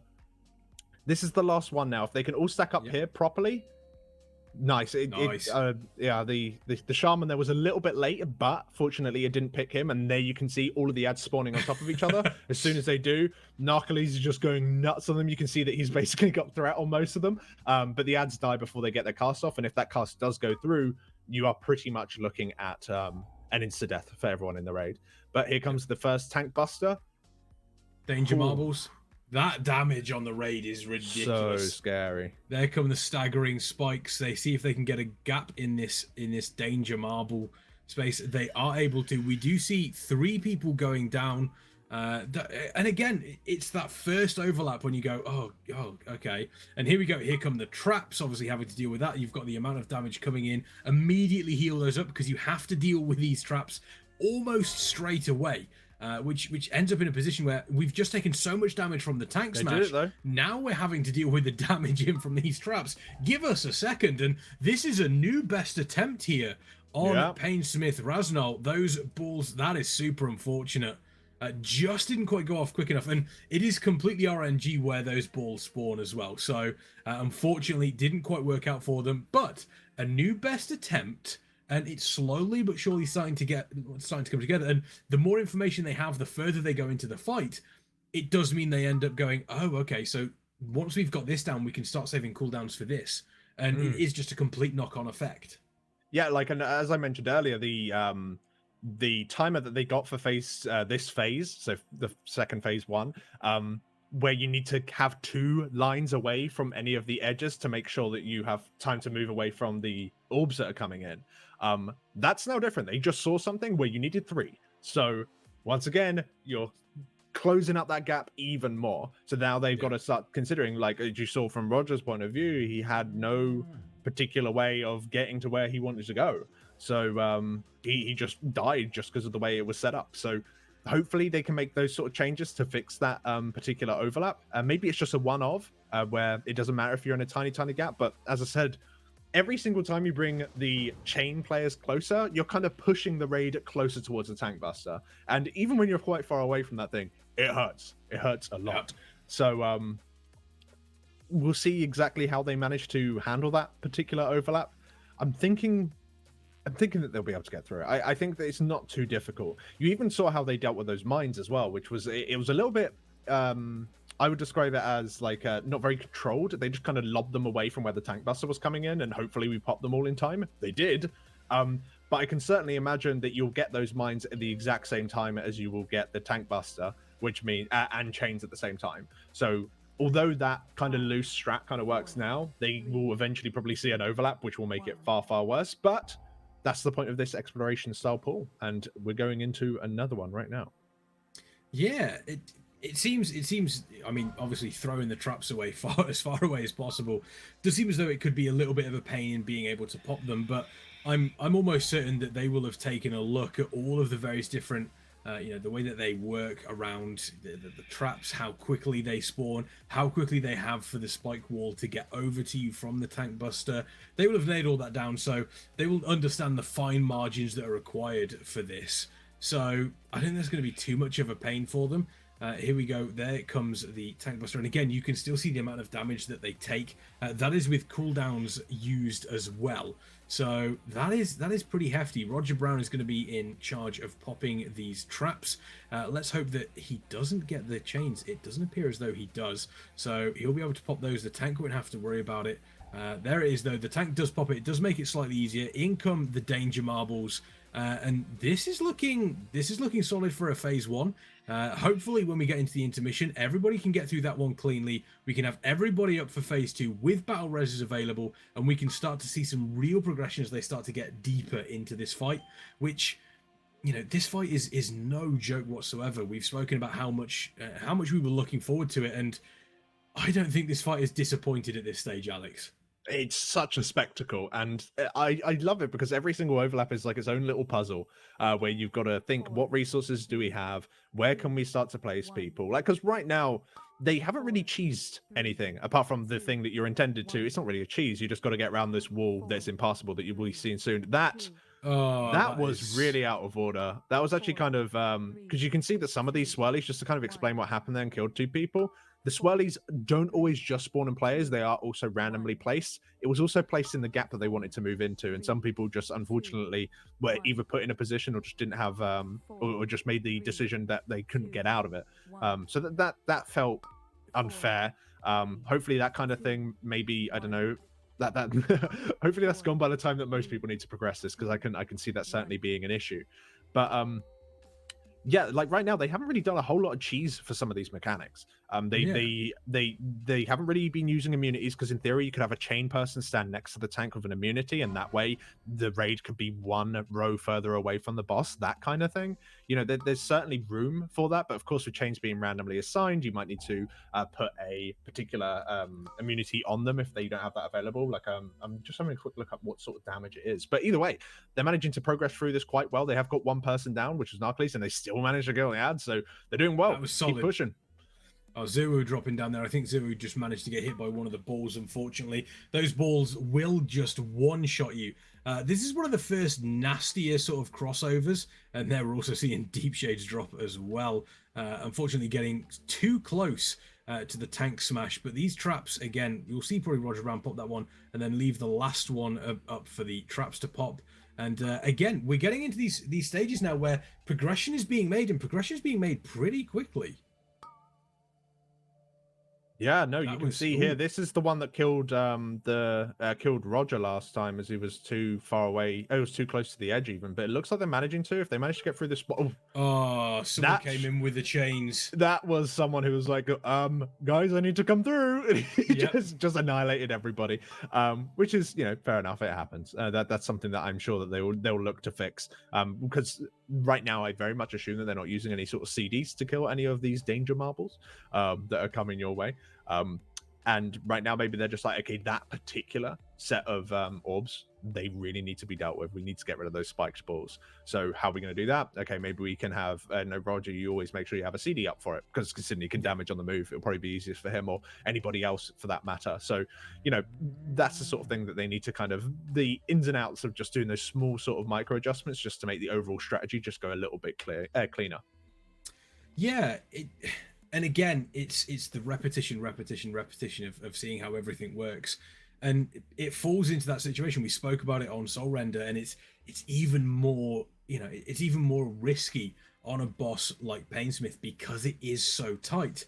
At what stage do you turn around and start to say, should we be changing up our strategy here? Should we be changing up what we've got composition wise?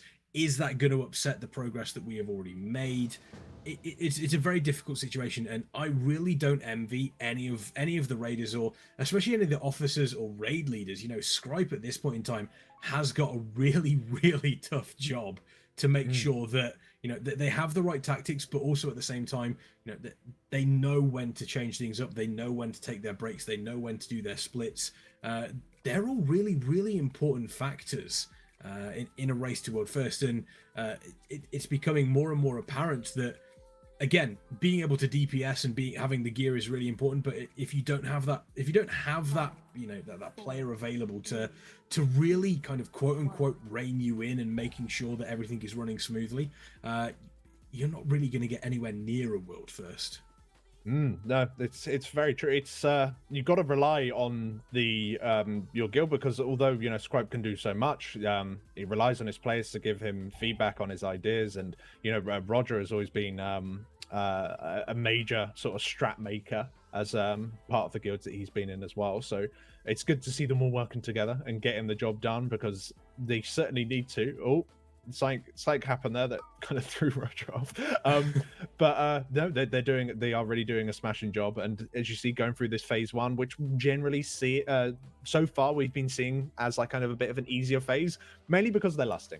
As soon as they remove the lust from this, and I really do think they will, this fight does get a lot harder, because there is an overlap that I don't think they will beat. They barely beat it with lust. Maybe because they're 5 healing, it makes it a little bit tighter. But yeah, it's a very, very difficult thing to do. Yeah, I was going to say that wasn't particularly well aligned there. No, I think that was just a slight mistake. In all fairness, because of the random nature of the selection, it could very well be that that person's first time having to stand in that position, or maybe they've changed the positions around and there was a little bit of confusion as to where to stand. So that kind of stuff is bound to happen at some point. But it looks like they are still trying to push through it. Which I'd say is brave of them. Mainly, once again, I assume intermission. If we can see the intermission, then why not? Like, why not just give it a go? It will certainly help us out. And it looks like they are about to go into it. And, whew, this is close. A good one. It is close. This every single time. Amazing. Oh, it's great. It is one of the best intermissions that they've ever done. Again, this whole fight just reminds me of Siegecraft Black Fuse mixed in with a load of other bosses that have these fantastic little intermission phases that really add, and it does feel like an actual sort of pain sort of arena, if you will. You actually imagine somebody torturing souls in this sort of place, which I think the design team have done a phenomenal job with Sanctum of Domination to fully feel like a really, really dangerous place. This is coming up to the final set of these Stygian Embers. These are the ones that are going to spawn the ads. They do look to be pretty stacked up. Narcoles is still alive, so these should melt in record time. We did see them actually burn through these quite quickly without Narcoles, so once again, still an impressive feat. There go the chains onto Roger. So Painsmith is now in phase 2. We do have the slightly different tank ad, but this is going to be a wipe because Merit is all the way over there. Are they going to be able to rescue that one? They actually did. They were able to rescue it without anybody dying. So, well done. That's actually really well played. And as I say that, Mirrors just kind of accidentally walks into a really, really big pack of spikes. Roger Brown, is he going to style and profile on us? Look at that. That was just beautiful. Roger Brown being one of the last people alive. Looks as though he's chasing down the tank. And there we go. He gets hit by the spikes. And it's nice to see, even when they're doing all of this work, a smile on the face of Roger Brown, because progressing like this can sometimes be quite taxing. Yes, it certainly can do, and you can just see there how much damage was needed for that last ball that was coming across the room, and they didn't have enough damage for it. Most people had to just kind of cheese their way around the outsides, which it's kind of nice to see. Some normally in fights where you can kind of like cheese a mechanic or dodge a mechanic that it always feels that you're not really supposed to. On this fight, it's kind of built into the design, very much so on Mythic, where you have a wall that you just cannot pass. You have to think creatively with the tools that you have available in order to dodge it. So very, very cool to see that from Blizzard. And as you've been saying, like the guys have been doing super well in terms of slowly making their way through, making the small optimizations that they need to. It honestly feels like right now they just need to get a clean transition so they can properly start exploring phase 2. It almost seems like it all starts to slowly degrade over time. Just one person dead there, one person dead there, and we can't really see how the mechanics are supposed to be working out in a full group. So hopefully they can get that intermission done and dusted, get through it, because I'm not sure if they've gone through it with everyone alive just yet. They've always had like 1 or 2 deaths, which is completely understandable. But once they get through that cleanly, I think that the progress that they can make in phase 2 will be quite astonishing. It'll be really quite quick. Yeah, it will be a very, very quick change once they get everybody through into into this sort of like next phase. And once you said, having the ability to have everybody there is massive for them. But speaking of having everybody there, unfortunately, our time has come to an end here on the desk. Alex, has been an absolute pleasure, and I'm looking forward to even more time with you here with Echo during the race to world first. Yeah, no, same here. So yeah, thanks for having us. Thanks for forecasting us with a Kex, and we're going to kick you to the player comms as we make a caster change. So stick around and see more of this awesome boss, because come on, it is like legitimately the best. So It see is you guys amazing. in a minute. Roger Brownie. I feel like we need fix that real quick. a way to get back to the boss.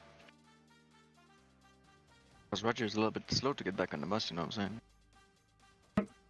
I mean, that's yeah. I get it. A second macro again. Let's go. What do you mean, go back? It's like a macro with target boss 1, yeah? I am targeting the boss right after the Just bomb. make your tab target. Target the bot one. Rebind it. You think it's slow? Alright. Oh, that's Yeah, actually that's clever. using You it. tap target to target the boy, dude. I'm ready. I think you just wanna... Whoa, like, whoa. Sorry. Reset. Doesn't be resetting. Alright. Do not use But humans. by the way, make sure everyone saves a lot of resources for phase 2 spikes, balls, because it's vital that The we get one them fast. where we wiped on, I have my juice at least.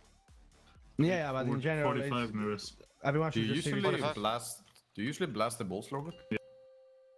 Blast them? I think Yeah. it's a joke that you're saying, or? I think it's just to make a joke. I don't get it yet. Joke, bro. That's a good one, dude. You didn't get me this time now, bro. You're trying to Good get joke me, but now, this happened. She fell off his chair, yeah. channel.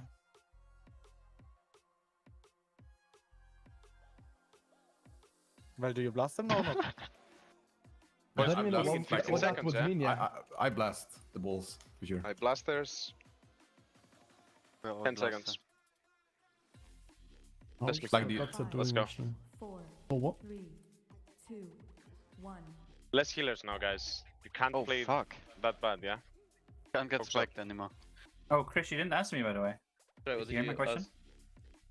Don't best die place now, for don't personal die. on the hammer or the Don't traps? die. Xergo! Thank you. Both. Freak me out.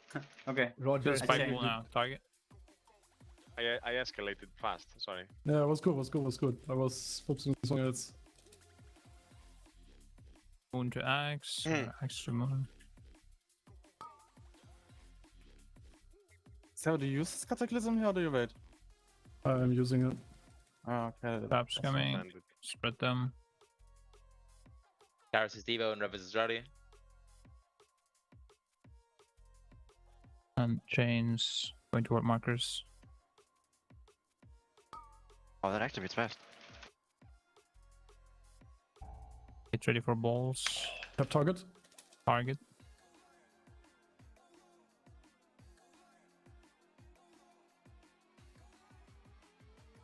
Right. One more axe and we Gucci. Come on. Don't have to push it like the chainsaw. I just stand. Just make me move without reason. I guess I shouldn't have lost it. Since we're No, I just make It's fine. It's fine. It's fine. No, this is No, this actually is not fine. that fine. I didn't get any inner micro, no, if you got me. No, I think Ginger innovated wrong, huh? Stack up now. No, Ryzen asked for it. Yeah, I missed. Oh, okay. Sorry, yes. Left. He's Now it's still gonna there. be far right, 4, Do and that. then far left. 1.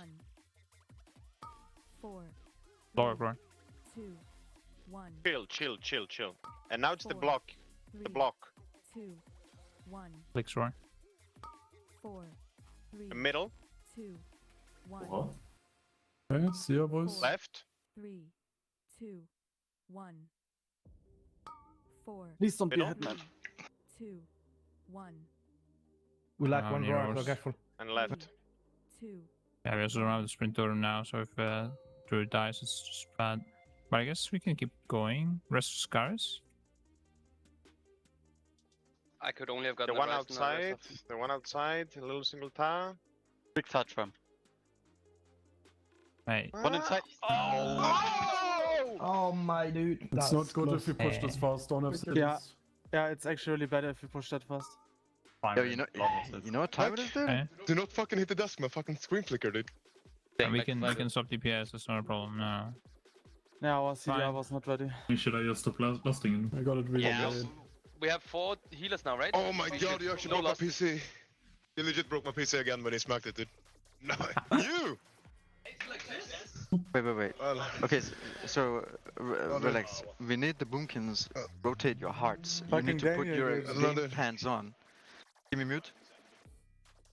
Where do you need healing? I'm In 100% sure my intermission. PC is gonna crash, by the way, in next Yeah, build. but second almost. division can, yeah? We don't really need any intermission. We need Actually, one maybe not. for the first one. I can Yes. just play Why not? without OBS for some I don't time. think we do. Why would we? We We have just two come out at units half there, health yeah. and it's fine. It's not half. It's 5%. I mean, I did have to press Hellstone, that was otherwise with I two probably would units have dead. died.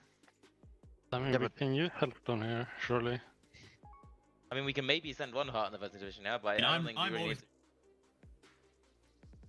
Welcome back, ladies and gentlemen, to Echo's coverage of the Race to World First. Pleasure to be here with you. My name is Athelis, and I'm joined by my very good friend and longtime co-caster, Grant. Hey man, nice to see you. Been a while. What you been up to? Yeah, had a burger with some beer cheese on it. It was it's pretty good. Now, looks like we are going to be jumping straight into Painsmith. Progression here, which is going to be pretty fun. It does look to be the first major super wall in this fight, and we'll do our best to get you through it. There is also the possibility that the players may want to jump into splits, of the rumors that we are hearing, but we're going to be with you for the next 4 hours until the end of the day to keep the coverage going and to have a little bit of fun, enjoy it. Of course, we'll be joined by the players, listening to their coverage and their commentary throughout, especially as things get very, very silly when they get very, very tired. Yeah, I can't wait. I know a lot of folks think of heroic splits as kind of being that lull. For me, it's a great time, like we were talking about earlier, right? Yeah. It's a time to joke around a bit, watch the way they sort of optimize the time in between pulls. That's the thing, right? When you look at the Race to World First, so much of the time and the coverage is spent on each individual pull, and oh well, it took this team this many more pulls than this team. But honestly, all the things you do outside of raid to prepare and in between attempts is a really big deal as well. Yeah, definitely. I mean, this is as we said, the boss that's going to cause the most problems. At least early on in the raid, we're still unsure about things like Fate Scribe Guardian, the first ones, of course. But this is really, really difficult. And as we get into pulls relatively shortly, we'll talk a little bit about why. But first and foremost, you cannot make one positional mistake. And you have to pull off some slick moves in order to survive. And your DPS has to be perfect when it comes to things like ads, the spike balls rolling towards you, and the swirlies on the floor, and the boss hits like a truck. Absolutely. I was tweeting about this earlier, and I told someone it feels like this fight was designed by a math teacher that became a game designer. Yes. Like, there's something about this arena. Like, you walk in and you're like, well, how complicated could this place be? It's just a giant square with tiles on it. Wait, why are there puddles of blood everywhere? What? I just had a drink and it splashed in my eye. And I'm trying to play this really cool, like nothing happened, but I'm blind now. Right. Carry on. Oh, that's funny. No, not at all. It's I've been. Way to start off soft. I'm looking forward to getting to call some of these attempts though. It's funny, right? Because you watch this fight and you think, all right, this is certainly there's fights in a raid where there's the damage check. There's fights in the raid where you have healing checks and things of that nature. And when you get to this fight, all those things are important, of course. But more than anything, this is like the ultimate don't stand in the bad kind of fight, right? Yeah. And yeah, I mean, all of the bad is a one-shot in this case. It's a very, very dangerous pull. We can see now that the fight has begun. First set of balls going to start rolling towards. Those chain players need to move out. Of course, chains now also spawning those spikes that are so deadly. We're going to see our first. And there is also 3 traps as well, 4 of them early on. Roger Brown has been the dedicated soaker. And there's just a lot going on here. There really is, right? So we're going to see these chains go out, and of course the way the chains work is if you step next to somebody, not only do you do a lot of damage to them, you're going to knock them back. And you can see how, in combination with a number of the other mechanics, how that can be a big deal. So what you'll see here is the entire raid will blast one of these death marbles, as I think we've started calling them in the chat. And once you make it through, each of those folks that has the swirly chains around them will sort of follow the rest of the group through, unless they've found some other way to get through.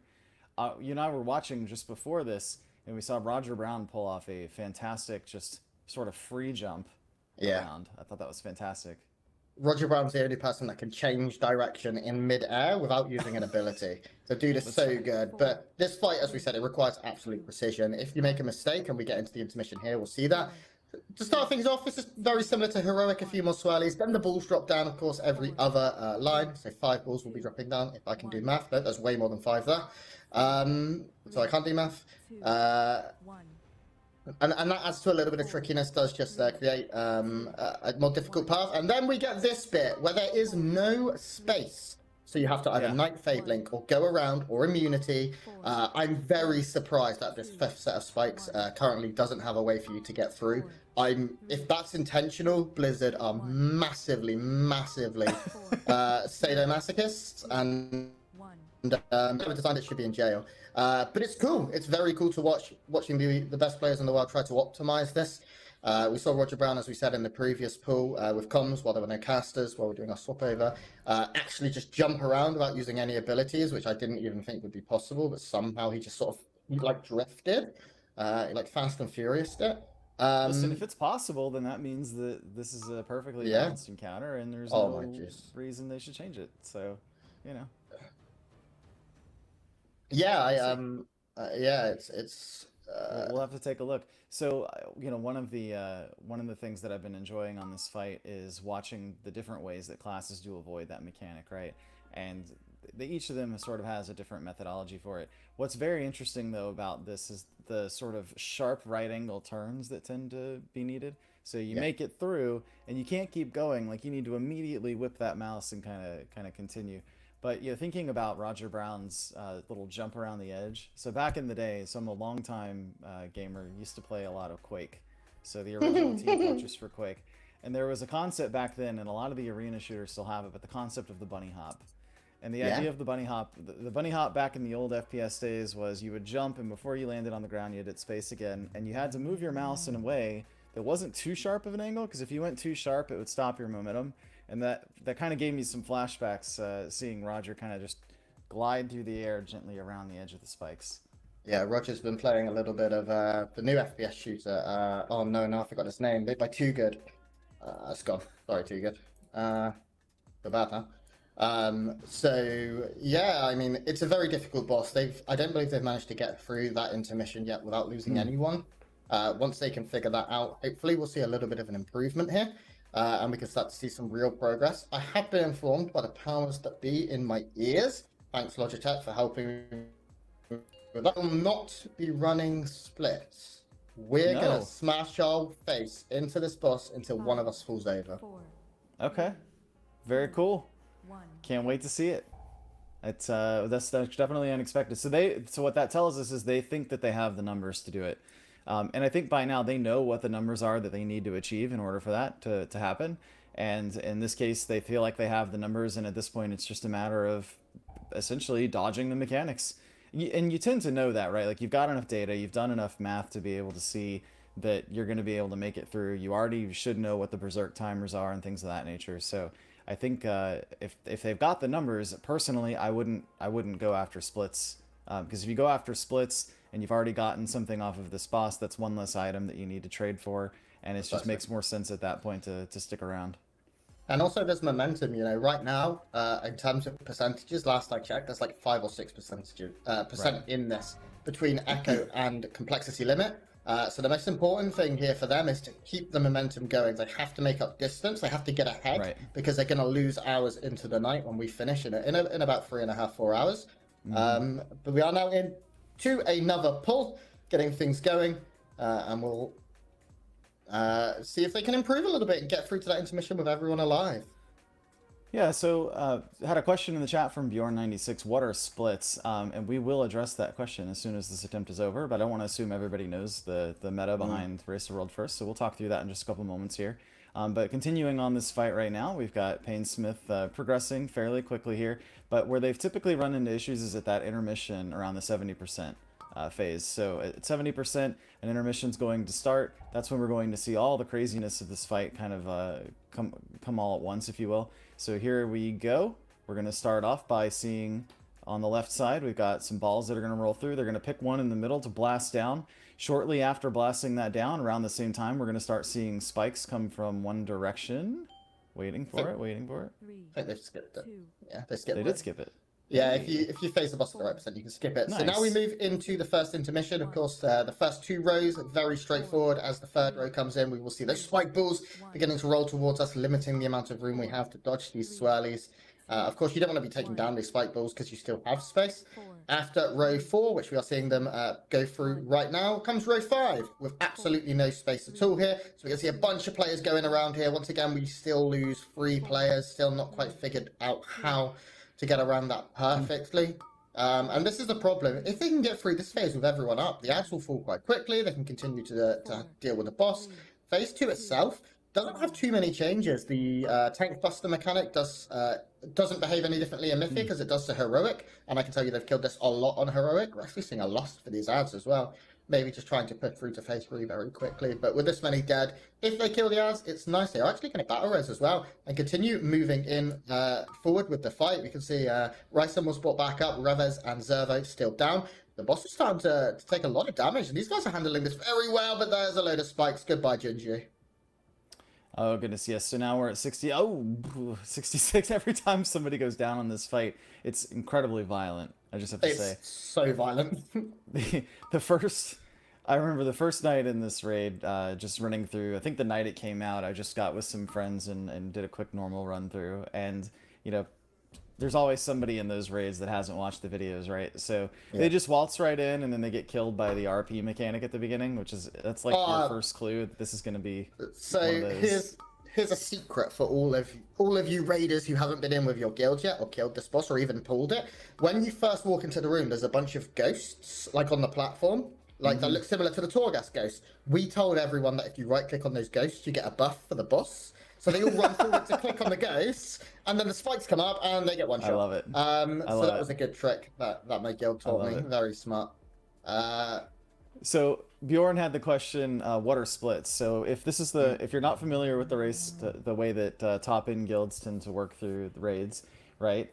We all know the more gear you have, the more output you have, right? So whether that's better mitigation, better damage, better healing, whatever it is, just if we were to oversimplify, better gear equals better results, right? And so the more gear you can get, the better. So what splits are, so think of it like this, right? So one of the principles of loot in World of Warcraft is when you get an item that goes into a slot, like let's say you get a pair of legs, if it's the first time you've gotten an item of that item level or higher, you can't actually trade it to anyone else. And so what they tend to do with splits are, they tend to do a split where they'll have as many people of the same armor type as possible. So they'll try to get a bunch of folks that are all leather to go in on a heroic raid together. They'll get a bunch of, for example, cloth to go in on a raid together. And the idea there is they're taking, 2, 3, 4 of their mains for the raid into that with a bunch of people that are either alts or even members of the community, and they'll go together. And the idea is to feed as much gear to those main characters as possible, so that when they go back into the main raid, they're as geared out as possible on all of that heroic loot prior to progressing within Mythic. Hopefully that answers your question, Bjorn. Yeah, to add a little bit to that, all of them have multiple characters as well. That's right. So there is a possibility, say, if we were talking about Deep Shades, as we see him on our screen having a good stretch, that he has 3 or 4 warlocks at max level with very similar item level, and he can go all of those. Whichever one ends up with the best gear, simming the highest, he can bring it. So you do see things like that as well, if they're similarly geared. Typically, within normal and heroic week, so last week, you will have decided on a main and you'll be sticking to it. But you never know, if you get very lucky, there can be some switches. But yeah, the main concept, as Aphlis so intelligently explained, is you take a bunch of ults in, or a bunch of people who can trade gear to give them to your mains. So your mains become big, strong boys, and then the boss dies quicker. Wossy goes down. So we are now into our next poll. I believe this is poll 26.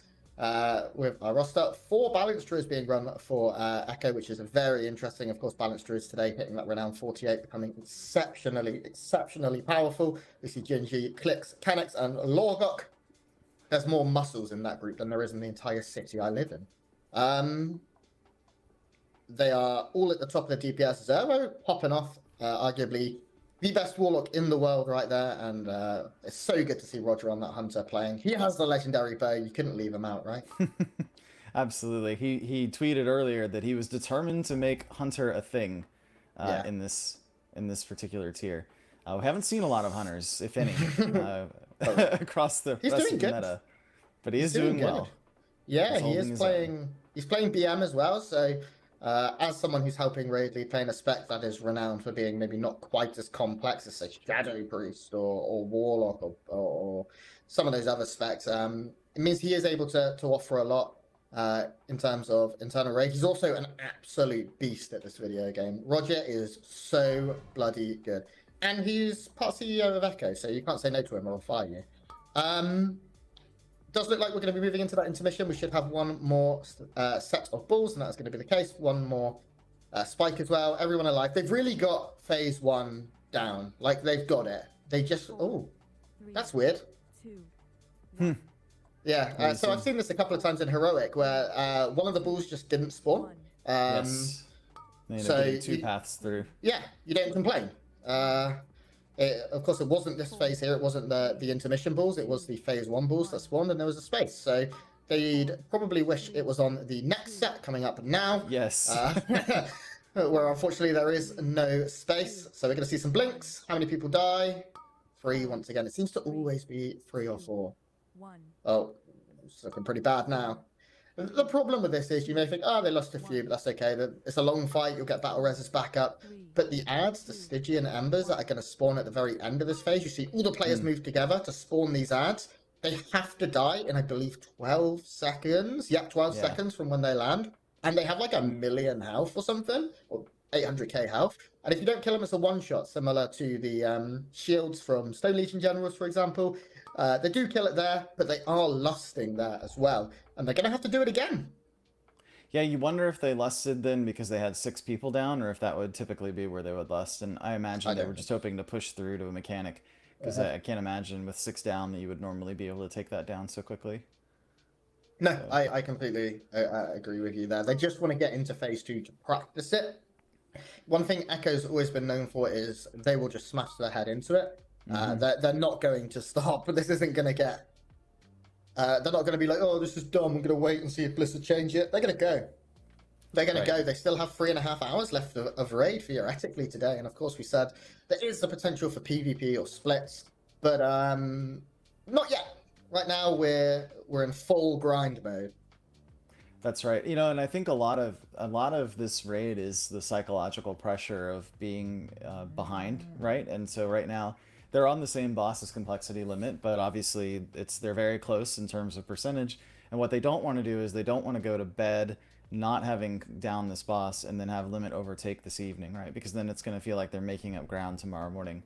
And so, you know, there's certainly a pro to going and getting your splits done now, and that you'd be able to, you know, get your power level up and everything. But I think right now they're probably making an assumption that Limit is going to go and do their splits in the morning. So if that's the case, then they're probably going to do their splits tonight. I think and again, it's all about the psychology and kind of watching what your opponents are doing and things of that nature. I think if you saw Limit go do splits right now, who knows, maybe Echo would kind of change their, you know, what they're doing.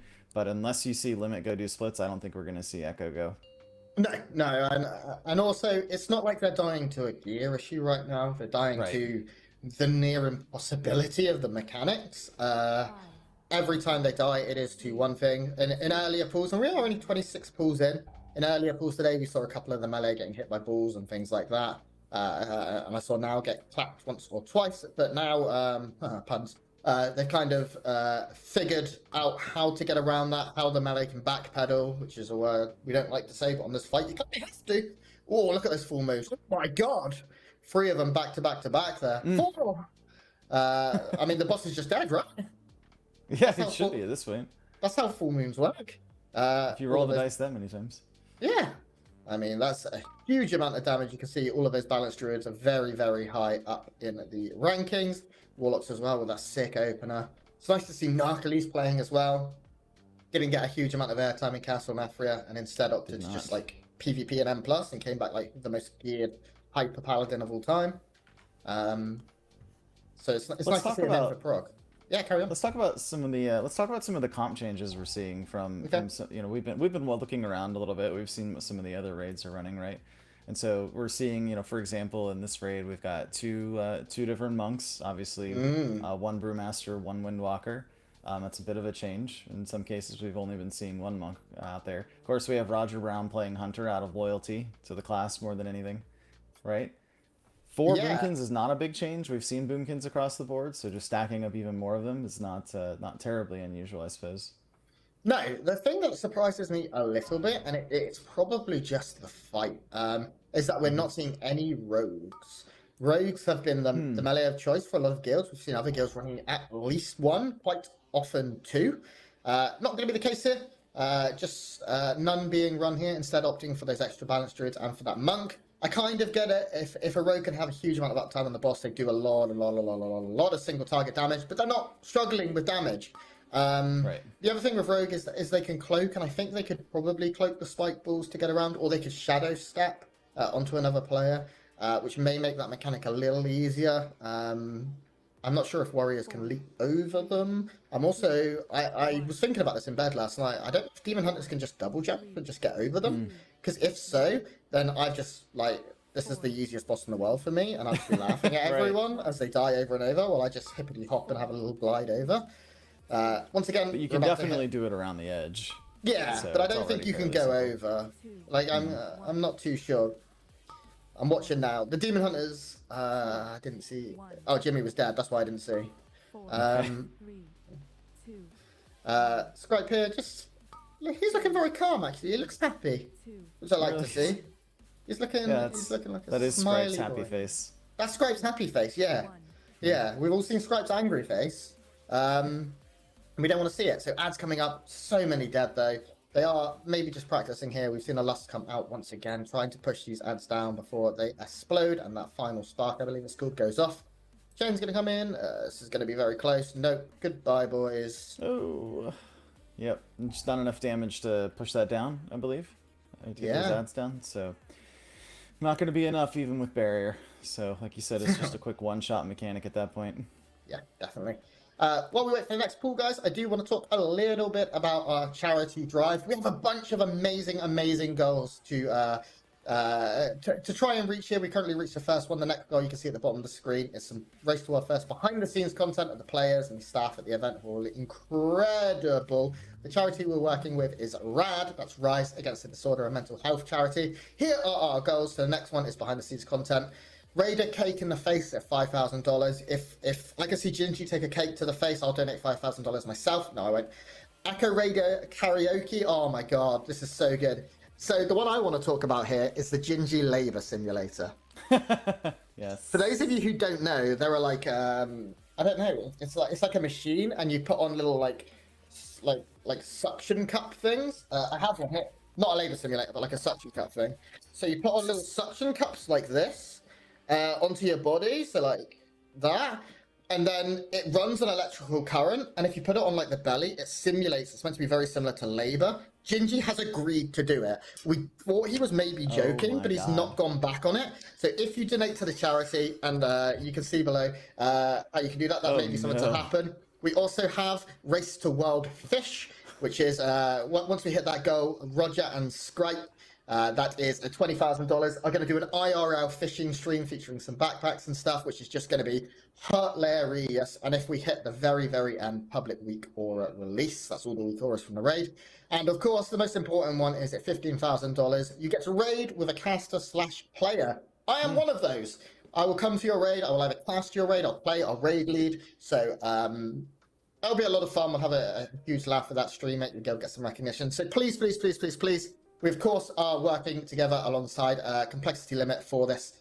And there's some incredible merch as well that you can check out as a joint product. So we really enjoy all the work that's going into this. And we want to hit all these big goals. I know it's lofty. I know it's a lot of money. But every single cent, every dollar helps. And we appreciate anything you can do, basically, so we can electrocute Gingy. That is the most important goal on there. I will say, though, that the one that I thought was interesting, too, and every dollar helps, of course. The top donator, though, getting actually to get flown out to the next event. That was pretty cool.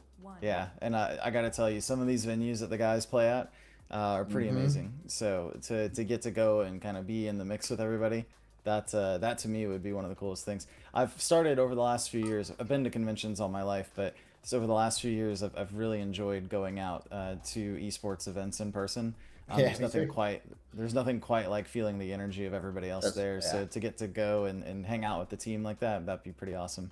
Yeah, and it's also, we can make the hopeful assumption that it'll be either very early next year or the end of this year. And traveling will be permitted, so you'll get to fly out, whoever donates the most, alongside one other person, hotel and flights included.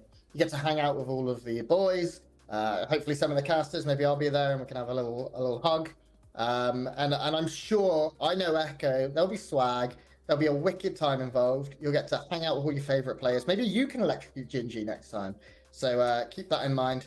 As we work into our next poll, sitting right now at 80%, but we do have a mistake. It didn't look like the spikes or the tank were far enough there, and we lose 4 players. Nice and early. So unforgiving. Oh, there's no room for error with Painsmith or Rasnal.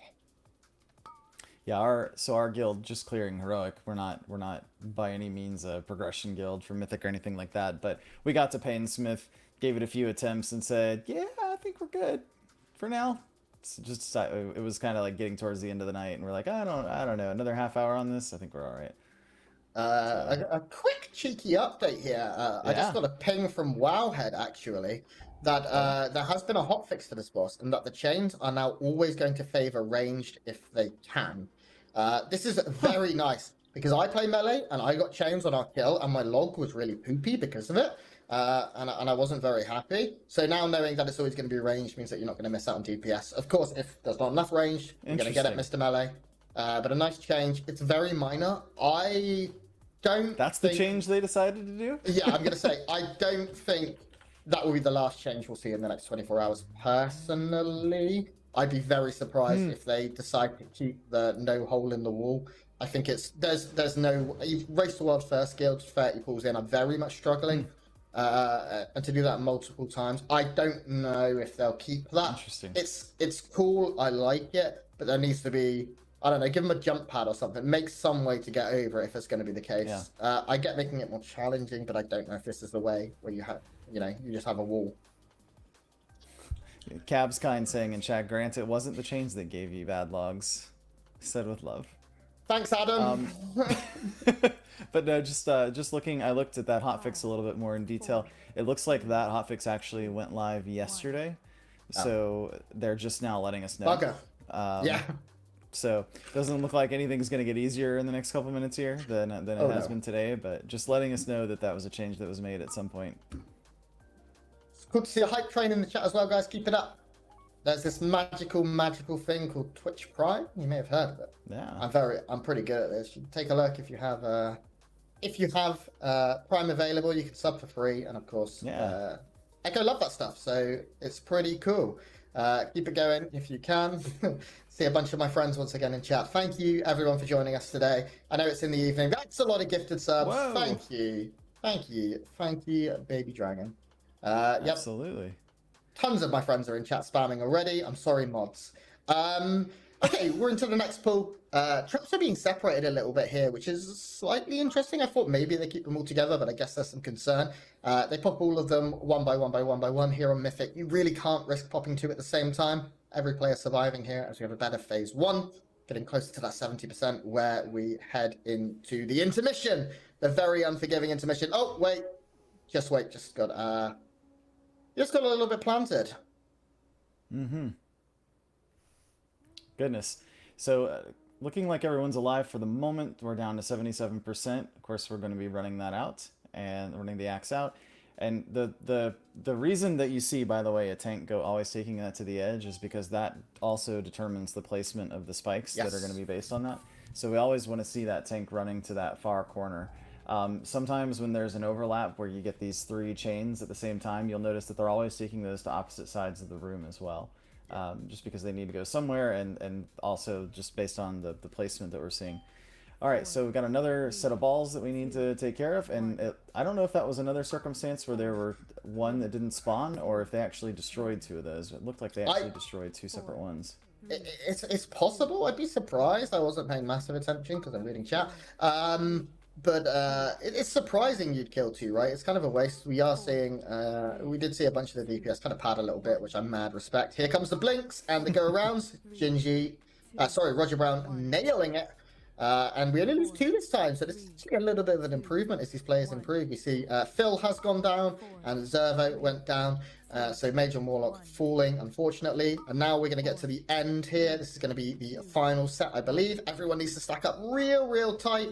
Wild Spirits will go down. Here come the ads. They're not that stacked up here, actually, which could be a little bit scary for some of the melee to get their big cleave off. It looks like it's going to be fine with this many alive. This is a good pull. It is a good pull, and you know it's a tough fight when you say they got through it with only 2 dead. That's all. I know, yeah. And that's phase 1. That's phase 1, exactly. All right, so 66%, we did manage to get through that first challenge, and another big damage wave going out. We are going to have some of these death marbles to work our way through once again, and looking like we're going to see some of that beautiful Roger magic right there. He didn't have to do that. He had chains. He could have just gone through the balls late. But he's so alpha and he's so manly and cool that he just does it. Like, it's just natural for him. And we're going to see traps come down. Roger will instantly soak the first one, standing in position on top of it. And of course, this is where we also now see that tank buster coming through. And a little bit of bad news for you guys. That tank buster does about 30,000 damage. And these players have about 50,000 health, or just shy of 50,000. That's a whole bunch when you also consider there's like natural damage coming in. There's chains and stuff putting on dots. We see players going down now. This phase is just so punishing. But this is a pretty darn good pull, and it looks like it is our new personal best. Athlas here, as we now drop down to 55%. I believe Limit's best, the last time I heard, was about 50. So if they can get through that intermission, or that part of phase 2 is not even an intermission, then they're going to be in a good spot to power forward. Yeah, it looks like Limit's best is about 45.6%. Okay, they've improved. Yep, so we're only about 8% off from that right now. So, you know, is this the attempt where we're going to catch up? Doesn't look like it.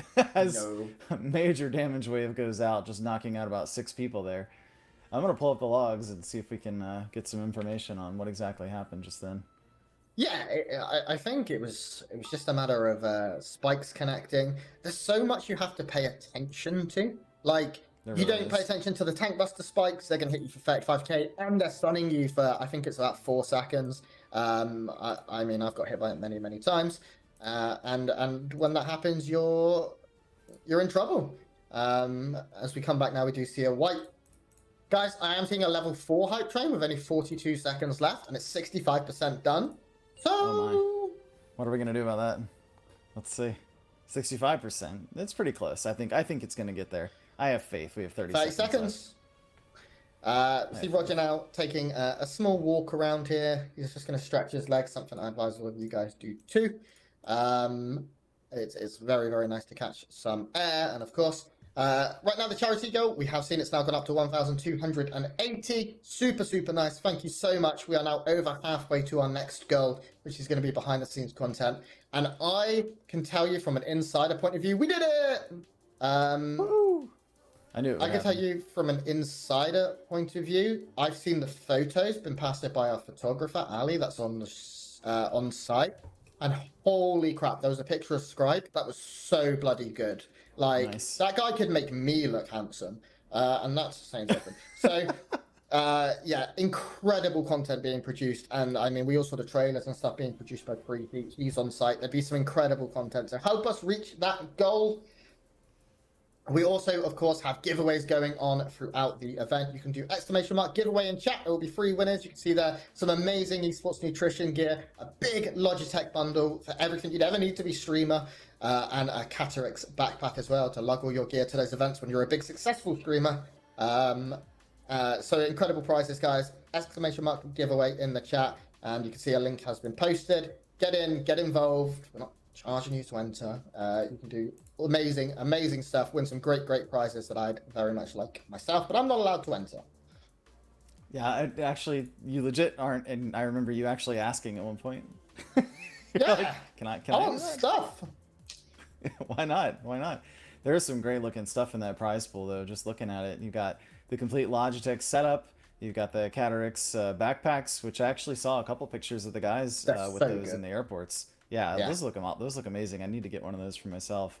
And then, of course, a couple other things as well. We've got the ESN bundle, Esports Nutrition bundle with multiple flavors, and then a CurseForge pillow, as well as CurseForge Premium. So a lot of stuff in that prize pool. Yeah, absolutely mind-blowing. Of course, we have some incredible partners here for this event, which is being hosted out of the Erupt Gaming Lounge in Bern, Switzerland, one of our event partners. So we've seen a lot of footage of it. Maybe if we're very lucky, the production will show us maybe the wide shot, get a good view of all of the stuff they've done for us. This is me testing production to see how on the ball they are, and we'll see if it works out. Hey, they're so talented. See all the players hanging out here. You can see Mirez over there, Perfecto in the far left. Who else can we see? Looks like maybe we're having some small technical issues. There's some event staff there with Jimmy's PC. He did crash a couple of times earlier, so hopefully getting that fixed ASAP. Does look to be a nice venue, though. I was watching some of the coverage earlier and everything, and it looks like a pretty good spot to be at. I was looking; it's really central to Bern as well. Yeah. I was really wanted to be there. Some of the architecture is really nice. That's the old I mean, I know. Don't worry, I'm that too. Switzerland is on my bucket list to visit. I think I'm probably going to go in August or September to see some friends anyway. But nice. I wish I could have been there now. Unfortunately, because we didn't win the Euros, no one in England is allowed outside of England, so we weren't allowed to visit. It was all because of the football, probably. Something like that, anyway. That's what I've heard, anyway. I just play World of Warcraft. I don't know this stuff. I've just seen an update here from Ariana, our incredible host for this event, who's been slaying it with the how many kills people have seen. And there's only 2 people on 0, Athelas. I actually think that's a really unfair competition, don't you? Guys, we were just talking a little bit about the Erupt Gaming Lounge in Bern, Switzerland, and how incredible it is. And what if I told you that the magic voice in my ear just mentioned to me that we have a tour of the venue? So we're going to hop over to that, enjoy it, get to see where these players are playing. It's going to be incredible. And we'll be right back with the next pools very, very soon.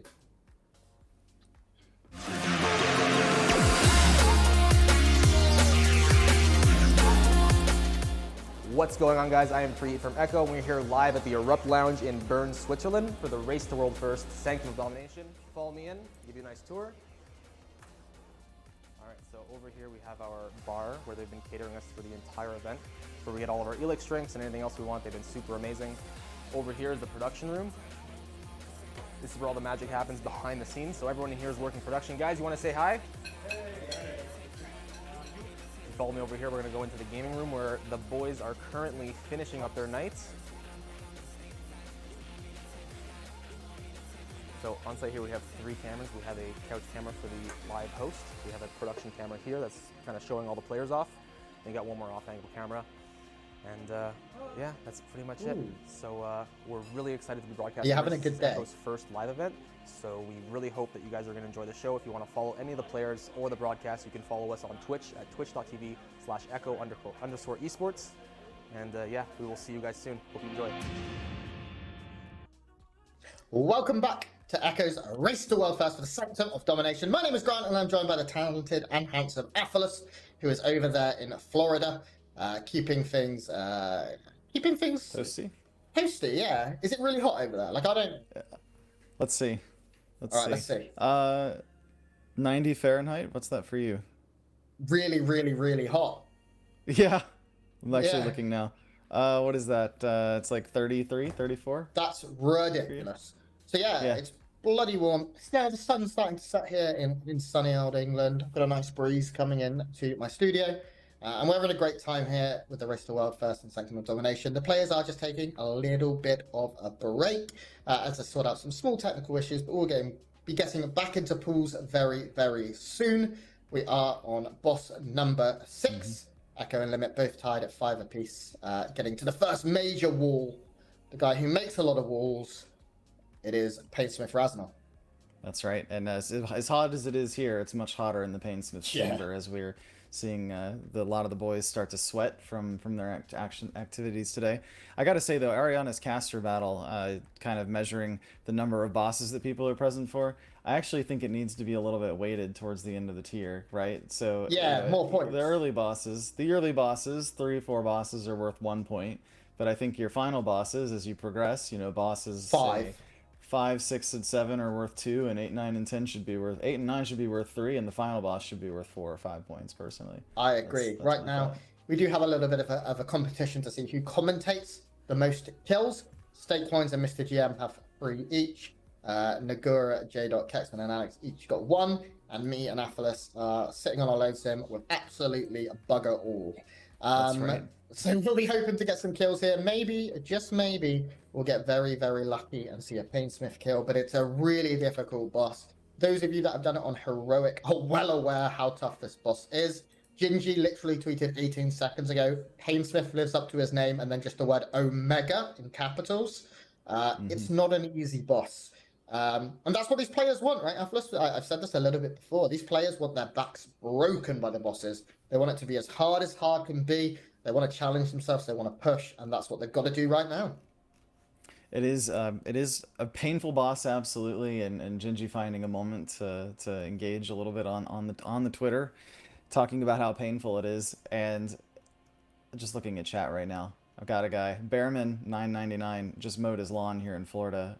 I need you to come do my lawn as well, my friend. There's no way I'm going outside. I wish I could show you just how bad it is. Is it okay? So I imagine that like you have aircon and stuff, right? Say again? I imagine like you have aircon and stuff. Oh like yeah. We have air conditioning, right? But stepping outside that's true. That's true. Yeah, actually, I remember hearing Mr. GM talk about that last year when he moved into his new house. He's like, it didn't come with air conditioning, and it's like, how could new construction not come with air conditioning? No, it's just not a thing. Like, we just don't have it. Like, yeah. I think my brother's house may have it, but I've got a fan. Yeah. That's aircon, kind of. You've got a fan. All right. Just put a block of ice in front of it, and it'll be like the original AC. Yeah, that's how the original AC worked. You'd get like a little spinny fan, and the ice plant would drop off ice, and you'd use some of the ice for your drinks, but then you'd also put it in front of a fan, and that was how you kept cool. Drinks, you say? Florida. Yeah, that's Florida. You know what I've heard about ice and drinks? I've heard that ELX from Esports Nutrition is best with ice cold water. You can check out Esports Nutrition, one of our event partners, of course, lovingly known as Gingy Juice. This is company that's sponsoring the event. That was such a good segue. Holy crap, I'm talented. That was great. You should clip that for your portfolio for sure. I honestly might. Oh yeah, you have like alligators and stuff in Florida. Does look like actually going. I have an alligator story, but yes. Oh my god, we have to talk about it at some point. It does look like we're getting into pools here. We can see the players starting to get ready, I believe. That is Roger directly in front of us, although I'm not saying it looks like Roger to me. It looks like his UI. Scripe looking good. Look at those beautiful Logitech headsets that they are all wearing as well. As am I. I actually have one of those. Yeah, I have one of those, actually. They're really nice. The best thing is that they're super light. I used to have a different headset, they really are. competitor, which is awful, and then I put this on and I'm like, holy moly, it's light. Of course, I went for purple like Gingy, but we are in and pulling Painsmith Rasnal once again. This is going to be, I believe, around about pull 30. Complexity limit still sitting at 5 out of 10. No other guilds have quite managed to get to this level just yet, with Method in third, Pieces in fourth, and Imperative still sitting in third base. That fourth boss, a real wall. And this is another real wall. Oh my god, Roger Brown has so much swag, dude. Really does, really does. Yeah, there's only 6% separating these two teams right now, Grant. There's 51% on the side of Complexity and about 45% on the side of Limit. So they're edging closer and closer to catching up and potentially taking the lead on progression here. And that's what all of us here in Europe want to see. You're a little bit of a traitor, of course, being in the United States, but we forgive you. We'll allow it. Once again, now the chain's coming out, the bomb's being popped. They'll at certain situations they may leave that last mine to be popped by the balls themselves. If a ball goes over it or if a tank line hits it, it will pop one. It's nice to do it yourself, of course, because then you have the control of the exact timing. You can time your cooldowns and stuff, because every one of those traps being popped, you have a 2-second debuff, and you absolutely have to have cooldowns for it. It hits very hard, as does that tank weapon being thrown. And this is looking to be a little bit interesting. Update from the lovely, talented people in Twitch chat, and we love you. Limit 39%. 39%, wow. That's All right. intermission 2. It is. It is. Yeah, I think they just hit that actually. So yeah, that makes definitely means that they are spreading the lead a little bit more. So good for them. All right, couple balls popped here. We're going into that 70% intermission phase, and we're gonna get lined up. We're gonna we've run through had a couple different spots there to get through the balls. Running through spikes, that's number 1. There's going to be 5 sets of these. We're going to get over here, and immediately after running through that, having to turn for number 2. That's the thing. It's the overlap of these death marbles and spikes that gave my guild a lot of trouble. Because there's such a narrow window there when you come through before some of these sets of balls end up overlapping. And of course here we have the number 5 set with no spikes, and getting through that, I was going to say only 1 dead, looks like 2 dead. Looks like 3 dead. Yes. Yeah, unfortunately, losing Gingy there on the Druid, as well as, I believe it's Clips and Just Wait. Those Druids, especially because I believe most of, or if not all of them, have swapped to Venfear, no longer have that Nightfare blink. They have to get their Venfear teleport, that Door of Shadows, perfectly, because it has a ramp time, it has a charge time. That's so difficult to time, just ridiculous. But we're alive, like we're still going. Full second cast, right? Like 1.5 seconds or something like that? Yeah, and when you're also dodging spikes and backtracking through the balls, and you're having to move into position anyway from your last set of spikes that you've gone through in the intermission, it's insanely tricky, and that's why I'm thinking that mechanic... I'm not one to judge, I'm not a world first raider, I'm okay, but that mechanic to me just sounds unbearably difficult, as we see healing cooldowns come down here.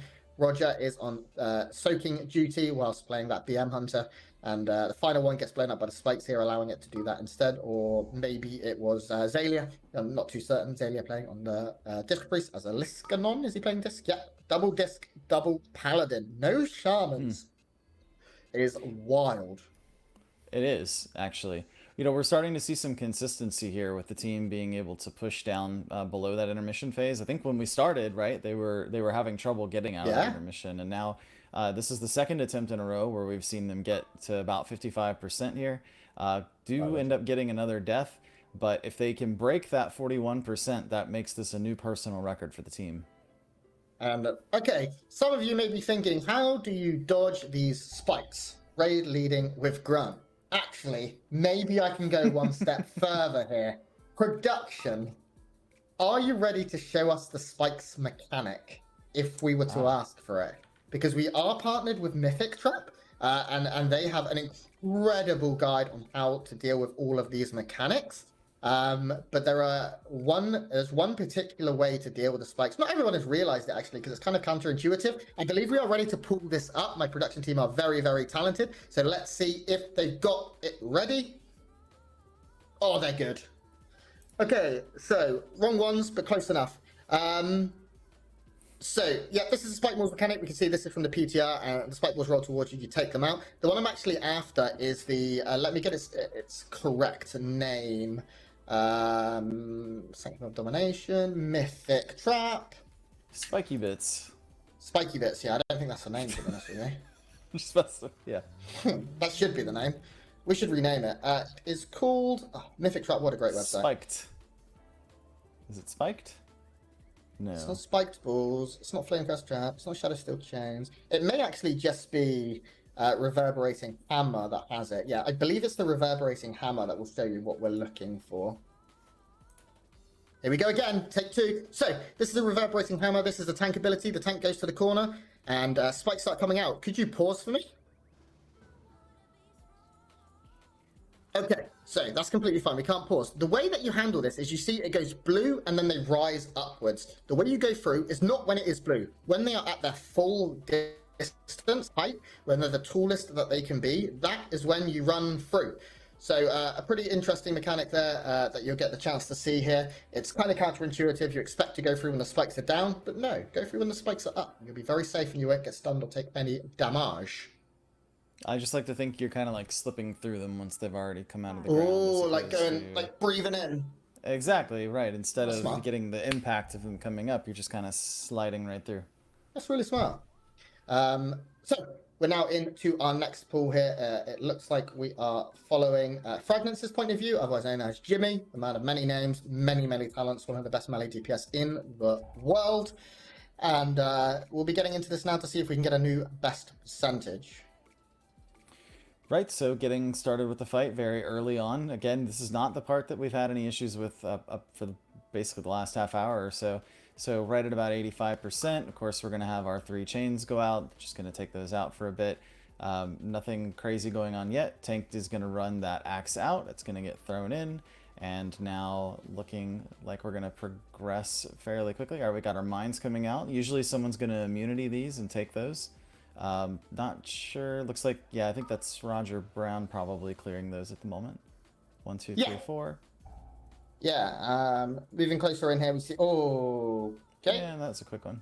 Yep. That was a quick one. That's a whole bunch of. You know, dead the good news about this, right? So it's not like Stone Legion Generals where you had hundreds of pulls and each pull took like anywhere from 8 to 12 minutes, right? Oh, in this case, I know, right? At least in this case, like, yes, it's a lot of wipes, but they're very quick. And so you're able to get a lot more attempts in a shorter amount of time, rather than having to build up over a long period of time just to be able to try to make some progress. So I kind of like it like this. If it's going to be a high pull count boss, I want it to be something fast that you can just kind of keep pulling and pulling, you know? Yeah, I'm with you. For the next pool, it'd be pretty cool if maybe we can hear some of the comms here coming from Scripe and the other raid leaders as well as the players. So as that pool kicks in, it's going to be in, there's a 30-second pool timer up. We're at about 20 seconds. We'll bring that up. We'll shut up, give you a rest from us for the next pool, and maybe get some insight into what Scripe and the boys are thinking. If that is good with our production team, that will be happening anytime now. 5, 4, 3. Not sure if you heard me. 1.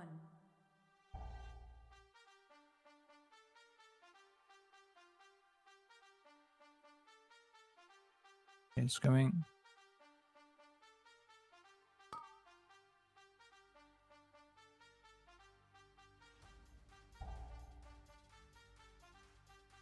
Spike balls, hit him.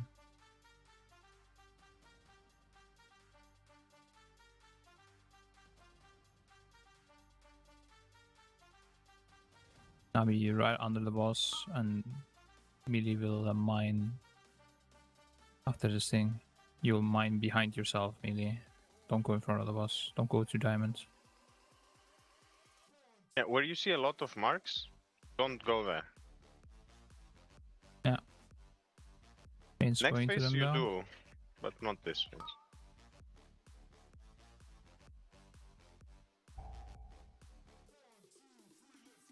Spike balls, smack them. Oh, sorry. I really need the sound, yeah. What am I getting? I think there is a sound, but it's just very quiet for me. You can maybe, if you want, you can change the sound to some big wigs. Yeah, you can just change it to what's something you like, and then every time they pop, I just want to hear a word balls. Oh, okay. That's all I want. That's ask him. You like balls? Whoa. Yeah. Blast the ball.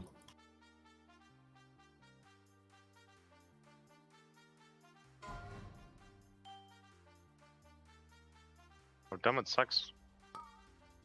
What? Speak for yourself. No, it's good, dude. I don't know. I don't think we want much more. We're gonna push these a bit late. Now push the boss, push the boss, push the boss. This is really good phasing. Alright. Just watch it under you, watch it under you. Don't try. Yeah, nice. 3, 2. Hey, we had to roar a bit early.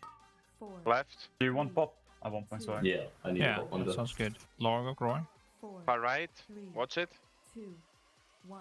Some people are behind you guys. Don't overrun them. Nice. Far left. 2, 1. Clicks roaring. 4, 3. Perfect. Block. 2, The block. 1. And Bob as well. 4, 3. Middle. 2, 1. A bit late. Canix roar now. Left. 3, 2, 1. Okay. 4, Middle. 3, 2. At the end here, do not sprint. Just walk with the team. Right. Walk with the Right. team. Walk with the team. 1. Watch your feet. Watch your feet. Perfect. That's how we do it if we run out of sprints. Just sleep shades when you can. No worries. I think it might be worth. I guess. Okay. You need to move the boss away from there. That's where the thingies are. I think for Well, you progress last sake, for- it's Yes, yeah, it is. whatever. It's fine. But are we last? Just blast these, dude. No, blast dude, these. whatever. I don't know. Just kill spikes. Watch spikes. Just lost now. Kill this shit. Hey, run away from moon with the mines. Go to the world markers, to the diamonds. Thinking Ryton's barrier.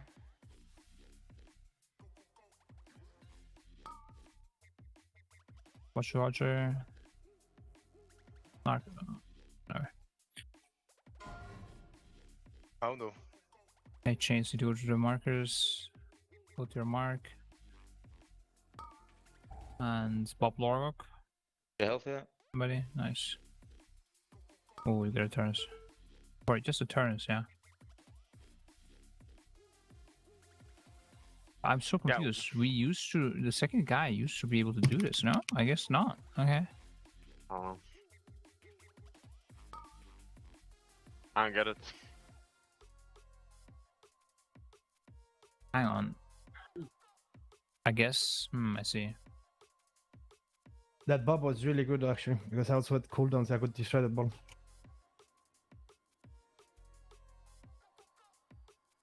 So I released. I need a summon. I mean, we can push it. I don't like this Bob thing. Yeah. I mean, is that really gonna? It will be We're gonna fine run if out it was of one this. guy. It's the second guy is also not working. Yeah, maybe it happens again. I the mean, it is a next, 50-50, time, yeah? Roger, yeah? Like... I think what we need is like, actually, you know what? I think we need to just, you know, end it in 1 hour or something. Dude? Well, I mean, Wait, can't we move the theme in another step? I don't Boys, know. is there some like weekly shit that you need to do? Like not I weekly, can get but maybe PP something that. weapon in future, but and they I also have feel the like valor if- points. Yeah, is there? I'm not talking about you specifically. Is there like people? Is there something that people need to do? When everyone is 215 Torgas, right? swap It's to sets. upgrade. At some point. Yeah, at some point, Torgas and Valor at some point. But it, oh my god, Okay. hard. But But you wanna discuss the tactic tilt or the what? victory, shut the fuck up. Like I feel like right Swipe, now we gotta go with it, Yeah. man. we never had the bull where people were alive. Yeah? Like I think. No, yeah, we need to think about the tactic a bit and analyze the wall or something. But I don't know when the time, like when a good time for that is. Ideally, the analysts would tell me tuck, but I don't think they solved it. I think. Yeah, I think if Roger and me would look at this, we would solve it. Yeah, like let's say like that. I mean, can't you aren't the analysts here and we keep practicing like things that we see? Welcome back to Echoes Race to Wildfire. My name is Grant and I'm still joined by Ephelis, very fortunately for me, as we just listened in there to the comms from the teams, who are just trying to figure out the absolute best way to get through that intermission, figuring out things with bots, maybe even bubble sacks and things like that in order to reduce damage. Very, very interesting comms there from the boys, and hopefully we can see what is going on. We will stick with Zalia's point of view for now. It's really nice to see the man who stole my idea of having the biggest hair in esports. I mean, he's kicking my ass now because he just let it go. But hopefully we'll see this boss. We'll see this boss's HP bar empty as quick as Zalia's hairspray can pretty soon. What's the biggest your hair's ever been, Grant? Have you ever gotten close to Zalia on that? Nah. Yeah. Maybe an inch off. Yeah. Oh, Maybe. okay. Wow. It was big for a while. I went big. Oh. But his grows like, I don't know how he does it, but his is still like quite thin. I get like an afro almost when I let mine go. Okay. So it looks awful. He pulls it off. Very nice. Okay. We are now moving into our next poll here. I believe this is poll number 32. You can see on almost all of the UIs there is a white number. On Zalia's UI, it's down towards the bottom right, just above his damage done. That's the pool count. If you are sticking around and ever curious, of course, when we're showing our UI, we'll also show it. But this is Zalia's point of view. This is what it feels like to be the best healer in the world. And it's pretty cool to see. Yeah, it absolutely is. So, a lot of folks in chat just talking about, oh, this boss is impossible to kill and things of that nature. And I don't think so. I don't think it is, right? I mean, one of the things we have to remember is that Echo is not the guild that has gotten the furthest on this boss. So we know they can at least get a little bit further, right? So to me, it's definitely doable. It's just there's no margin for error. It's extremely finely tuned. And it's definitely got to be possible. I honestly still think we're going to see a kill before the end of the night. I wasn't sure when I first read that they'd introduced balls and things, and also an unskippable spike rule. But as the boss now is starting to head into the 30% for limit, and Echo obviously not that far behind, only around 10% behind, it is maybe possible. I hope so, because me and you have casted for many hours today across the Race to World First, and we haven't seen a single boss die yet. I'd like to see some loot. I'd like to see some nerd screams. And talking of nerd screams, these are the scared kind of screams as we head into the first intermission phase here. Players sticking together, doing their best. You can see how tightly packed they are here to keep things like heals. And I mean, Xaylia just stopped a smite just to help heal just a little bit. That's how precise this is. Raw's being used. We see now Xaylia going for a yump, and he's going to make that perfectly to get around. Every player survived. So graceful. Oh, wow. Actually, that was incredible. It wasn't just... It is, actually. We still have one more set of spikes to get through here, but they got past the hard one with everyone alive, and that's incredible. So they definitely took a few minutes there between pulls to sort of get some things adjusted, and it's looking so far like whatever adjustments they made are... Oh, there we go. Finally. All right. But we are going to get somebody up, and that does mean that coming into this point in the fight, they are healthier than we've seen so far, Grant. Yeah. Going in to get through that intermission, yes, you had somebody die, but you had your res available, and now they have everybody healthy at 70%. They definitely made some adjustments that paid off in a big way. Yeah, and we saw just taking a break there and getting things sorted. It's really made an improvement here. Spike's coming in. Unfortunately, Chief unable to dodge. NA ping, get into him maybe, and he does go down. That does mean one healer less in a 4 healer fight. It probably means that our boy Xaylia is going to be forced to do a little bit of DPS, to stop doing a little bit of DPS even, and actually do some healing. But as I said earlier, he's the best healer in the world, so I wouldn't be too concerned. The boss right now is starting to drop into the low 50s. 50% is our best, 50.43, and we'll be looking to get past that with this pull. It's still very difficult from here on out. Of course, you cannot get hit by that tank buster spikes, and it's coming at the same time as balls, and there's chains. It's so difficult, and now we see a bunch of players dodging. It does look like another player has gone down. That is going to be Phil, unfortunately. Everyone else, though, it gets a little bit close, but everyone else standing strong for now. This is definitely going to be a new personal best. I imagine we're already sitting down at 50% now, and there's any room to grow with this pull. That's absolutely right. We are just past 50%. So personal best for the guild, we're at 49 and continuing to push down. There's going to be a moment here where they don't have much in the way of overlaps that they're going to have to deal with. So I think they're going to make some good progress here. I do think that timed up though, with this next hammer that's coming out, you'll notice that he's able to skip around the balls there in order to land that in the far corner the way that it needed to be. So yeah, absolutely. Just planning that out, knowing from a timing standpoint that that was going to be a thing that needed to be done. Yeah. Xaylia handling it perfectly. Unfortunately for Swag and Narcles as well as Flax, they are not able to. But this is still by far a new personal best, getting now down into the 44% range. And Blake's still doing generally okay. We're starting to lose a few now, unfortunately, to the damage. Spike's going through. You can never turn your brain off in this fight. And this, unfortunately, is the enrage. We see we're about 1% off of hitting it. Goodbye, boys. Goodness. All we have to do there is get to, 40, and then you avoid that mechanic, right? 0.8% off. Yeah, but that's a new personal best. 14.8% is going to be a new PEB. 0.8% off with 5 or 6 players going down. And they've now seen what they needed to see. That was the first time they've really got to the end of phase 2. So progress is coming. And this is super, super, super sick. It's something we talked about earlier today, Grant, that there's no replacement for actually seeing something. Like, it's coming. You know that there's a spot that if you don't get to them to 40%, that this thing's going to happen. But now they've actually seen it coming, and there's something now about that, right? They're going to get to about 45%. They're going to start seeing those spikes come up around the edge of the room, and now they've got that visual mental trigger burned in that just is going to make them push that little bit harder to get to 40% before the entire room fills up. Yeah, if you don't lose any DPS there, that's a clean push through and probably a new personal, not even a new personal best, a new best in the world pull. But this is very, very cool to see because right now, Echo are about 20 pools behind. They've done 20 pools less, sorry, so ahead of limit, and they're already only 1% or 2% off of their personal best. So the catch-up is coming. And once they catch up further, they're probably going to be able to maybe even overtake, and that's what they need. Of course, they'll be going to bed a little bit earlier because they'll be starting again earlier in the morning, but they need to catch up. They did so on Revenant, which I believe they killed in 13 pools, which is ridiculous.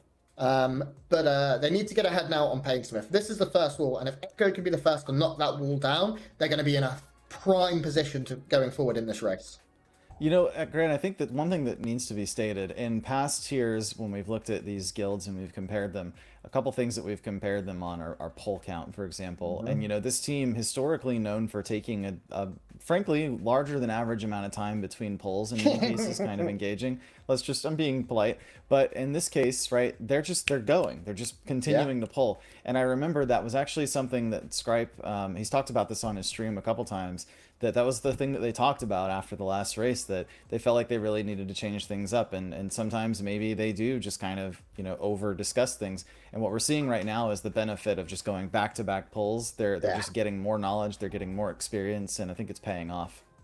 Yeah, it's very, very, very cool to see. And I mean, something that makes me kind of giddy is Roger Brown mid-pool just like took a swig of drink and looked away from his monitor, and that's so baller, that's so confident off of the back of a best pool that I am so impressed. Like, if I do that, the raid is dead. Even if I have no mechanics on me, I will find a way to kill the raid if I look away to have a little drink.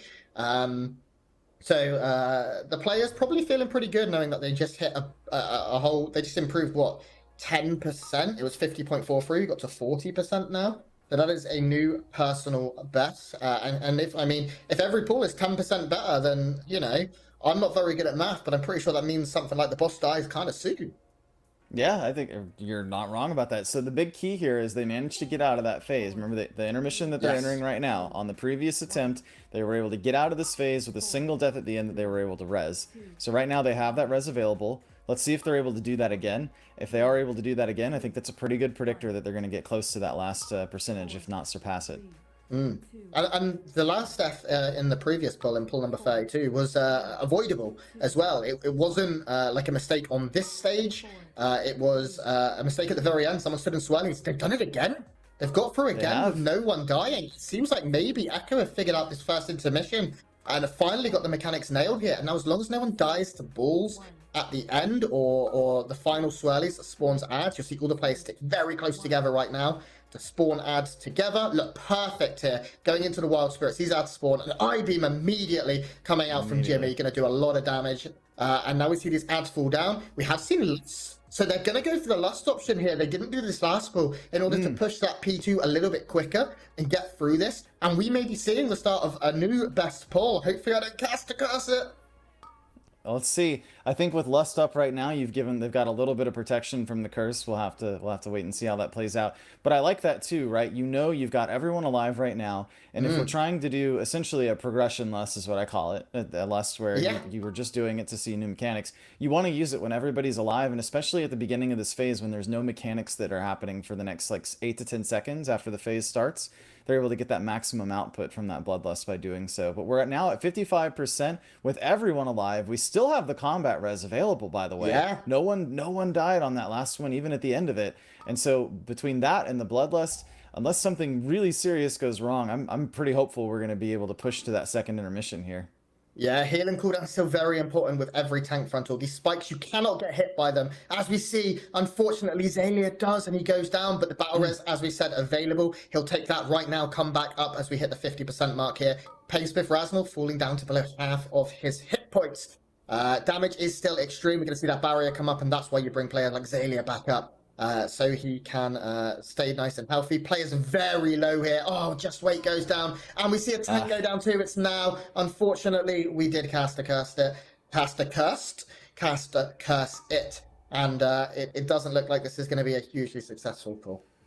Well, are we going to get back to 40% though? No. They're not even going to bother. No, I mean, it was just a turtle that allowed him to stay there and tank it. As a turtle, he probably would have wanted for the intermission instead, although we have seen Roger with some disengaged plays going around those bulls. We are still going. Now is back up with that second battle res. All of a sudden, this doesn't look quite as scary as it did. It doesn't. And so here's the mechanic. The room's going to start to fill up, but they are so close to 40 already. We are going to get to see that second intermission, folks. So we are going to see some progression go. Please. Okay, poll. we did it. Here it is. Okay, so second intermission. Oh, we did lose another tank, unfortunately. Miraz has gone down. But we are now heading into the second intermission, which means we are at a new personal best once again. Once again, bulls are going to be spawning. Dodgings will have to happen. That 5th of the 6 sets of spikes will have no gap in them. But this is great practice here for the boys of Echo. They're going to be doing a great job here. Here comes that second set of unavoidable spikes. And blink. Perfect. If everyone is up, they can do the same as they do in P1, I believe. And just get round that. It looks like they figured it out. So great practice here from Echo. This is... I mean, I can feel the adrenaline kind of. I'm feeling it, and I'm not even there. This is incredible. Yeah, so going into this phase, we had 7 dead. So far, nobody has died in this phase, this second intermission. And I was just kind of monitoring it a little bit. It doesn't really feel like there's any difference between those two intermission phases. The only difference here being that these ads are in the center of the room as opposed to the side of the room where they were last time. But I don't really think that's much of a functional difference. So, okay, they were not able to get the damage check. No surprise there. They were down 7 people. So, this is a new personal best. That puts them only 4% behind limit at this point for their best attempt. Yeah, this is... Not even 4%. I'm sorry, 1% behind their best pull. 1%. My Ladies goodness. and gentlemen, everyone else that's joining us, we got a race. We do. What an exciting race it is. You know, I'm trying to remember in Nathria when we got to this point, and I feel like it wasn't until the Stone Legion. Was it Sledge? Where they were both on Sledge at the same time? Yes, not for a huge amount of time. It wasn't this close, I'll tell you that, percentage-wise. I mean, seeing the way that these guys adjusted from one pull to the next, they're both at 38%. Yes. We are identical percentages. Roger Brown having a stretch, but I don't know. If you're in the room right now, I mean, I'm not, and I have goosebumps. My webcam probably won't pick them up. Just seeing these guys learn and adjust and prepare and improve is amazing. This is so much fun. Let me tell you, Grant, one of the best moments in my casting career ever was Nathria, and it's Limit and Echo simultaneously pulling under 5% onto Nathrius. One of the probably the coolest caster moment ever, getting to be there during that. Of course, it would have been even cooler if Echo had pulled it out at the end there, but we're starting to get a little bit of a feel for that now. This race is so tight, and it's only the first day for Europe. Yep. Of course, Europe will be finishing earlier. There's a few people in chat asking. We still have, I believe, 1 hour 45? No, 2 hours 45. Yes, 2 hours 45. At least for us, you never know. The guild could continue past that, or they may. If they stay, I stay. So absolutely. So things starting to. There's a lot of time left. This is awesome. Chat, thank you so much for joining us as things get better and better. I see a bunch of my friends still spamming chat with Grant boys. Make some Grant noise. YPPO happies. Thank you guys. It means a lot to me. We're getting into our next pool. This is going to be pool number 35 as we get closer and closer to seeing Raznor, the first wall of this expansion. Probably not. Of this tier 9.1 in Sanctum of Domination fall down. And hopefully, Athalas, we're going to get to see it tonight. I think we are, and honestly, the fact that we've still got about 4 hours left and we're already starting to see that final phase after that second intermission, that makes me feel really good that the guild's going to be able to get it down before they head to bed. That's going to be a huge accomplishment, you know, and not to get ahead of ourselves, or looks like we had somebody drop pretty early. You start to wonder, you know, if you get a drop that early, do you keep going? But I think for these guys, they're going to just maximize every attempt. I'm starting to wonder what's going to happen after this. Do you just go straight to splits at that point, or do you progress on to Guardian at that point? That's a very, very, very, very good-looking question. Yeah. Just a couple hours left at that point. I think you feel out Guardian. You go and do maybe even if it's just less than 5 do some quick data gathering. Yeah, because there is a possibility. Guardian is a fight. For those of you who maybe haven't done a huge amount of raiding this tier so far and have only been watching, Guardian, the next boss Guardian of the first ones, is a fight where really there's only 3 or 4 mechanics. And they're very simple. You soak, you don't stand in the poop, and you do as much damage as you can and pull it in at a certain point. There's a couple of bombs to move out with. That is it. It is purely and simply beginning to end a throughput fight.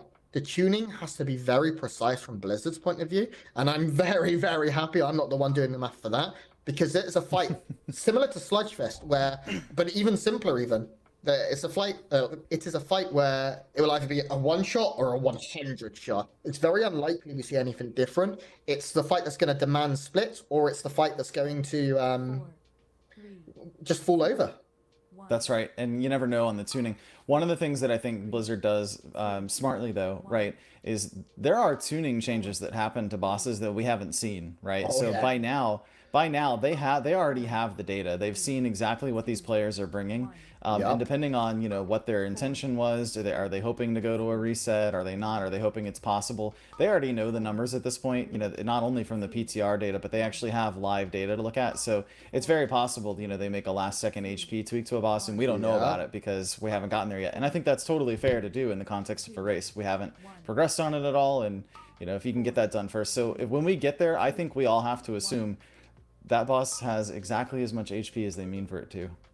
Yeah. It's something we were sort of told may happen, and that boss is maybe tuned as we go, because Blizzard want this to be they want it to be a long race. There's still plenty of bosses left. Of course, we are only, although we have killed 5, it only gets more difficult. Once we get onto bosses like Guardians of the first one, Fate Scribe Ro Akala is going to be ridiculous. That boss has a lot of mechanics, very difficult to handle mechanics. And then Kalfazard himself, as well as I think there's another boss, but I can't remember their name. They're not that important to the lore, I'm sure. Something redemption arc.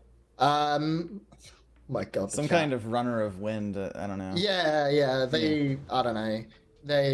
I think they were like the king of Stormwind or something like that. That sounds about right. And so which of the remaining bosses though are you most looking forward to seeing? Fate Scribe.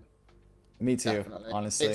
It's a phenomenal fight. For those of you that have played it, on normal it's kind of it's not too bad, but on heroic we have all these mechanics overlapping, and it's just heroic. It felt so much fun. It took me too long to kill it. My guild we're not very good, I think is the word. But it's going to be a phenomenally fun boss. Guys in chat, thank you so much for all of your spam. We want to see those geckos spammed. We want to see some ants for Grant, and I'm sure we can get some apple spam at some point too. Okay, let's limit that. I'm just here to jam and chat. That's so good. That. That's the best one yet. Enigma Syndrome, you win. Someone gift that person a sub. Are you already one? No, someone gift Enigma Syndrome a sub, so I don't have to save my wallet. Anyway, we are into our next poll. This is going to be 36, I believe, here, as we are on board with Gingy. And Gingy playing that balanced druid, of course, hunter main. But, I mean, one hunter is enough. It is unfortunately not the year of the spear, so we're not seeing any survival hunters. But I'm sure it's on its way. You gotta hope. You gotta hope. I really do hope we end up with a survival hunter tier, to be honest. I feel like it's always a joke. It's always a joke, but I know. But listen, I'm the underdog. I play a Mistweaver. I'm always hoping for those underappreciated specs to get their moment in the spotlight. Except for Feral. Oh, yeah, no. No Ferals, because there are no good Feral druids in the chat right now, are there, Rasmus? I'm sorry, I'm gonna use this opportunity in front of 15,000 people to troll my friends, because when else would you get the opportunity? Okay, so we're getting closer towards that first intermission. Everyone is alive. No battle reses have gone out. Gingy's just above his timer, above his healing done in the bottom left here. You can see that there is a little 1 in the corner showing 1's available. Yeah, we did just get a question in chat, where are all the rogues? We have seen actually quite a few rogues throughout the race. In fact, I know Scripe actually has a rogue leveled. Of course, he's not in the raid, so there you go. But he'll certainly bring it to splits. But we have seen a number of the other teams bringing rogues into the raid. And in fact, a couple times we've seen as many as 2. So it's just not ideal for this fight, I would say. I think for this fight, not that you know, most of the fights haven't exactly been unfriendly to melee, but I think on this fight, you know, if you're gonna go one way or the other, probably having an extra ranged or two makes the most sense. Yeah, for melee, this fight can be very difficult. I've died far more times than I'm proud to admit, trying to backpedal to kill the bombs, because of course if the damage is very high, we just got through it once again here, Athelos, with no deaths, getting past spike wall with 0 holes in it, meaning players have to use immunities, bops and things, which is why Narcles is probably here. Although he's been in for a lot of bosses, and Rhett is actually real good, but Bubble, Bop, Sack, all of those immunities coming in here in order to make this easier, and once again, Echo are able to get through to phase 2. They're going to pop that Lust to take down these ads. I wouldn't mind maybe seeing Lust held an extra 2 or 3 seconds there, because the ads were dying either way. Agreed. And they want to push the boss a bit quicker. Maybe they want to use cooldowns on the boss and not the ads, and it's just sort of 6 of one, half a dozen of the other. Seeing people ask StarCraft questions in chat, that confused me. I was like, wait, where am I? But we now continue to move on. The spikes being very, very annoying here. Of course, if you were to get hit by these spikes, you are likely to die, but fantastic dodging here, apart from Zervo. He gets no gruel today, as he did go down. Battle Res goes onto him, and we will continue with the fight with everybody alive, and 1 Battle Res up in just over 1 minute. Yeah, so just looking at the sort of pacing of this fight, right now we're sitting at about 55%. There's only another minute left on that res. I think you can reliably predict that the next res, the second res, will become available during the intermission, during that second intermission. So it might even come up a little bit before that. So at that point, I think you kind of calculate, and more than likely, you probably just hold that res until that intermission is over. It's 1 less person that you have to worry about. 2 more players going down here. Unfortunately, Clicks and Just Wait do fall down to the damage or getting hit by the spikes. But multiple-time MDI champion Gingy does not, as well as, of course, as a champion of the Great Push. He's able to navigate his way through it. I hope I don't jinx it now when he gets hit, okay? Chain's going on to him now in that 1 second. He is going to move around to the outside, make sure he doesn't boop around his teammates, get into a good position here in that straight line, because these... for those who don't know, these chains on Mythic also spawn those spikes in whatever rows they are in, so they have to go far away. And also move to the back of the room generally, so they can be the last ones to go through the hole in the wall made by killing the spiked melons. Right, sitting at about 44%, and we are getting close to the point where that sort of mini enrage timer is going to hit. We're going to start seeing those spikes come in from the outer wall. Here they are. And we are only 2% out from 40%. You know, without that Bloodlust, and of course they did have the 2 deaths, I'm not sure that they would have made that damage check without the Lust. I think it might be if they'd had the 2 alive, you never know. Yeah, Miraz unfortunately has died, so this pool does now have a... it has a sell-by date, I think we'll go for here. I agree. Especially once they get out of this, are they going to have the damage to be able to push through those ads? Well, they lost the tank, so as soon as the tank jumps away in order to drop his bomb, the boss is going to go with it, which means you can't do a lot as a melee because you have to be far away. And also, Now is going to be getting absolutely smashed. He's playing on the slightly squishier Paladin as well, so his HP will be dropping like a fly, and unfortunately, it isn't a perfect second intermission, but they're getting there more reliably now, and that's the important thing. It's you don't expect the way that these bosses work is you don't get through and then suddenly kill. You get through, you see a bit more. So maybe you get to a new point, and then maybe you'll see another 10% drop off. But there's still a way to go. There's still a lot left to learn of this fight, and we're getting closer and closer to seeing everybody die. That's right. Indeed. You know, it's remarkable coming into that second intermission. We saw for the second time they had 7 people dead coming into that. So exactly the same number of deaths coming out of that. And I do believe, just looking at percentage here, 38.8, that does make this a new best. Not that it matters as much relative to the last poll or anything like that, but that does make this a new personal best for Echo with that percentage of 38.7, I believe we just saw. Yeah, this is starting to look closer and closer towards some real serious progress coming in here for the boys at Echo. I think it would probably be pretty cool, and I'm not sure if you agree, Athelos, for this next pool, if we listen in to see how they are feeling about things, to see how they are getting on, to see what Scripe has to say about that second intermission. Hopefully we make it there. If not, I think we should listen in for a poll or two here. Give us a little bit of a break and make sure everything is good. So we'll get that loaded up as the pool gets closer and closer. We are seeing a summon because someone's probably released here, which is always a little bit frustrating. It doesn't look like we are going to go to comms just yet. I think the boys maybe want to keep things a little bit quiet for now. Don't want to let things go.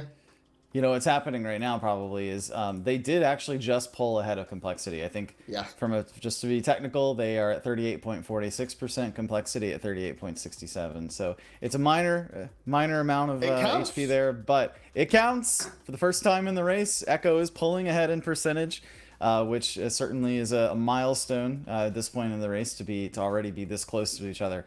But indeed, usually when you get to about this point, this is when you start talking about strategy for the next phase. And if you're Echo right now, you're not going to go off stream or anything like that. But what you do want to do is make sure that you are protecting that lead as much as possible before you sign off for the night. And so we do have about, let's see, we've got about 2.5 hours left, at least on our side. We don't know about Echo in terms of ending early or going a little bit later.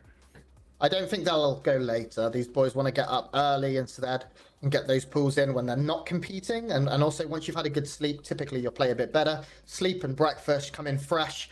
After, to go late, unless you're, at the end of a tier, the last boss, maybe you'd extend for. But in this case, I think if we aren't seeing any improvement in a couple of hours, they'll probably go and sleep. It's very important that these guys get some rest. Playing this game since 10 a.m. CEST this morning. That's 12.5 hours ago. So they've had a bloody long day. Of course, they've had some great breaks. They've got food. There's catering involved. Some incredible people over at the Erupt Gaming Lounge in Bern, Switzerland, one of our event partners. And maybe, Atlas, maybe we should talk a little bit about some of our other sponsors. Yeah, absolutely. I think we absolutely should. So let's, the one that the comms are back up. Well, the one I'm actually most interested in talking about is Blue, in fact, Grant. So Blue has done a lot, and actually that's a perfect segue into our comms here. Our listen-in sections are sponsored by Blue, so if the comms are back up, I do want to go ahead and jump in and get a listen on this next pull here. Sorry, yeah? I don't know, there's something like very wrong with it. I don't know what exactly, honestly. New marks now, real tight. Real tight, flex.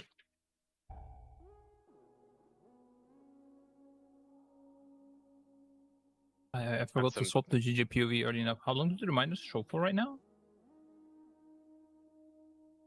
3 seconds, sorry. I think so. Yes, reminders are visible for 3 seconds. Okay. Not on top of time this year, yeah.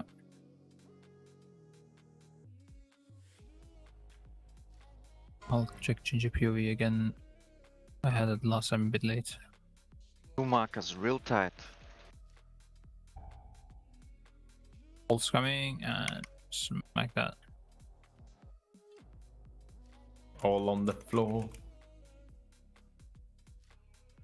Give it some more. Yep. That's it longer, bro. And my sexy back. Yeah. It's a different song. It is. And another one. That's a 20% pull to them, telling you. DJ Khaled, we the best. Yeah. Oh, real tight, real tight. Real tight. Okay. Focus boss. Focus boss. This is good. Not too much. Alright, no or at the start. Alright, watch GG here. He cleanses the curse when he jumps, man. 3, 2, 1. 4, And left. 3, 2, 1. And we're gonna do a far right now. 3, Roger Airlines. Ask. 1. Lower growing. And a far left. 3, 2, 1. 4. Into a block. 3, 2, 1. 4. Into a middle. 2, 1. Left. 4, What's 3, 2, She was. Oh, Mechanic story. Mechanic story. Come on. 2. Oh, it's fine. One death is fine. And left is the final destination. Watch your feet Pick though. up. I don't pop too early. Wait for the boss. I rush you, Can you Roger. delay last a bit? Literally like 10 seconds. Fuck it, I'm popping out. Pop it on me, just do it now. Last is up, yeah? Yeah, last. No, now. Yeah. No, it's up. Jesus, fuck. Oi, Okay. oi, oi. New Marcus real tight. Yeah, sorry, I waited a little bit there. But Real tight, real tight, Watch real it, tight, Nako, real just tight, need- real just- tight. Skull. And watch it Don't from the This back. one is behind flopped. us.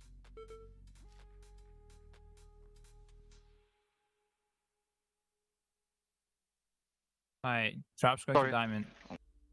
That's completely fine. Domination Or needs is to it? do the... I don't know. Rises barrier and just Trap's to Diva. diamond. You need to do them mechanics. Mechanics, you do them, and Yeah. the stack mechanics. Keep DPS, you don't go back from or something. You can leave the last one to get exploded. No, you don't do. It's fine, yeah. it's fine. Can work. Oh, interesting. He lives. It's Fine. fine. Fine. New Marcus real Real tight. tight, Chains. real tight. Flag ready? Chains. Yeah. Real tight, Revis, track. Skull coming. Target Up it. the skull. Don't forget, Roger, even if you're dead. I did. Flags coming. Yeah, dodge the thing. Nice. Easy gaming for us. Okay, diamond, guys. Diamond side. And the Getting bottom. Ken's barrier. Right. Horizon, can you PS? guys? Annex, you need to go. Get the one close. Oh, it's gonna be tight, dude. Go. It's fine. Very nice. Alright, change in position and one more spike walls. Real tight. Bob Lorgop, Darius fill Diva. the ice block. Oh no, it's not even needed. Wait, what? Doing it anyways. Oh no, it wasn't needed, right? True. Never mind. No, it wasn't. Thank you, Dodge. Skull, It was, and but it's dodge. fine. Okay, dodge. Alright, to diamond, guys. And G, just sack Canex. Getting Jimmy's darkness here. Listen, Roger. You need some damage, yeah? But Oh, Roger popping 2 minutes? Oh no, alright. No. I already did as Block well. me, Yeah, Nako. like, let's just push it. We hope. Fine, Oh, very it's fine, sack fine, green. fine. It's sack It's green. fine. Second Fine. minute. No.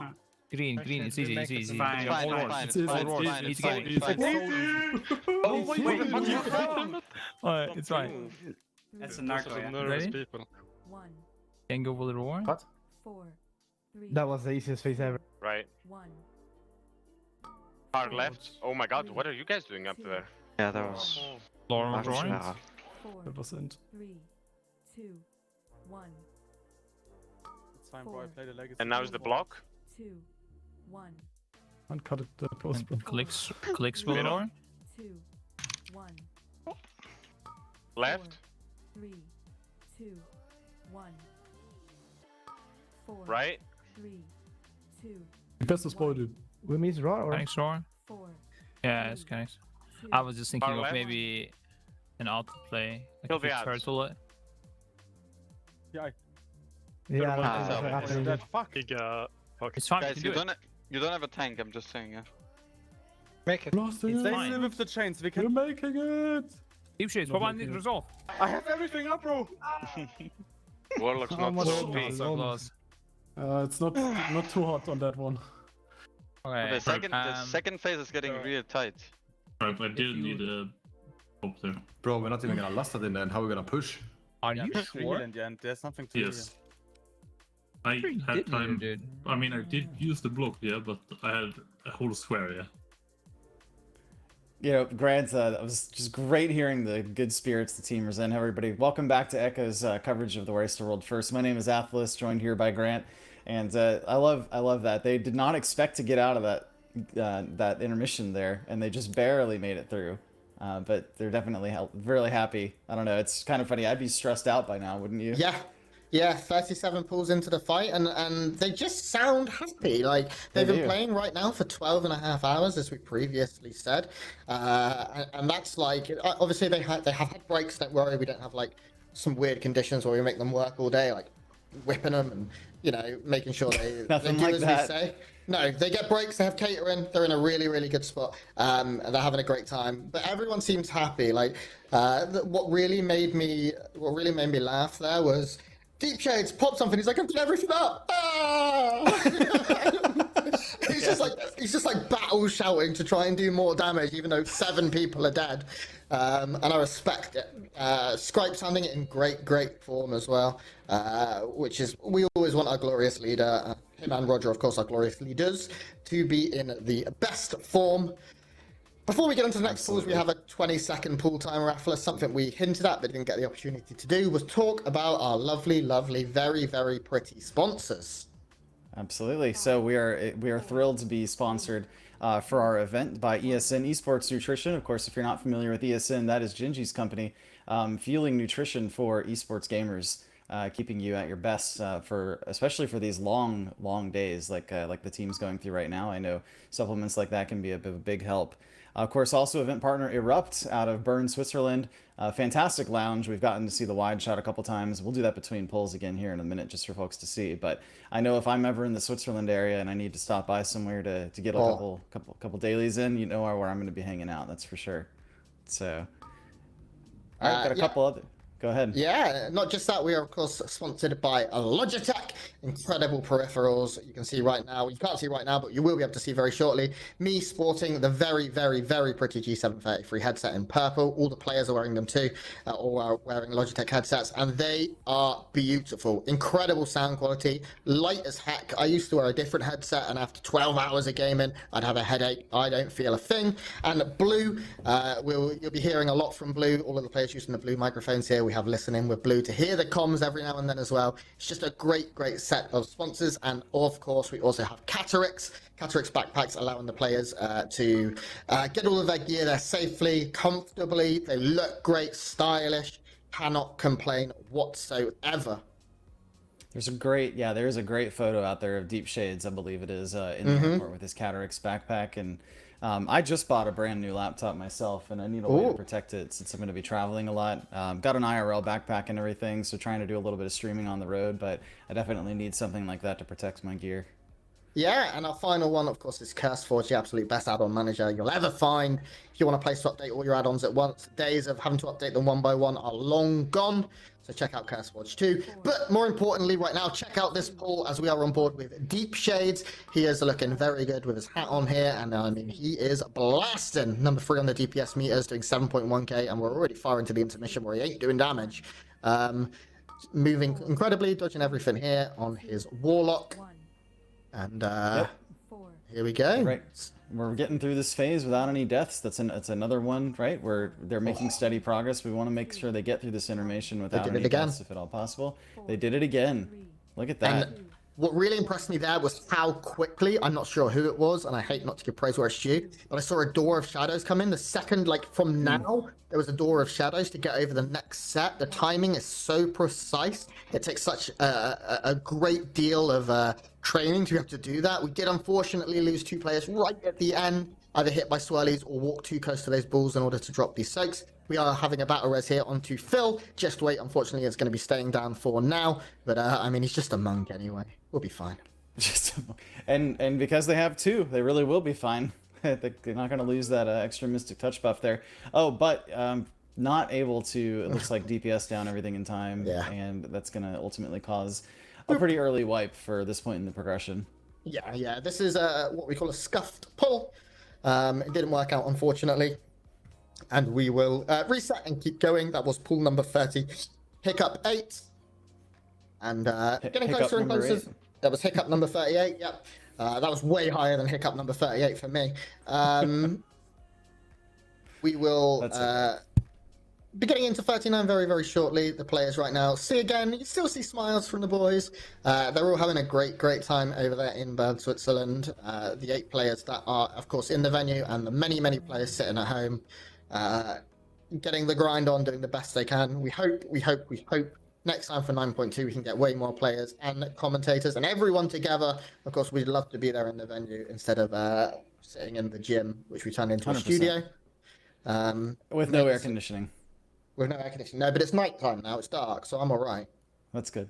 That still always baffles me. Not that I, if I were to turn my garage into a gym, it probably wouldn't have AC either. But yeah, try to keep that indoors as much as possible. So the team's in pretty good spirits right now, right? And let's just talk about what the next couple hours are going to look like. So we have until about We have about till about midnight or so, UK time, 1 a.m. where they are in Switzerland, before we're expected to wrap up. Of course, they might wrap a little early, they might wrap a little late. We're not entirely sure yet. But there are a number of things that they have power increases available to them outside of raids still. And we've talked about the fact that they haven't done heroic splits yet. I don't know if they've been to their vaults yet or not today, but we do know that they. Yeah, I don't think everyone has. We still have a number of splits that we can do. So there are some increases available outside. There's still a lot of progression left here that they can do without going and doing those things. So I don't think we've reached that point in the raid yet where they're going to need to do that to be able to progress. I think we're going to see them get through this boss before they go take care of some of those things. What could change that, though, is if they get to the end of the night and they haven't downed it, in the morning, you make the calculation. Do we go ahead and knock out some of those things before we go back to raid, or do we jump right back in and wait until we've completed this tomorrow? Yeah, you're completely right there. The thing we haven't really been able to see is if they have enough DPS to do the final burn from the end of the second intermission to the kill. They are lusting earlier instead of in that final burn section. Of course, you are added by the things that we have warriors that have execute. I believe they are both playing arms as well. They are. There are mages. I don't believe we have any fire mages. Now just got hit by a ball like 5 seconds into the fight. Yeah, loads of full moons, but also a dead tank this early. Not ideal having to use that res to get him up. Our best pull is still 38.5%, so we're at our percent, and our total pull is currently at the same. And we will keep track of this. Phase 1 has been really cleaned up. We did see now get hit by a ball nice and early, which is a one-shot. He was just, brain lag maybe after playing for coming up to 13 hours. I have brain lag. I mean, my brain just turns off after that long, to be honest with you. It certainly does. But these guys Not are doing... a young man anymore. No, I can't keep up with these whippersnappers. Oh my gosh. Trying to push through here. Are they going to be able to? No, that's too many deaths early in the fight. Yeah. Deep shades? Yeah. I've just seen someone yeet themselves off the edge. Here we go. That is going to be a reset. Deep shades, unfortunately, standing too close to the ball. It didn't go down maybe at the timing he's used to, as we did see one player going down early. And that res having to be used. We cannot continue. The DPS check is too tight to let one person die in phase 1. I am concerned about where we're at right now. So I don't think they're going to down this boss without moving that lust to the final phase. I could be wrong, but when I think it through, that last from 40 to 0, just not having lust available for that, right? So right now they're just trying to consistently get to phase 3, and I think the calculation is, look, if we can't make it all the way through that second intermission without all those deaths, like there's no point in moving lust back, right? Yeah. But if you can use it to reliably get to that phase so that you can practice trying to get more people through it, I think, people get better and better at that point. I think eventually we will see lust get moved back in order to finish this boss off. Probably right. It's very difficult right now. We don't know as well as, of course, Roger and Scripe know the level of damage they can do during execute and how much worth they can get from that, whether that is going to be that extra 10% that they need before in rage that they lose out for, that usually you would use Bloodlust to take. It's going to be interesting for sure. If everyone is up and they went into the final phase, even without lust, cooldowns would be coming back up at about that point. 3 minutes would. It would be, because they pop at the end of, they pop in time for them to come back up for the final phase for execute. It would be close, I think. I mean, we'd be looking at maybe even using immunities to stretch the fight out a second or two extra to make sure that it does go down. And I hope we get to see that as we are on board, of course, with our leader, Roger Brown. This is also the point of view Scripe is watching in order to see everything here. And it's a pretty nice UI. I've talked a lot about the UIs today. This one, very practical. It has everything a raid leader needs. Combat res is very prominent. Yeah, and you can see, like, for this fight, for example, where healing cooldowns are being sorted by a Potter. So he'll be watching a different point of view, most likely Zalia, one of the healers, tracking healing cooldowns. But all Roger needs to be able to see are things like the speed ups. You can see all of the raws over at the right-hand side there. Canex collects Jinji's and Lorgot's Raw, the 4 balanced druids. Very, very important pieces of kit for the intermission. And that's really all he needs to be able to see to cool this fight from a raid leader point of view. The rest of the stuff, of course, it's just timers. getting the timers right, DPSing correctly, making sure you handle every mechanic. This fight, you cannot make one mistake. One mistake, you die. There is no, oh, I lost 3/4 of my health or health stone. If that ball touches you, you are dead. If you stand in a swirly, you are dead. It's very, very punishing. Incredibly unforgiving, and you know, as a result of that, that's why you see this is only a 4 healer fight. If it's the kind of thing where you can kind of heal through a little bit of that, sometimes you'll see to get them go to 5 healers to progress. We've actually seen that a couple times throughout the raid from different guilds right now. Yeah. But because this fight, it literally doesn't matter. Like, if you get hit by a mechanic, you die. There's no healing you through it. So you might as well just have 4 healers at that point, because it's not going to make that much of a difference to have a 5th healer. Yeah, you're completely correct there. The healing, as you can see, they're doing a lot. The Paladins are really pumping here, as is Ryson. I mean, looking at this healing lineup, this isn't something we talk about a lot. This healing lineup is just ridiculous. I mean, really G-Fizz is one of the smartest players I've ever seen in my life. Ryson, people say he could be the best priest of all time. Zalia is the best healer on the planet. He's a multiple-time MDI champion. He was pretty good at... Heroes of the Storm too. He's a professional in that. Like he's just one of the most talented players ever. Although maybe not here on this poll. Grant, have we talked about this weak aura with the yellow and green tiles? Because I haven't seen it. I haven't either, and I'm wondering if that is related somehow to the patterns on the floor. Well, I believe the patterns are... Yes. Okay, so I figured this out in Heroic. The patterns, they are not the same, but it can be in one of 3 places or one of 2 places every single time. So you can predict where it is going to be generally. Of course, you can't know exactly what one it is. It can be one to the left or one to the right of where it was on the previous pull. Oh, okay. That's a lot of dead players. That's a lot of dead players. Yeah. But yeah, when you're going through progression yourself, you'll start to go, okay, if it was far left this time, it's probably far right that time. And the first intermission, is set. So a pretty cool weak aura there. I'm not sure if that's a general weak aura, if it's a super secret one that they had made for them by their weak aura guys here. You can see Roger right now going to pop a bunch of traps. The barrier is up. Players not going to want to get spiked here. Doing a good job. Oh, okay, JK. Well, while we're in this moment, speaking of weak auras, Grant, I believe, if I'm correct, that one of our goals involves giving out the weak auras. Am I right? Yeah, so as you can see at the very bottom of our screen down here to the bottom left, we do have a charity goal here for the charity RAD, that is Rise Against the Disorder, a mental health charity based in the United States. We have a bunch of goals that we will deliver should you guys meet what we'd like you to meet. So right now you can see we've already dropped a merch discount code for the brand new merch store that you can also see on the Echo website. That code is RAD10, Rise Against Disorder 10. But there's plenty of others, including a Gingy labor simulator. We're going to throw cake at someone. There's the opportunity to raid with some of the players or casters. We're going to do an IRL fishing stream. Should we hit $20,000? $25,000, our final stretch goal. We will release all of the weak auras to the public. There's karaoke at $7,500. I mean, if you look right now and think, if you look a picture of Gingy and go, I don't want to hear that guy sing, you're lying to yourself. Everyone wants to hear. I want to hear Gingy do karaoke as he's having the labor simulator.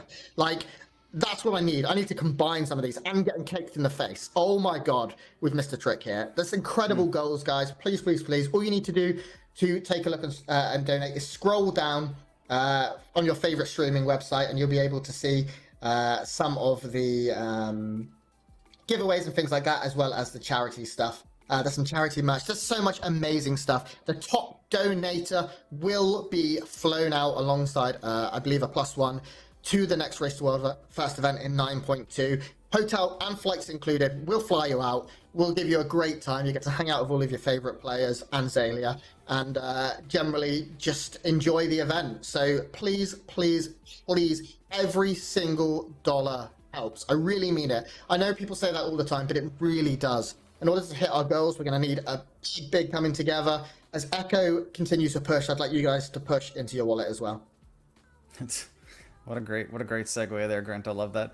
Yeah, speaking of fishing streams, this is a kind of a story from the past. So I used to, 16 years ago, some of the streaming I did on Warcraft Radio, it was all audio based back then. You couldn't really stream video over the internet, but I actually had the original Warcraft fishing stream And basically, No way. I did an entire hour radio only, just like a radio broadcast thing, and it was fishing, and people could come and join and all that. So I think I should join the boys on their fishing trip as a result. Is that a bit of a stretch? Super tried. I was speaking to some of the management here from Echo, who have been amazing to us, by the way. They've been so good in organizing their first major event as an organization. Offering. So basically, I'm trying to weasel my way into the fishing trip because I enjoy good fishing. And I'm not done trying either. So the big question is, where are we gonna go? It's going to be in, I believe, Greece or Turkey. That's one. I'm not certain on that, but I'm sure we'll be told at some point. I will ask some of our management team. I'm sure Waj or Sinestro will be able to let us know at some point. So guys, yeah, anything you can do, just scroll down. You'll be able to see the charity shop and also a place to donate here, as well as all of our incredible sponsors, the merch store. It's all just down below on your favorite streaming site. So check that out. As we are now getting into, I believe it is pool number 41. That's right. So we've got our mines going out, and of course, most of those are generally going to be cleared by Roger Brown. Pretty consistently, he's been able to clear 3 of the 4, and then we end up having somebody else have to clear the last one. Right now, they're opting to just leave it put. And at the moment, we're trying to blast our way through. Yep, there he goes. He's able to get the last one. Just had to wait a couple of moments there. Blasting through the final ball here, or death marble as the guys have started calling it, and they're able to slip through. And at the moment, we're getting closer and closer to that first intermission at 70%. Of course, we're going to have another tank axe go out, which is going to start some spikes. And another spike set coming out in about 8 seconds. Looks like they're going to have to deal with that before they go to the intermission, but no surprise there. And so far, nice and healthy going into that first intermission with all reses available. So definitely what you want to see. Now, can we get out of this intermission with all of our with our res still intact? No. No. We can't. Very, very no. Exceptionally no. Exceptionally not happening. There's never been more of a no than that. That was emphatic, I think we would say. It was. So unfortunately, was answered super fast. Yeah, unfortunately a bad pull. Our best percent for those of you asking is about 38.4. I think 38.46. There you go. So we are about 0.5% ahead of a limit right now, or last time I checked. I'm not sure how they're getting on. I've not been able to keep track, of course, as I am focusing a little bit here on the boys. Echo. It is getting late in the night now. It is almost 11 p.m. for these lads. They have 2 more hours to go unless they decide to maybe stop early. We'll, of course, find out later on tonight how that's going to go. We have not had any splits. There are a few players who have not opened their vote as well just yet, instead opting to kill as many bosses as they can to I hate to use the pun here, to limit the amount of loot that they'd have the choice from. You know, if you go to your vault now and then you kill this boss on the next pool and the same thing drops that you just looted, you're going to be really mad at yourself. That's right. So you want to push it to this absolutely 400% a necessity. This is pool number 42. My name is Grant and I'm joined by Athelos. We are following Roger Brown's point of view here. We are getting closer and closer and closer to the death of Painsmith Rasnal, the boy that likes to play Minesweeper with WoW guilds, and hopefully we can see a breakthrough. Yeah, man. There's a throwback. Oh my, yes. There actually are multiple versions of Minesweeper over the years. I don't know if you knew that. No? Yeah, there's like a 3D version now. And yeah, it's pretty crazy. Anyway, can handle that later. All right, so we're getting into this pool. We're at about 84%. Of course, nice and healthy at the moment. I really want to see the guys get back down below 40%. That's our best attempt, of course, about 38.5. And I think we are probably going to see them move the lust before the end of the night, just to kind of see how it feels in that second phase. We'll see. Tank running out, going to be doing that tank axe throw, going to get some spikes out. Got another, like you said, minesweeper. I kind of like that a little bit better than death marbles, personally. We're going to clear that and run our way through. And getting really close down to that first intermission. Again, this is the part that you kind of take for granted. Let's just get the burn down to 70. Yeah. Not really worried about too much at this point. And once we get into that first intermission, that's where the real fun begins. We've seen them several times get through that first intermission with that res still available with no deaths. And honestly, in order for us to get through this, I think we're going to need to see that again. Do you have a thought, Grant? Go ahead. What you got? Roger just did it again mid-pool. He just picked up a drink and took a big old swig, and now he's coughing. He's choking. Oh man! But yeah, that's the risk. You're completely. Oh, look at that! Yeah, and he nearly died for it. Yeah, you're right, definitely. You cannot still take this for granted. Oh no, he just got booped into a bunch of people. Oh god. Oh my god, everyone's still managing to live, despite the fact that Roger Brown is very nearly not living IRL. He's still coughing! Look at him! Roger, I'm not sure. Soon. I'm not sure if he's coughing or if he's just like wincing with the punches, you know? I think he's laughing and coughing and everything else at the same time. It looks like he's talking again. I think his water went down the wrong hole. That's how I would say it. That happens. Yeah. But now we're getting to the very, very dangerous set of lines where there is no break. Unfortunately, Canex does go down. It's just the one, though. One is manageable, not ideal, of course. These guys, as we said, have been playing for 13 hours. They're absolutely knackered and powered by nothing but ELX from Esports Nutrition, aka Gingy Juice, and passion for the game. Now, it's looking like we're going to get out of phase 1 with everyone alive, despite the fact, of course, we did have that one death in the battle res used. That will be coming back up in 1 minute 40. Ad's going to get absolutely destroyed here as these chain players run as far as they can. They run to the hills. A little surprised they held the lust until just now. They actually waited until the mob. I was actually starting to think we weren't going to get a lust at all there, but they waited until all of the ads were just about dead, and then they put the bloodlust out. So I wonder, that kind of a change is definitely calculated. You're not just going to do that on a whim, right? Like normally you would have probably burned it there just so the ads would go down that much faster. But it seems like they're wanting to maximize their damage on Painsmith with the ads down, so they can just go full single target on this. But they're already down through 4 people. Yeah, and both of them are tanks, or 2 of them are tanks. So unfortunately, this is going to be a wipe. We have a question in chat, which is, bro, this boss, how can you pug a fight like this? My answer to that is, you can't. In its current iteration, this is, I mean, it's not even unpuggable. It's unkillable for guilds outside of the best in the world right now, without hundreds of pulls, I imagine.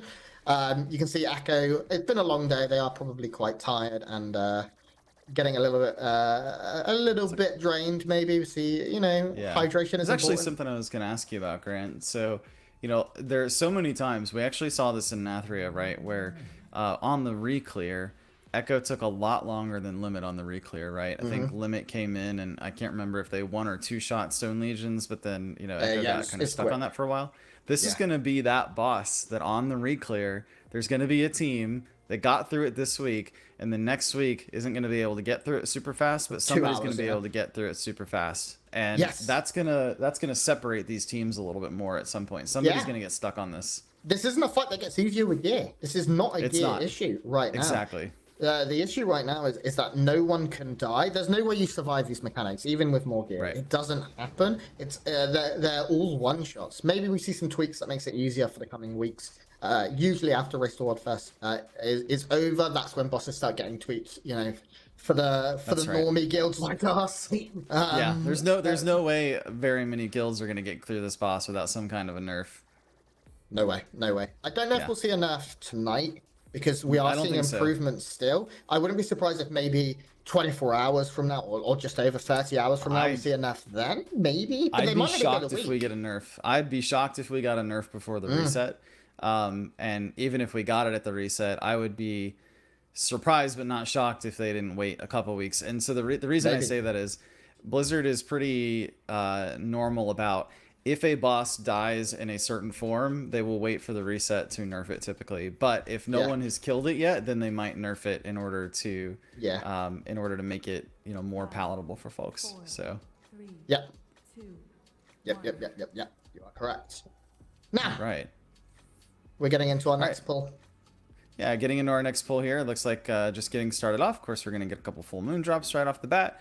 We're seeing chains go out. They're going to have to run those off and away and try to avoid people as much as possible. Of course, the tank's going to run out and get their spiky bits going. So I've decided to call them from now on. All right, Death Marble's coming in, and we're going to blast down the edge. One seems to be the one they go for just about every time now. They like to kind of hug on that edge. Yeah, everything right now is continuing to be very, very straightforward and working its way into normality. That's right. So sorry about that. Small technical issue. There we go. We're back. Okay. So, we're getting closer and closer to that 70% mark. Everyone alive. Of course, you still can't make any mistakes. You cannot take this phase lightly. The trap damage is still very high, but look at the damage that this tank hammer is about to do. Bang, everyone dropped 25%. That's with cooldowns up. Of course, we cannot see all those cooldowns, but I promise you cooldowns are up for that, because otherwise it is a straight 50% chunk. Balls need to be taken down. No melee standing too close. We have seen tanks, everyone going down to... standing too close to those at certain points. It's a very, very finite line between being able to hit them in melee range and getting run over. Yep. Good news is looks like we're gonna be getting to this intermission with that battle res still available. It means if we do lose someone in the intermission, we'll be able to get them back up. Of course, we want to make sure that we don't lose anyone. The ideal situation here is to be able to get past that intermission with the res still available in case something goes wrong between 70 and 40%. All right, so we are just about to transition over, and looks like there it is going to begin. Of course, we do still have the marbles rolling through. Those don't stop, even though the spikes will start. We're gonna have a set of 5 of these spikes. Here comes the first one. We're gonna go left for the second one. We're gonna zippity do all the way through, and then we're gonna scoot all the way to the right as quickly as possible. Of course, taking advantage of some of those movement boosters to get there. Going through our 4th set of spikes. Here's the got another hole here. I think after this one's the one they have to blink through. Right. Here we go. Yep, so this set here, there is no hole. It looks like the weak aura is not perfect. And Roger Brown just not able to do it. You can see the anger there. The frustration, he knows he's a little bit better. Zalia can continue here, but we did lose 3 people, Roger, Flex, and Gingy. Unfortunately, that's most likely going to probably call the end of this attempt here. They are going to continue. I thought they might all just run off together in harmony there. They're going to try and take down the ads, but it's going to be very difficult losing a couple of those big DPS players. Luckily, they still have the absolute blasters, Narcles, as you can see, just at the top of the DPS right now. Very, very cool. I love getting to see Narcles play. And also his partner made my Twitter banner, and she did a really good job. So the Narcles family is a family I love. We do still have 2 players down. We did see a battle res go up on to a Gingy, getting the power of Echo back into this. Getting it back, yep.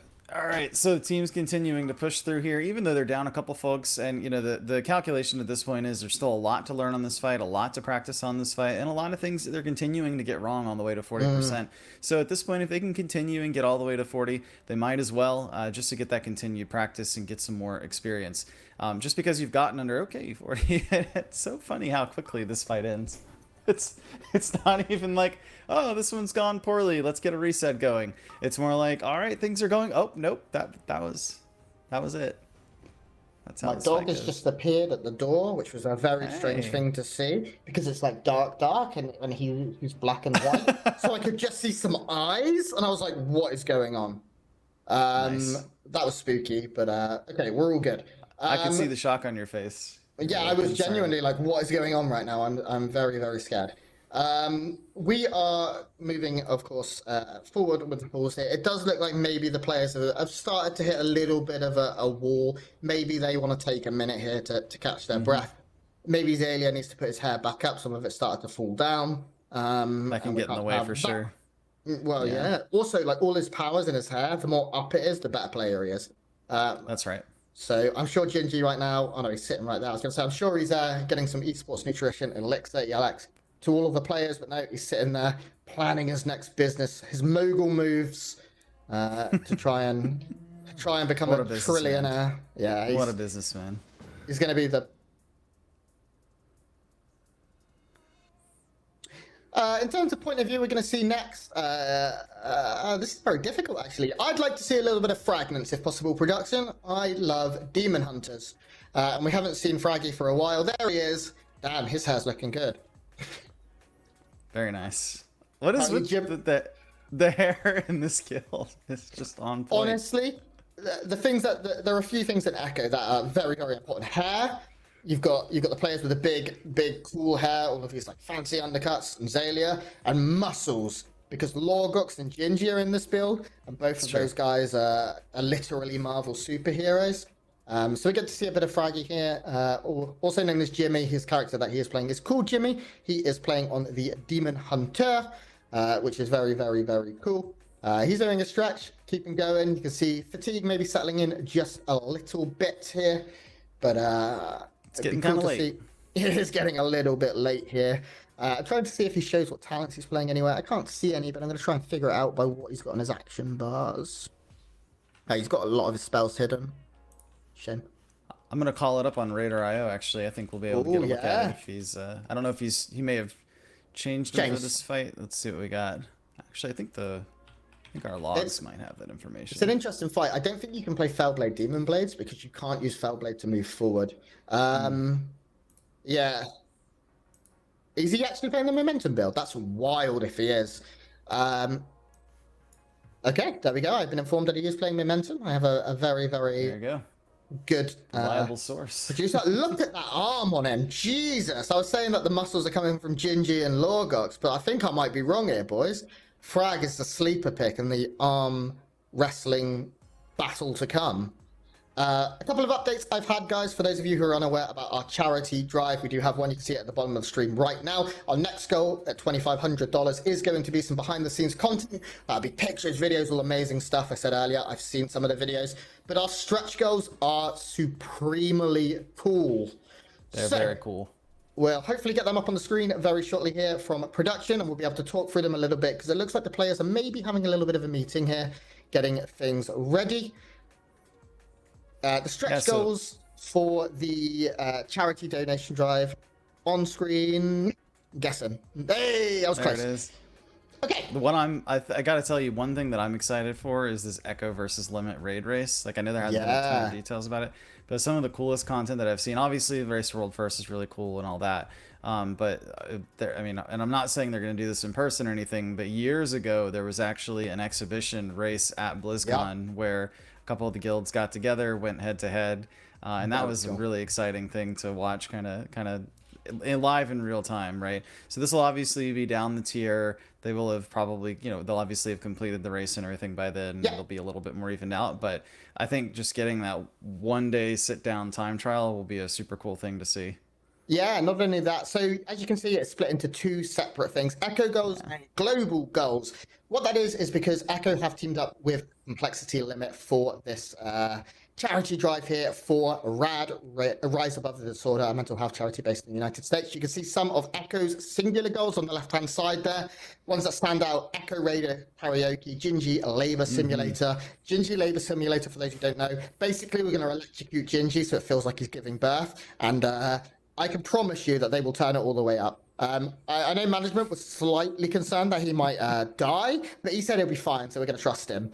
You can raid with some of the casters or players, and I got a little more details on the Roger and Scripe IRL fishing stream. For those who don't know, Scripe is an avid fisher. So the Race to World fish here. Roger hasn't got a bloody clue about fishing, so he'll go along. Scripe's going to teach him to fish. I believe they said it would be in Turkey. I'm just double checking that. Probably going to be in Turkey. Yeah, it's not confirmed, of course. Roger knows absolutely nothing about fishing, and Scripe enjoys it. So, guys, all you need to do to see these is just scroll down. All you need to do to support is just scroll down, click on that donation link. Let's get Race to World Fish happening, because that sounds to me like the absolute best thing ever. And I promise you, every dollar helps. $1, $2, $5, $10, whatever you can spare is for an incredible charity. You can look it up yourself, RAD, Rise Against the Disorder.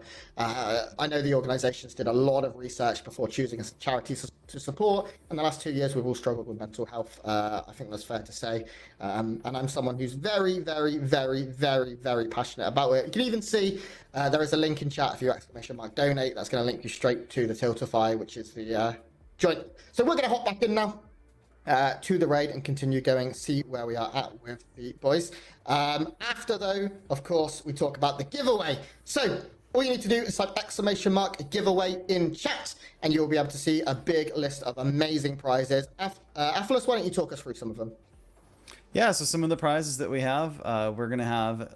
There's a whole page for it, actually, and there's basically a legendary giveaway kit. So this legendary giveaway kit is going to include a few things. One of the things that it's going to include is an entire pack from Logitech. So it's the entire Logitech Blue setup. So we're talking a Logitech keyboard, mouse, mouse pad and headset, and then we're talking about a blue microphone. So that alone is pretty fantastic, I just got to say. But in addition to that, going to get the Catarix backpack. So if you haven't seen that yet, that's the gear that the guys are using to protect their equipment while they travel. Really important if you go to a lot of lands or if you go to different events. I myself travel for business, so I'm looking at potentially getting one to protect my gear when I go around for work. Of course, we've also got the esports nutrition bundle with those ELX flavors and shakers and a cap. It's an entire kit there. And then finally, the CurseForge pillow and CurseForge premium subscription. So 3 of those bundles are going to be given out in that giveaway.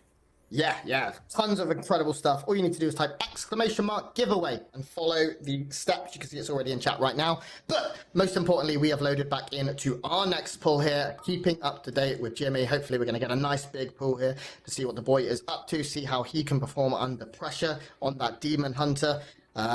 He is playing, by the looks of it, pretty standard here. He is still, of course, Night Fae, using the Hunt. I-Beam is up. And going to keep that going. He is. I was told he was playing that he was playing Momentum, but you were wrong. He is not. He is playing. He is playing. Change it up. Yeah.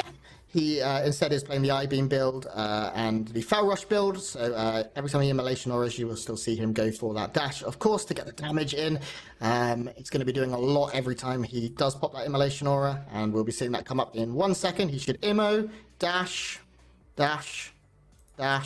He's not going to do it straight away because there was darkness down. Dash. I mean, you can do it within 15 seconds. He's got plenty of time here. Actually, is he playing it? I really can't tell. Yeah, there we go. He is playing it and going to be popping that big damage there. In terms of damage done right now, it looks like he's doing a pretty darn good job. I'm seeing him at the top of the DPS meters here, Athelis. He's really kicking butt here, actually. So I know you're excited, being a Demon Hunter yourself. But yeah, we see him jumping on over there, trying to provide a little bit of damage on that. But maybe changing his mind, coming back into the group. I guess that's because they decided to go to the other side here for that. Oh, no, they just decided they were going to push through the intermission first before ultimately busting those balls down. So a little bit of a hot back and forth there, trying to figure out where he was going. We're going to have this intermission now with 5 sets of spikes that are going to be coming out. So we've got 1, 2 we've gotten through already. And then I think we have 3 more sets to run through at the moment. Of course, these tight, four more. Okay, so we've got some tight angles here that we're having to get through, as always.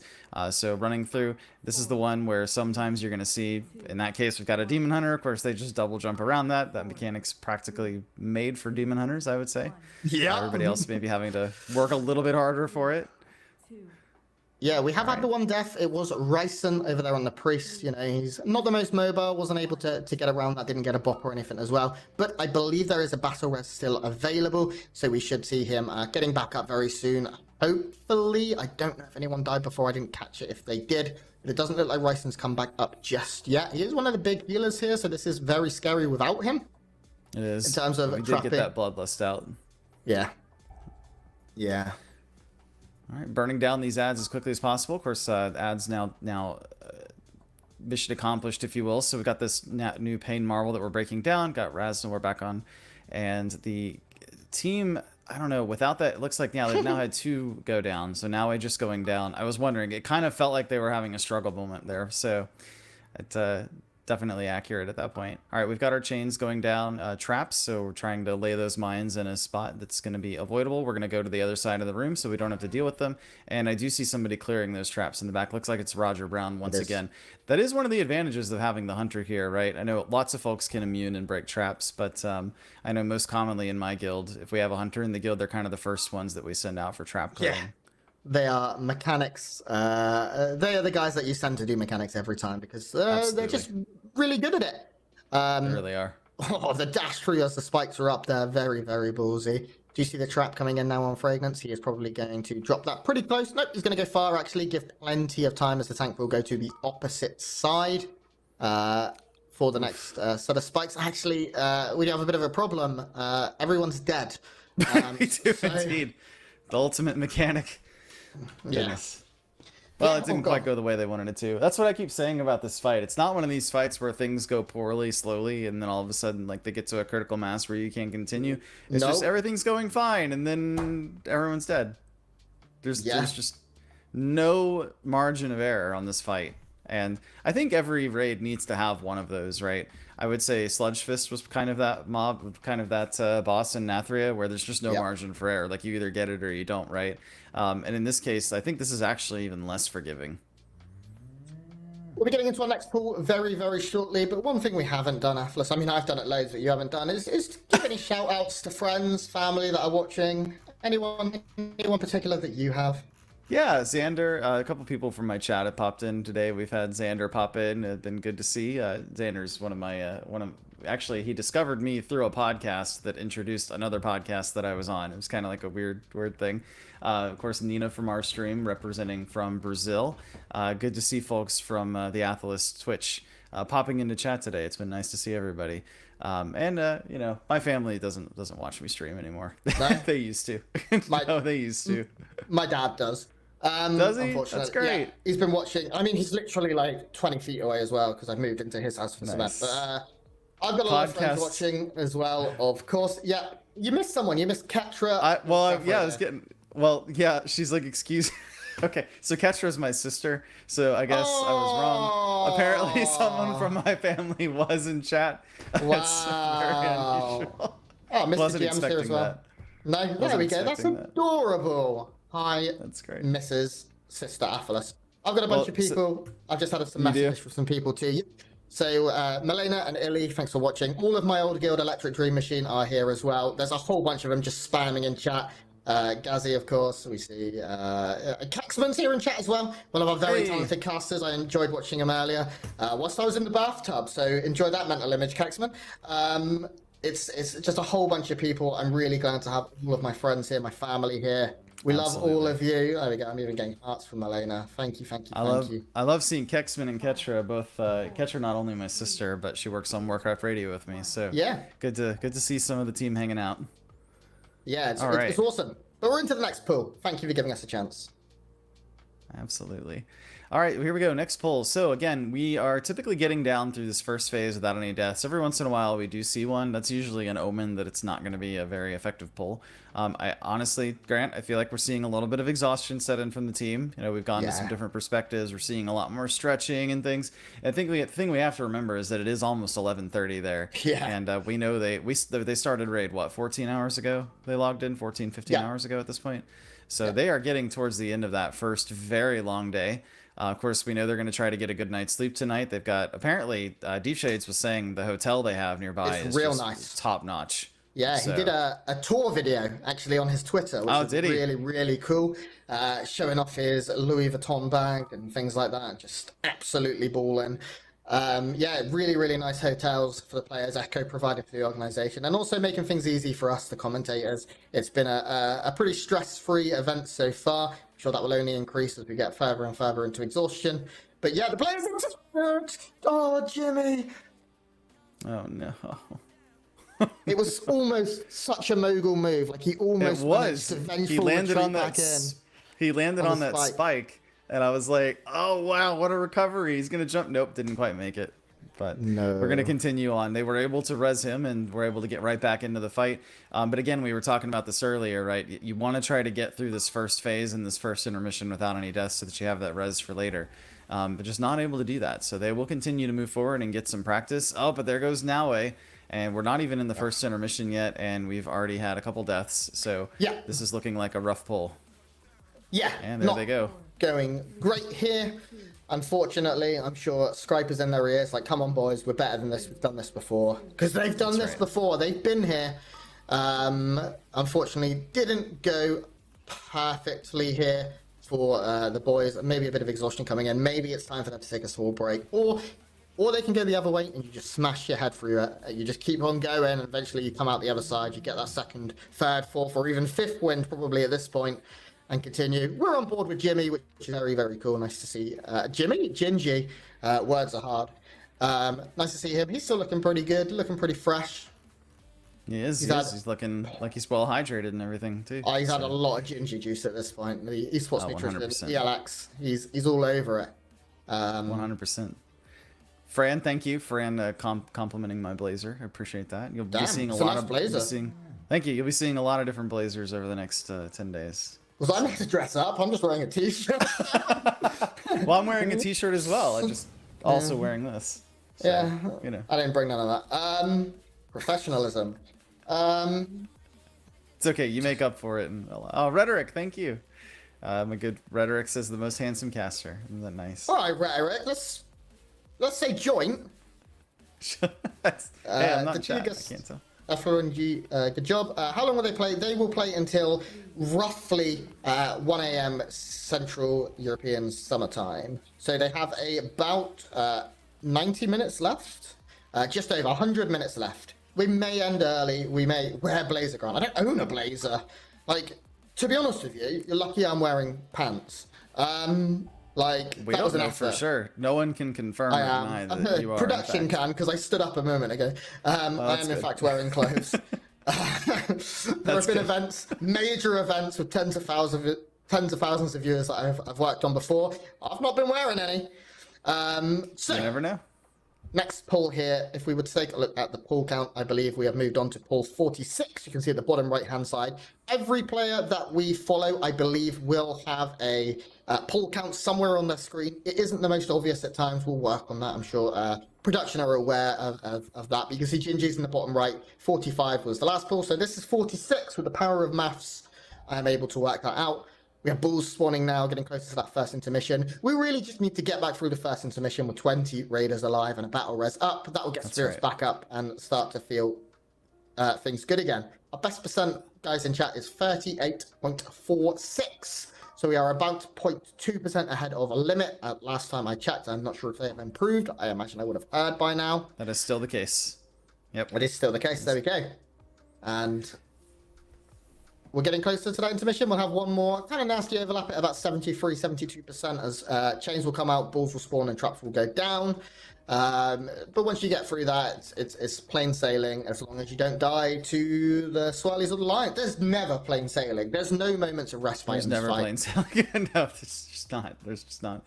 In fact, we nearly saw someone go down just there, but able to recover. All right, so we're getting these chains out, and we've got a couple of balls that have been busted, and so we're going to run through these into our first intermission. So we have everybody alive with a res available.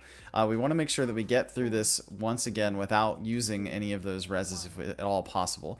So this is going to be easier for some folks than others. Of course, our resident demon hunter able to just jump around and glide through, but for everyone else, a little bit more difficult. These hard right angles, we're going to be able to make it through. The thing that ultimately kept killing my guild is it seemed like every time we were just about to run through the gap, that was always about the time that the fire hit. Almost like they timed it that way on purpose. Yeah, tip for you heroic raiders right now. You can't do it on Mythic, but on Heroic, spread out. Use the whole platform because swirlies will spawn where you are or where they predict you're going to go. But if you're spread out, you see less of them. Now, at spawning, we did it! We got through the first phase. Battle res is still available. No one has gone down. And this is going to be good for spirits. Lust coming in as Paysmith Raznal rejoins the fight. The ads will die before they can do their death explosion bomb mechanic. And now going to run away with his magical paladin horsey to the corner to hide here. Now we have Klitzy. He's going to get battle res here by Gingy. It's not the end of the world. You want to have that battle res. The next one is up in a minute 20. He will accept the res after these spikes have gone through, so I'd expect to see him now. Oh, I'm good. Yep. Look at that. What a predictor. Wow. I know. Goodness. And now we're going to see more and more of these tank spikes coming in, traps going out as well. So this is a big damage phase. You can see that barrier going down from the priest to try and keep everyone up. Spikes need to be dodged. Anyone getting hit by the spikes will die. And there goes Deep Deep. is going to be the sacrificial lamb here in pool number 46. But it's still a pretty good pool here.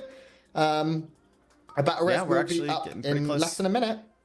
So the thing was, normally when we go into that second intermission, they have about 7 people dead. So right now they have 1. And we still have another 10% to go here. We're hoping that, okay, now they've got 2 dead, 3 dead. This is just things are starting to kind of creep up on them a little bit. What we want to see is we want to see them only 1 healer down right now, but also 2 less DPS to heal. So I think with 4 healers, they can actually manage. Tank dead. Sorry, tank dead. I don't know why I said that.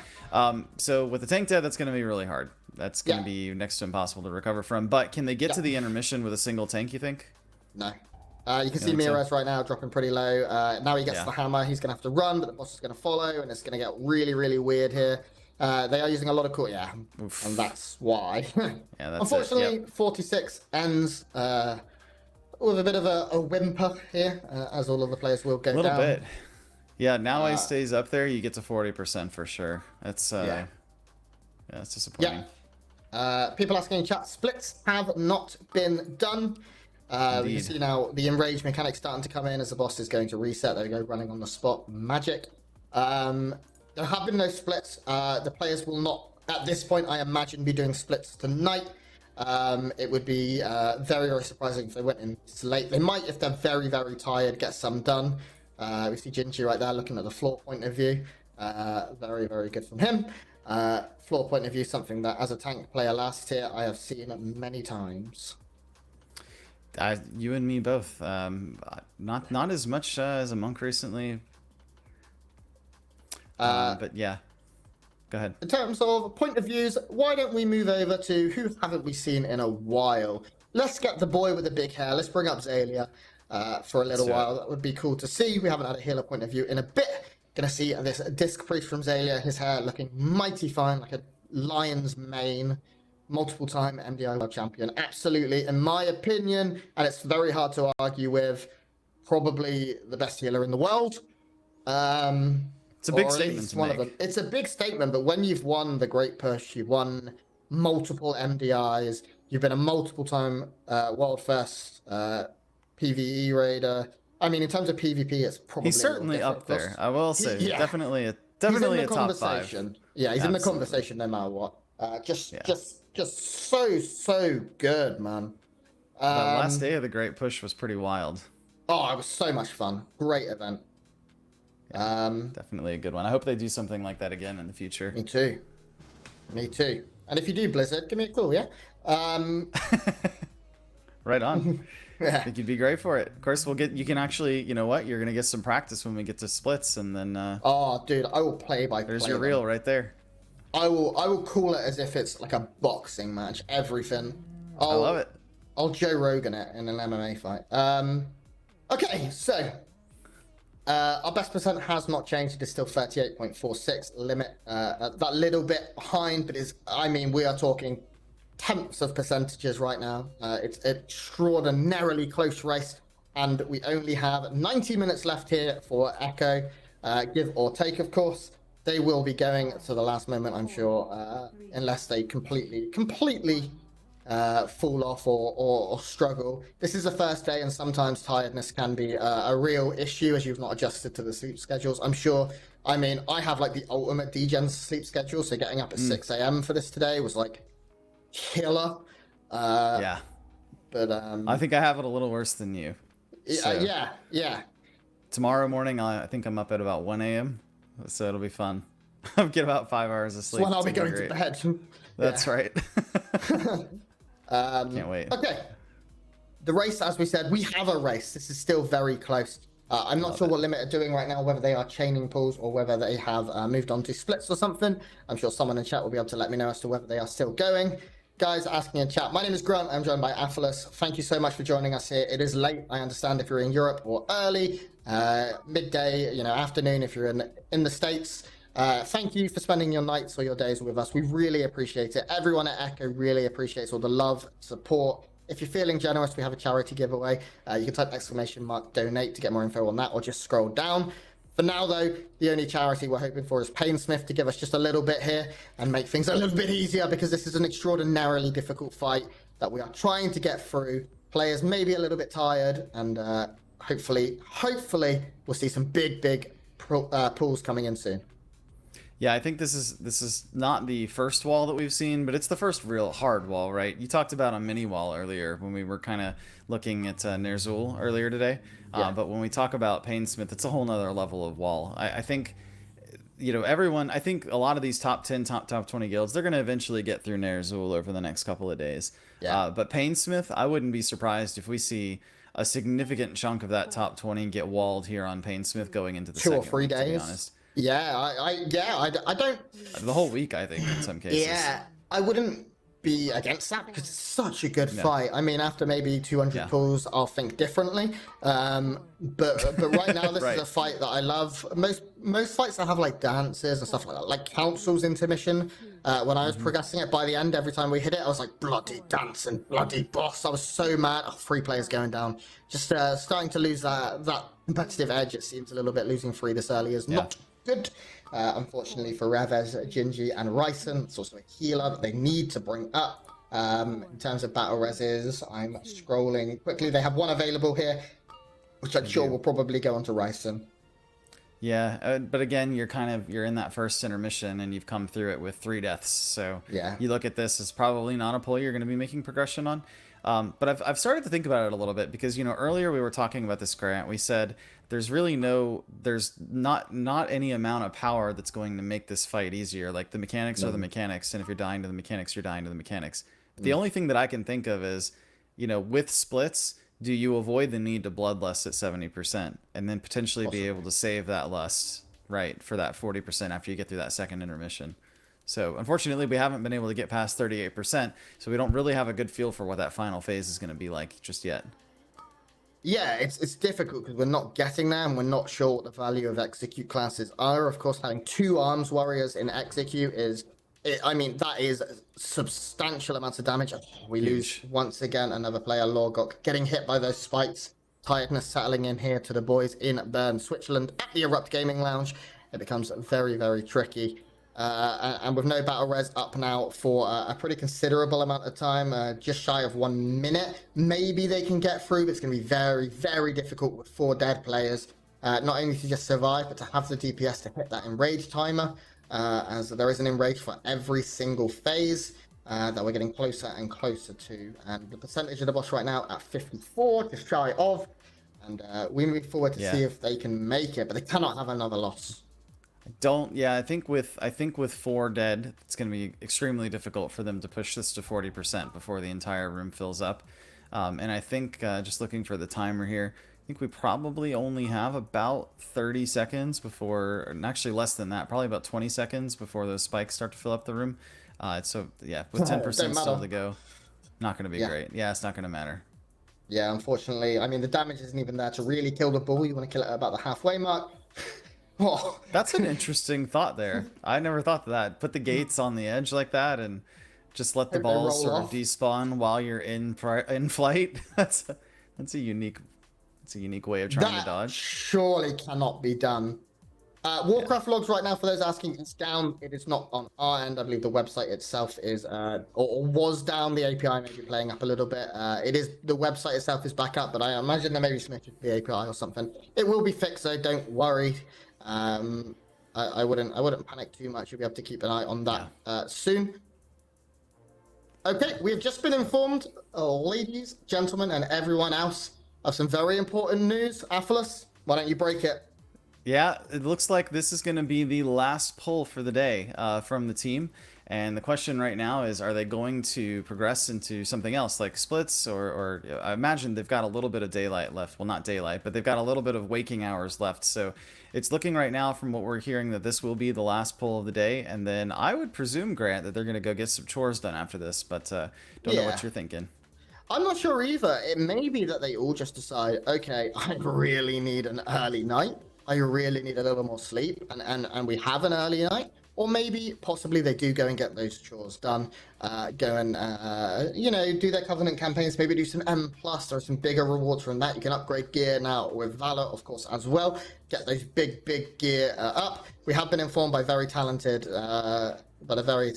Daisy in chat. I'm not even going to attempt to pronounce your Twitch name, Daisy, that it is going to be bedtime after this. Narcoles has said that from his lovely house in Norway.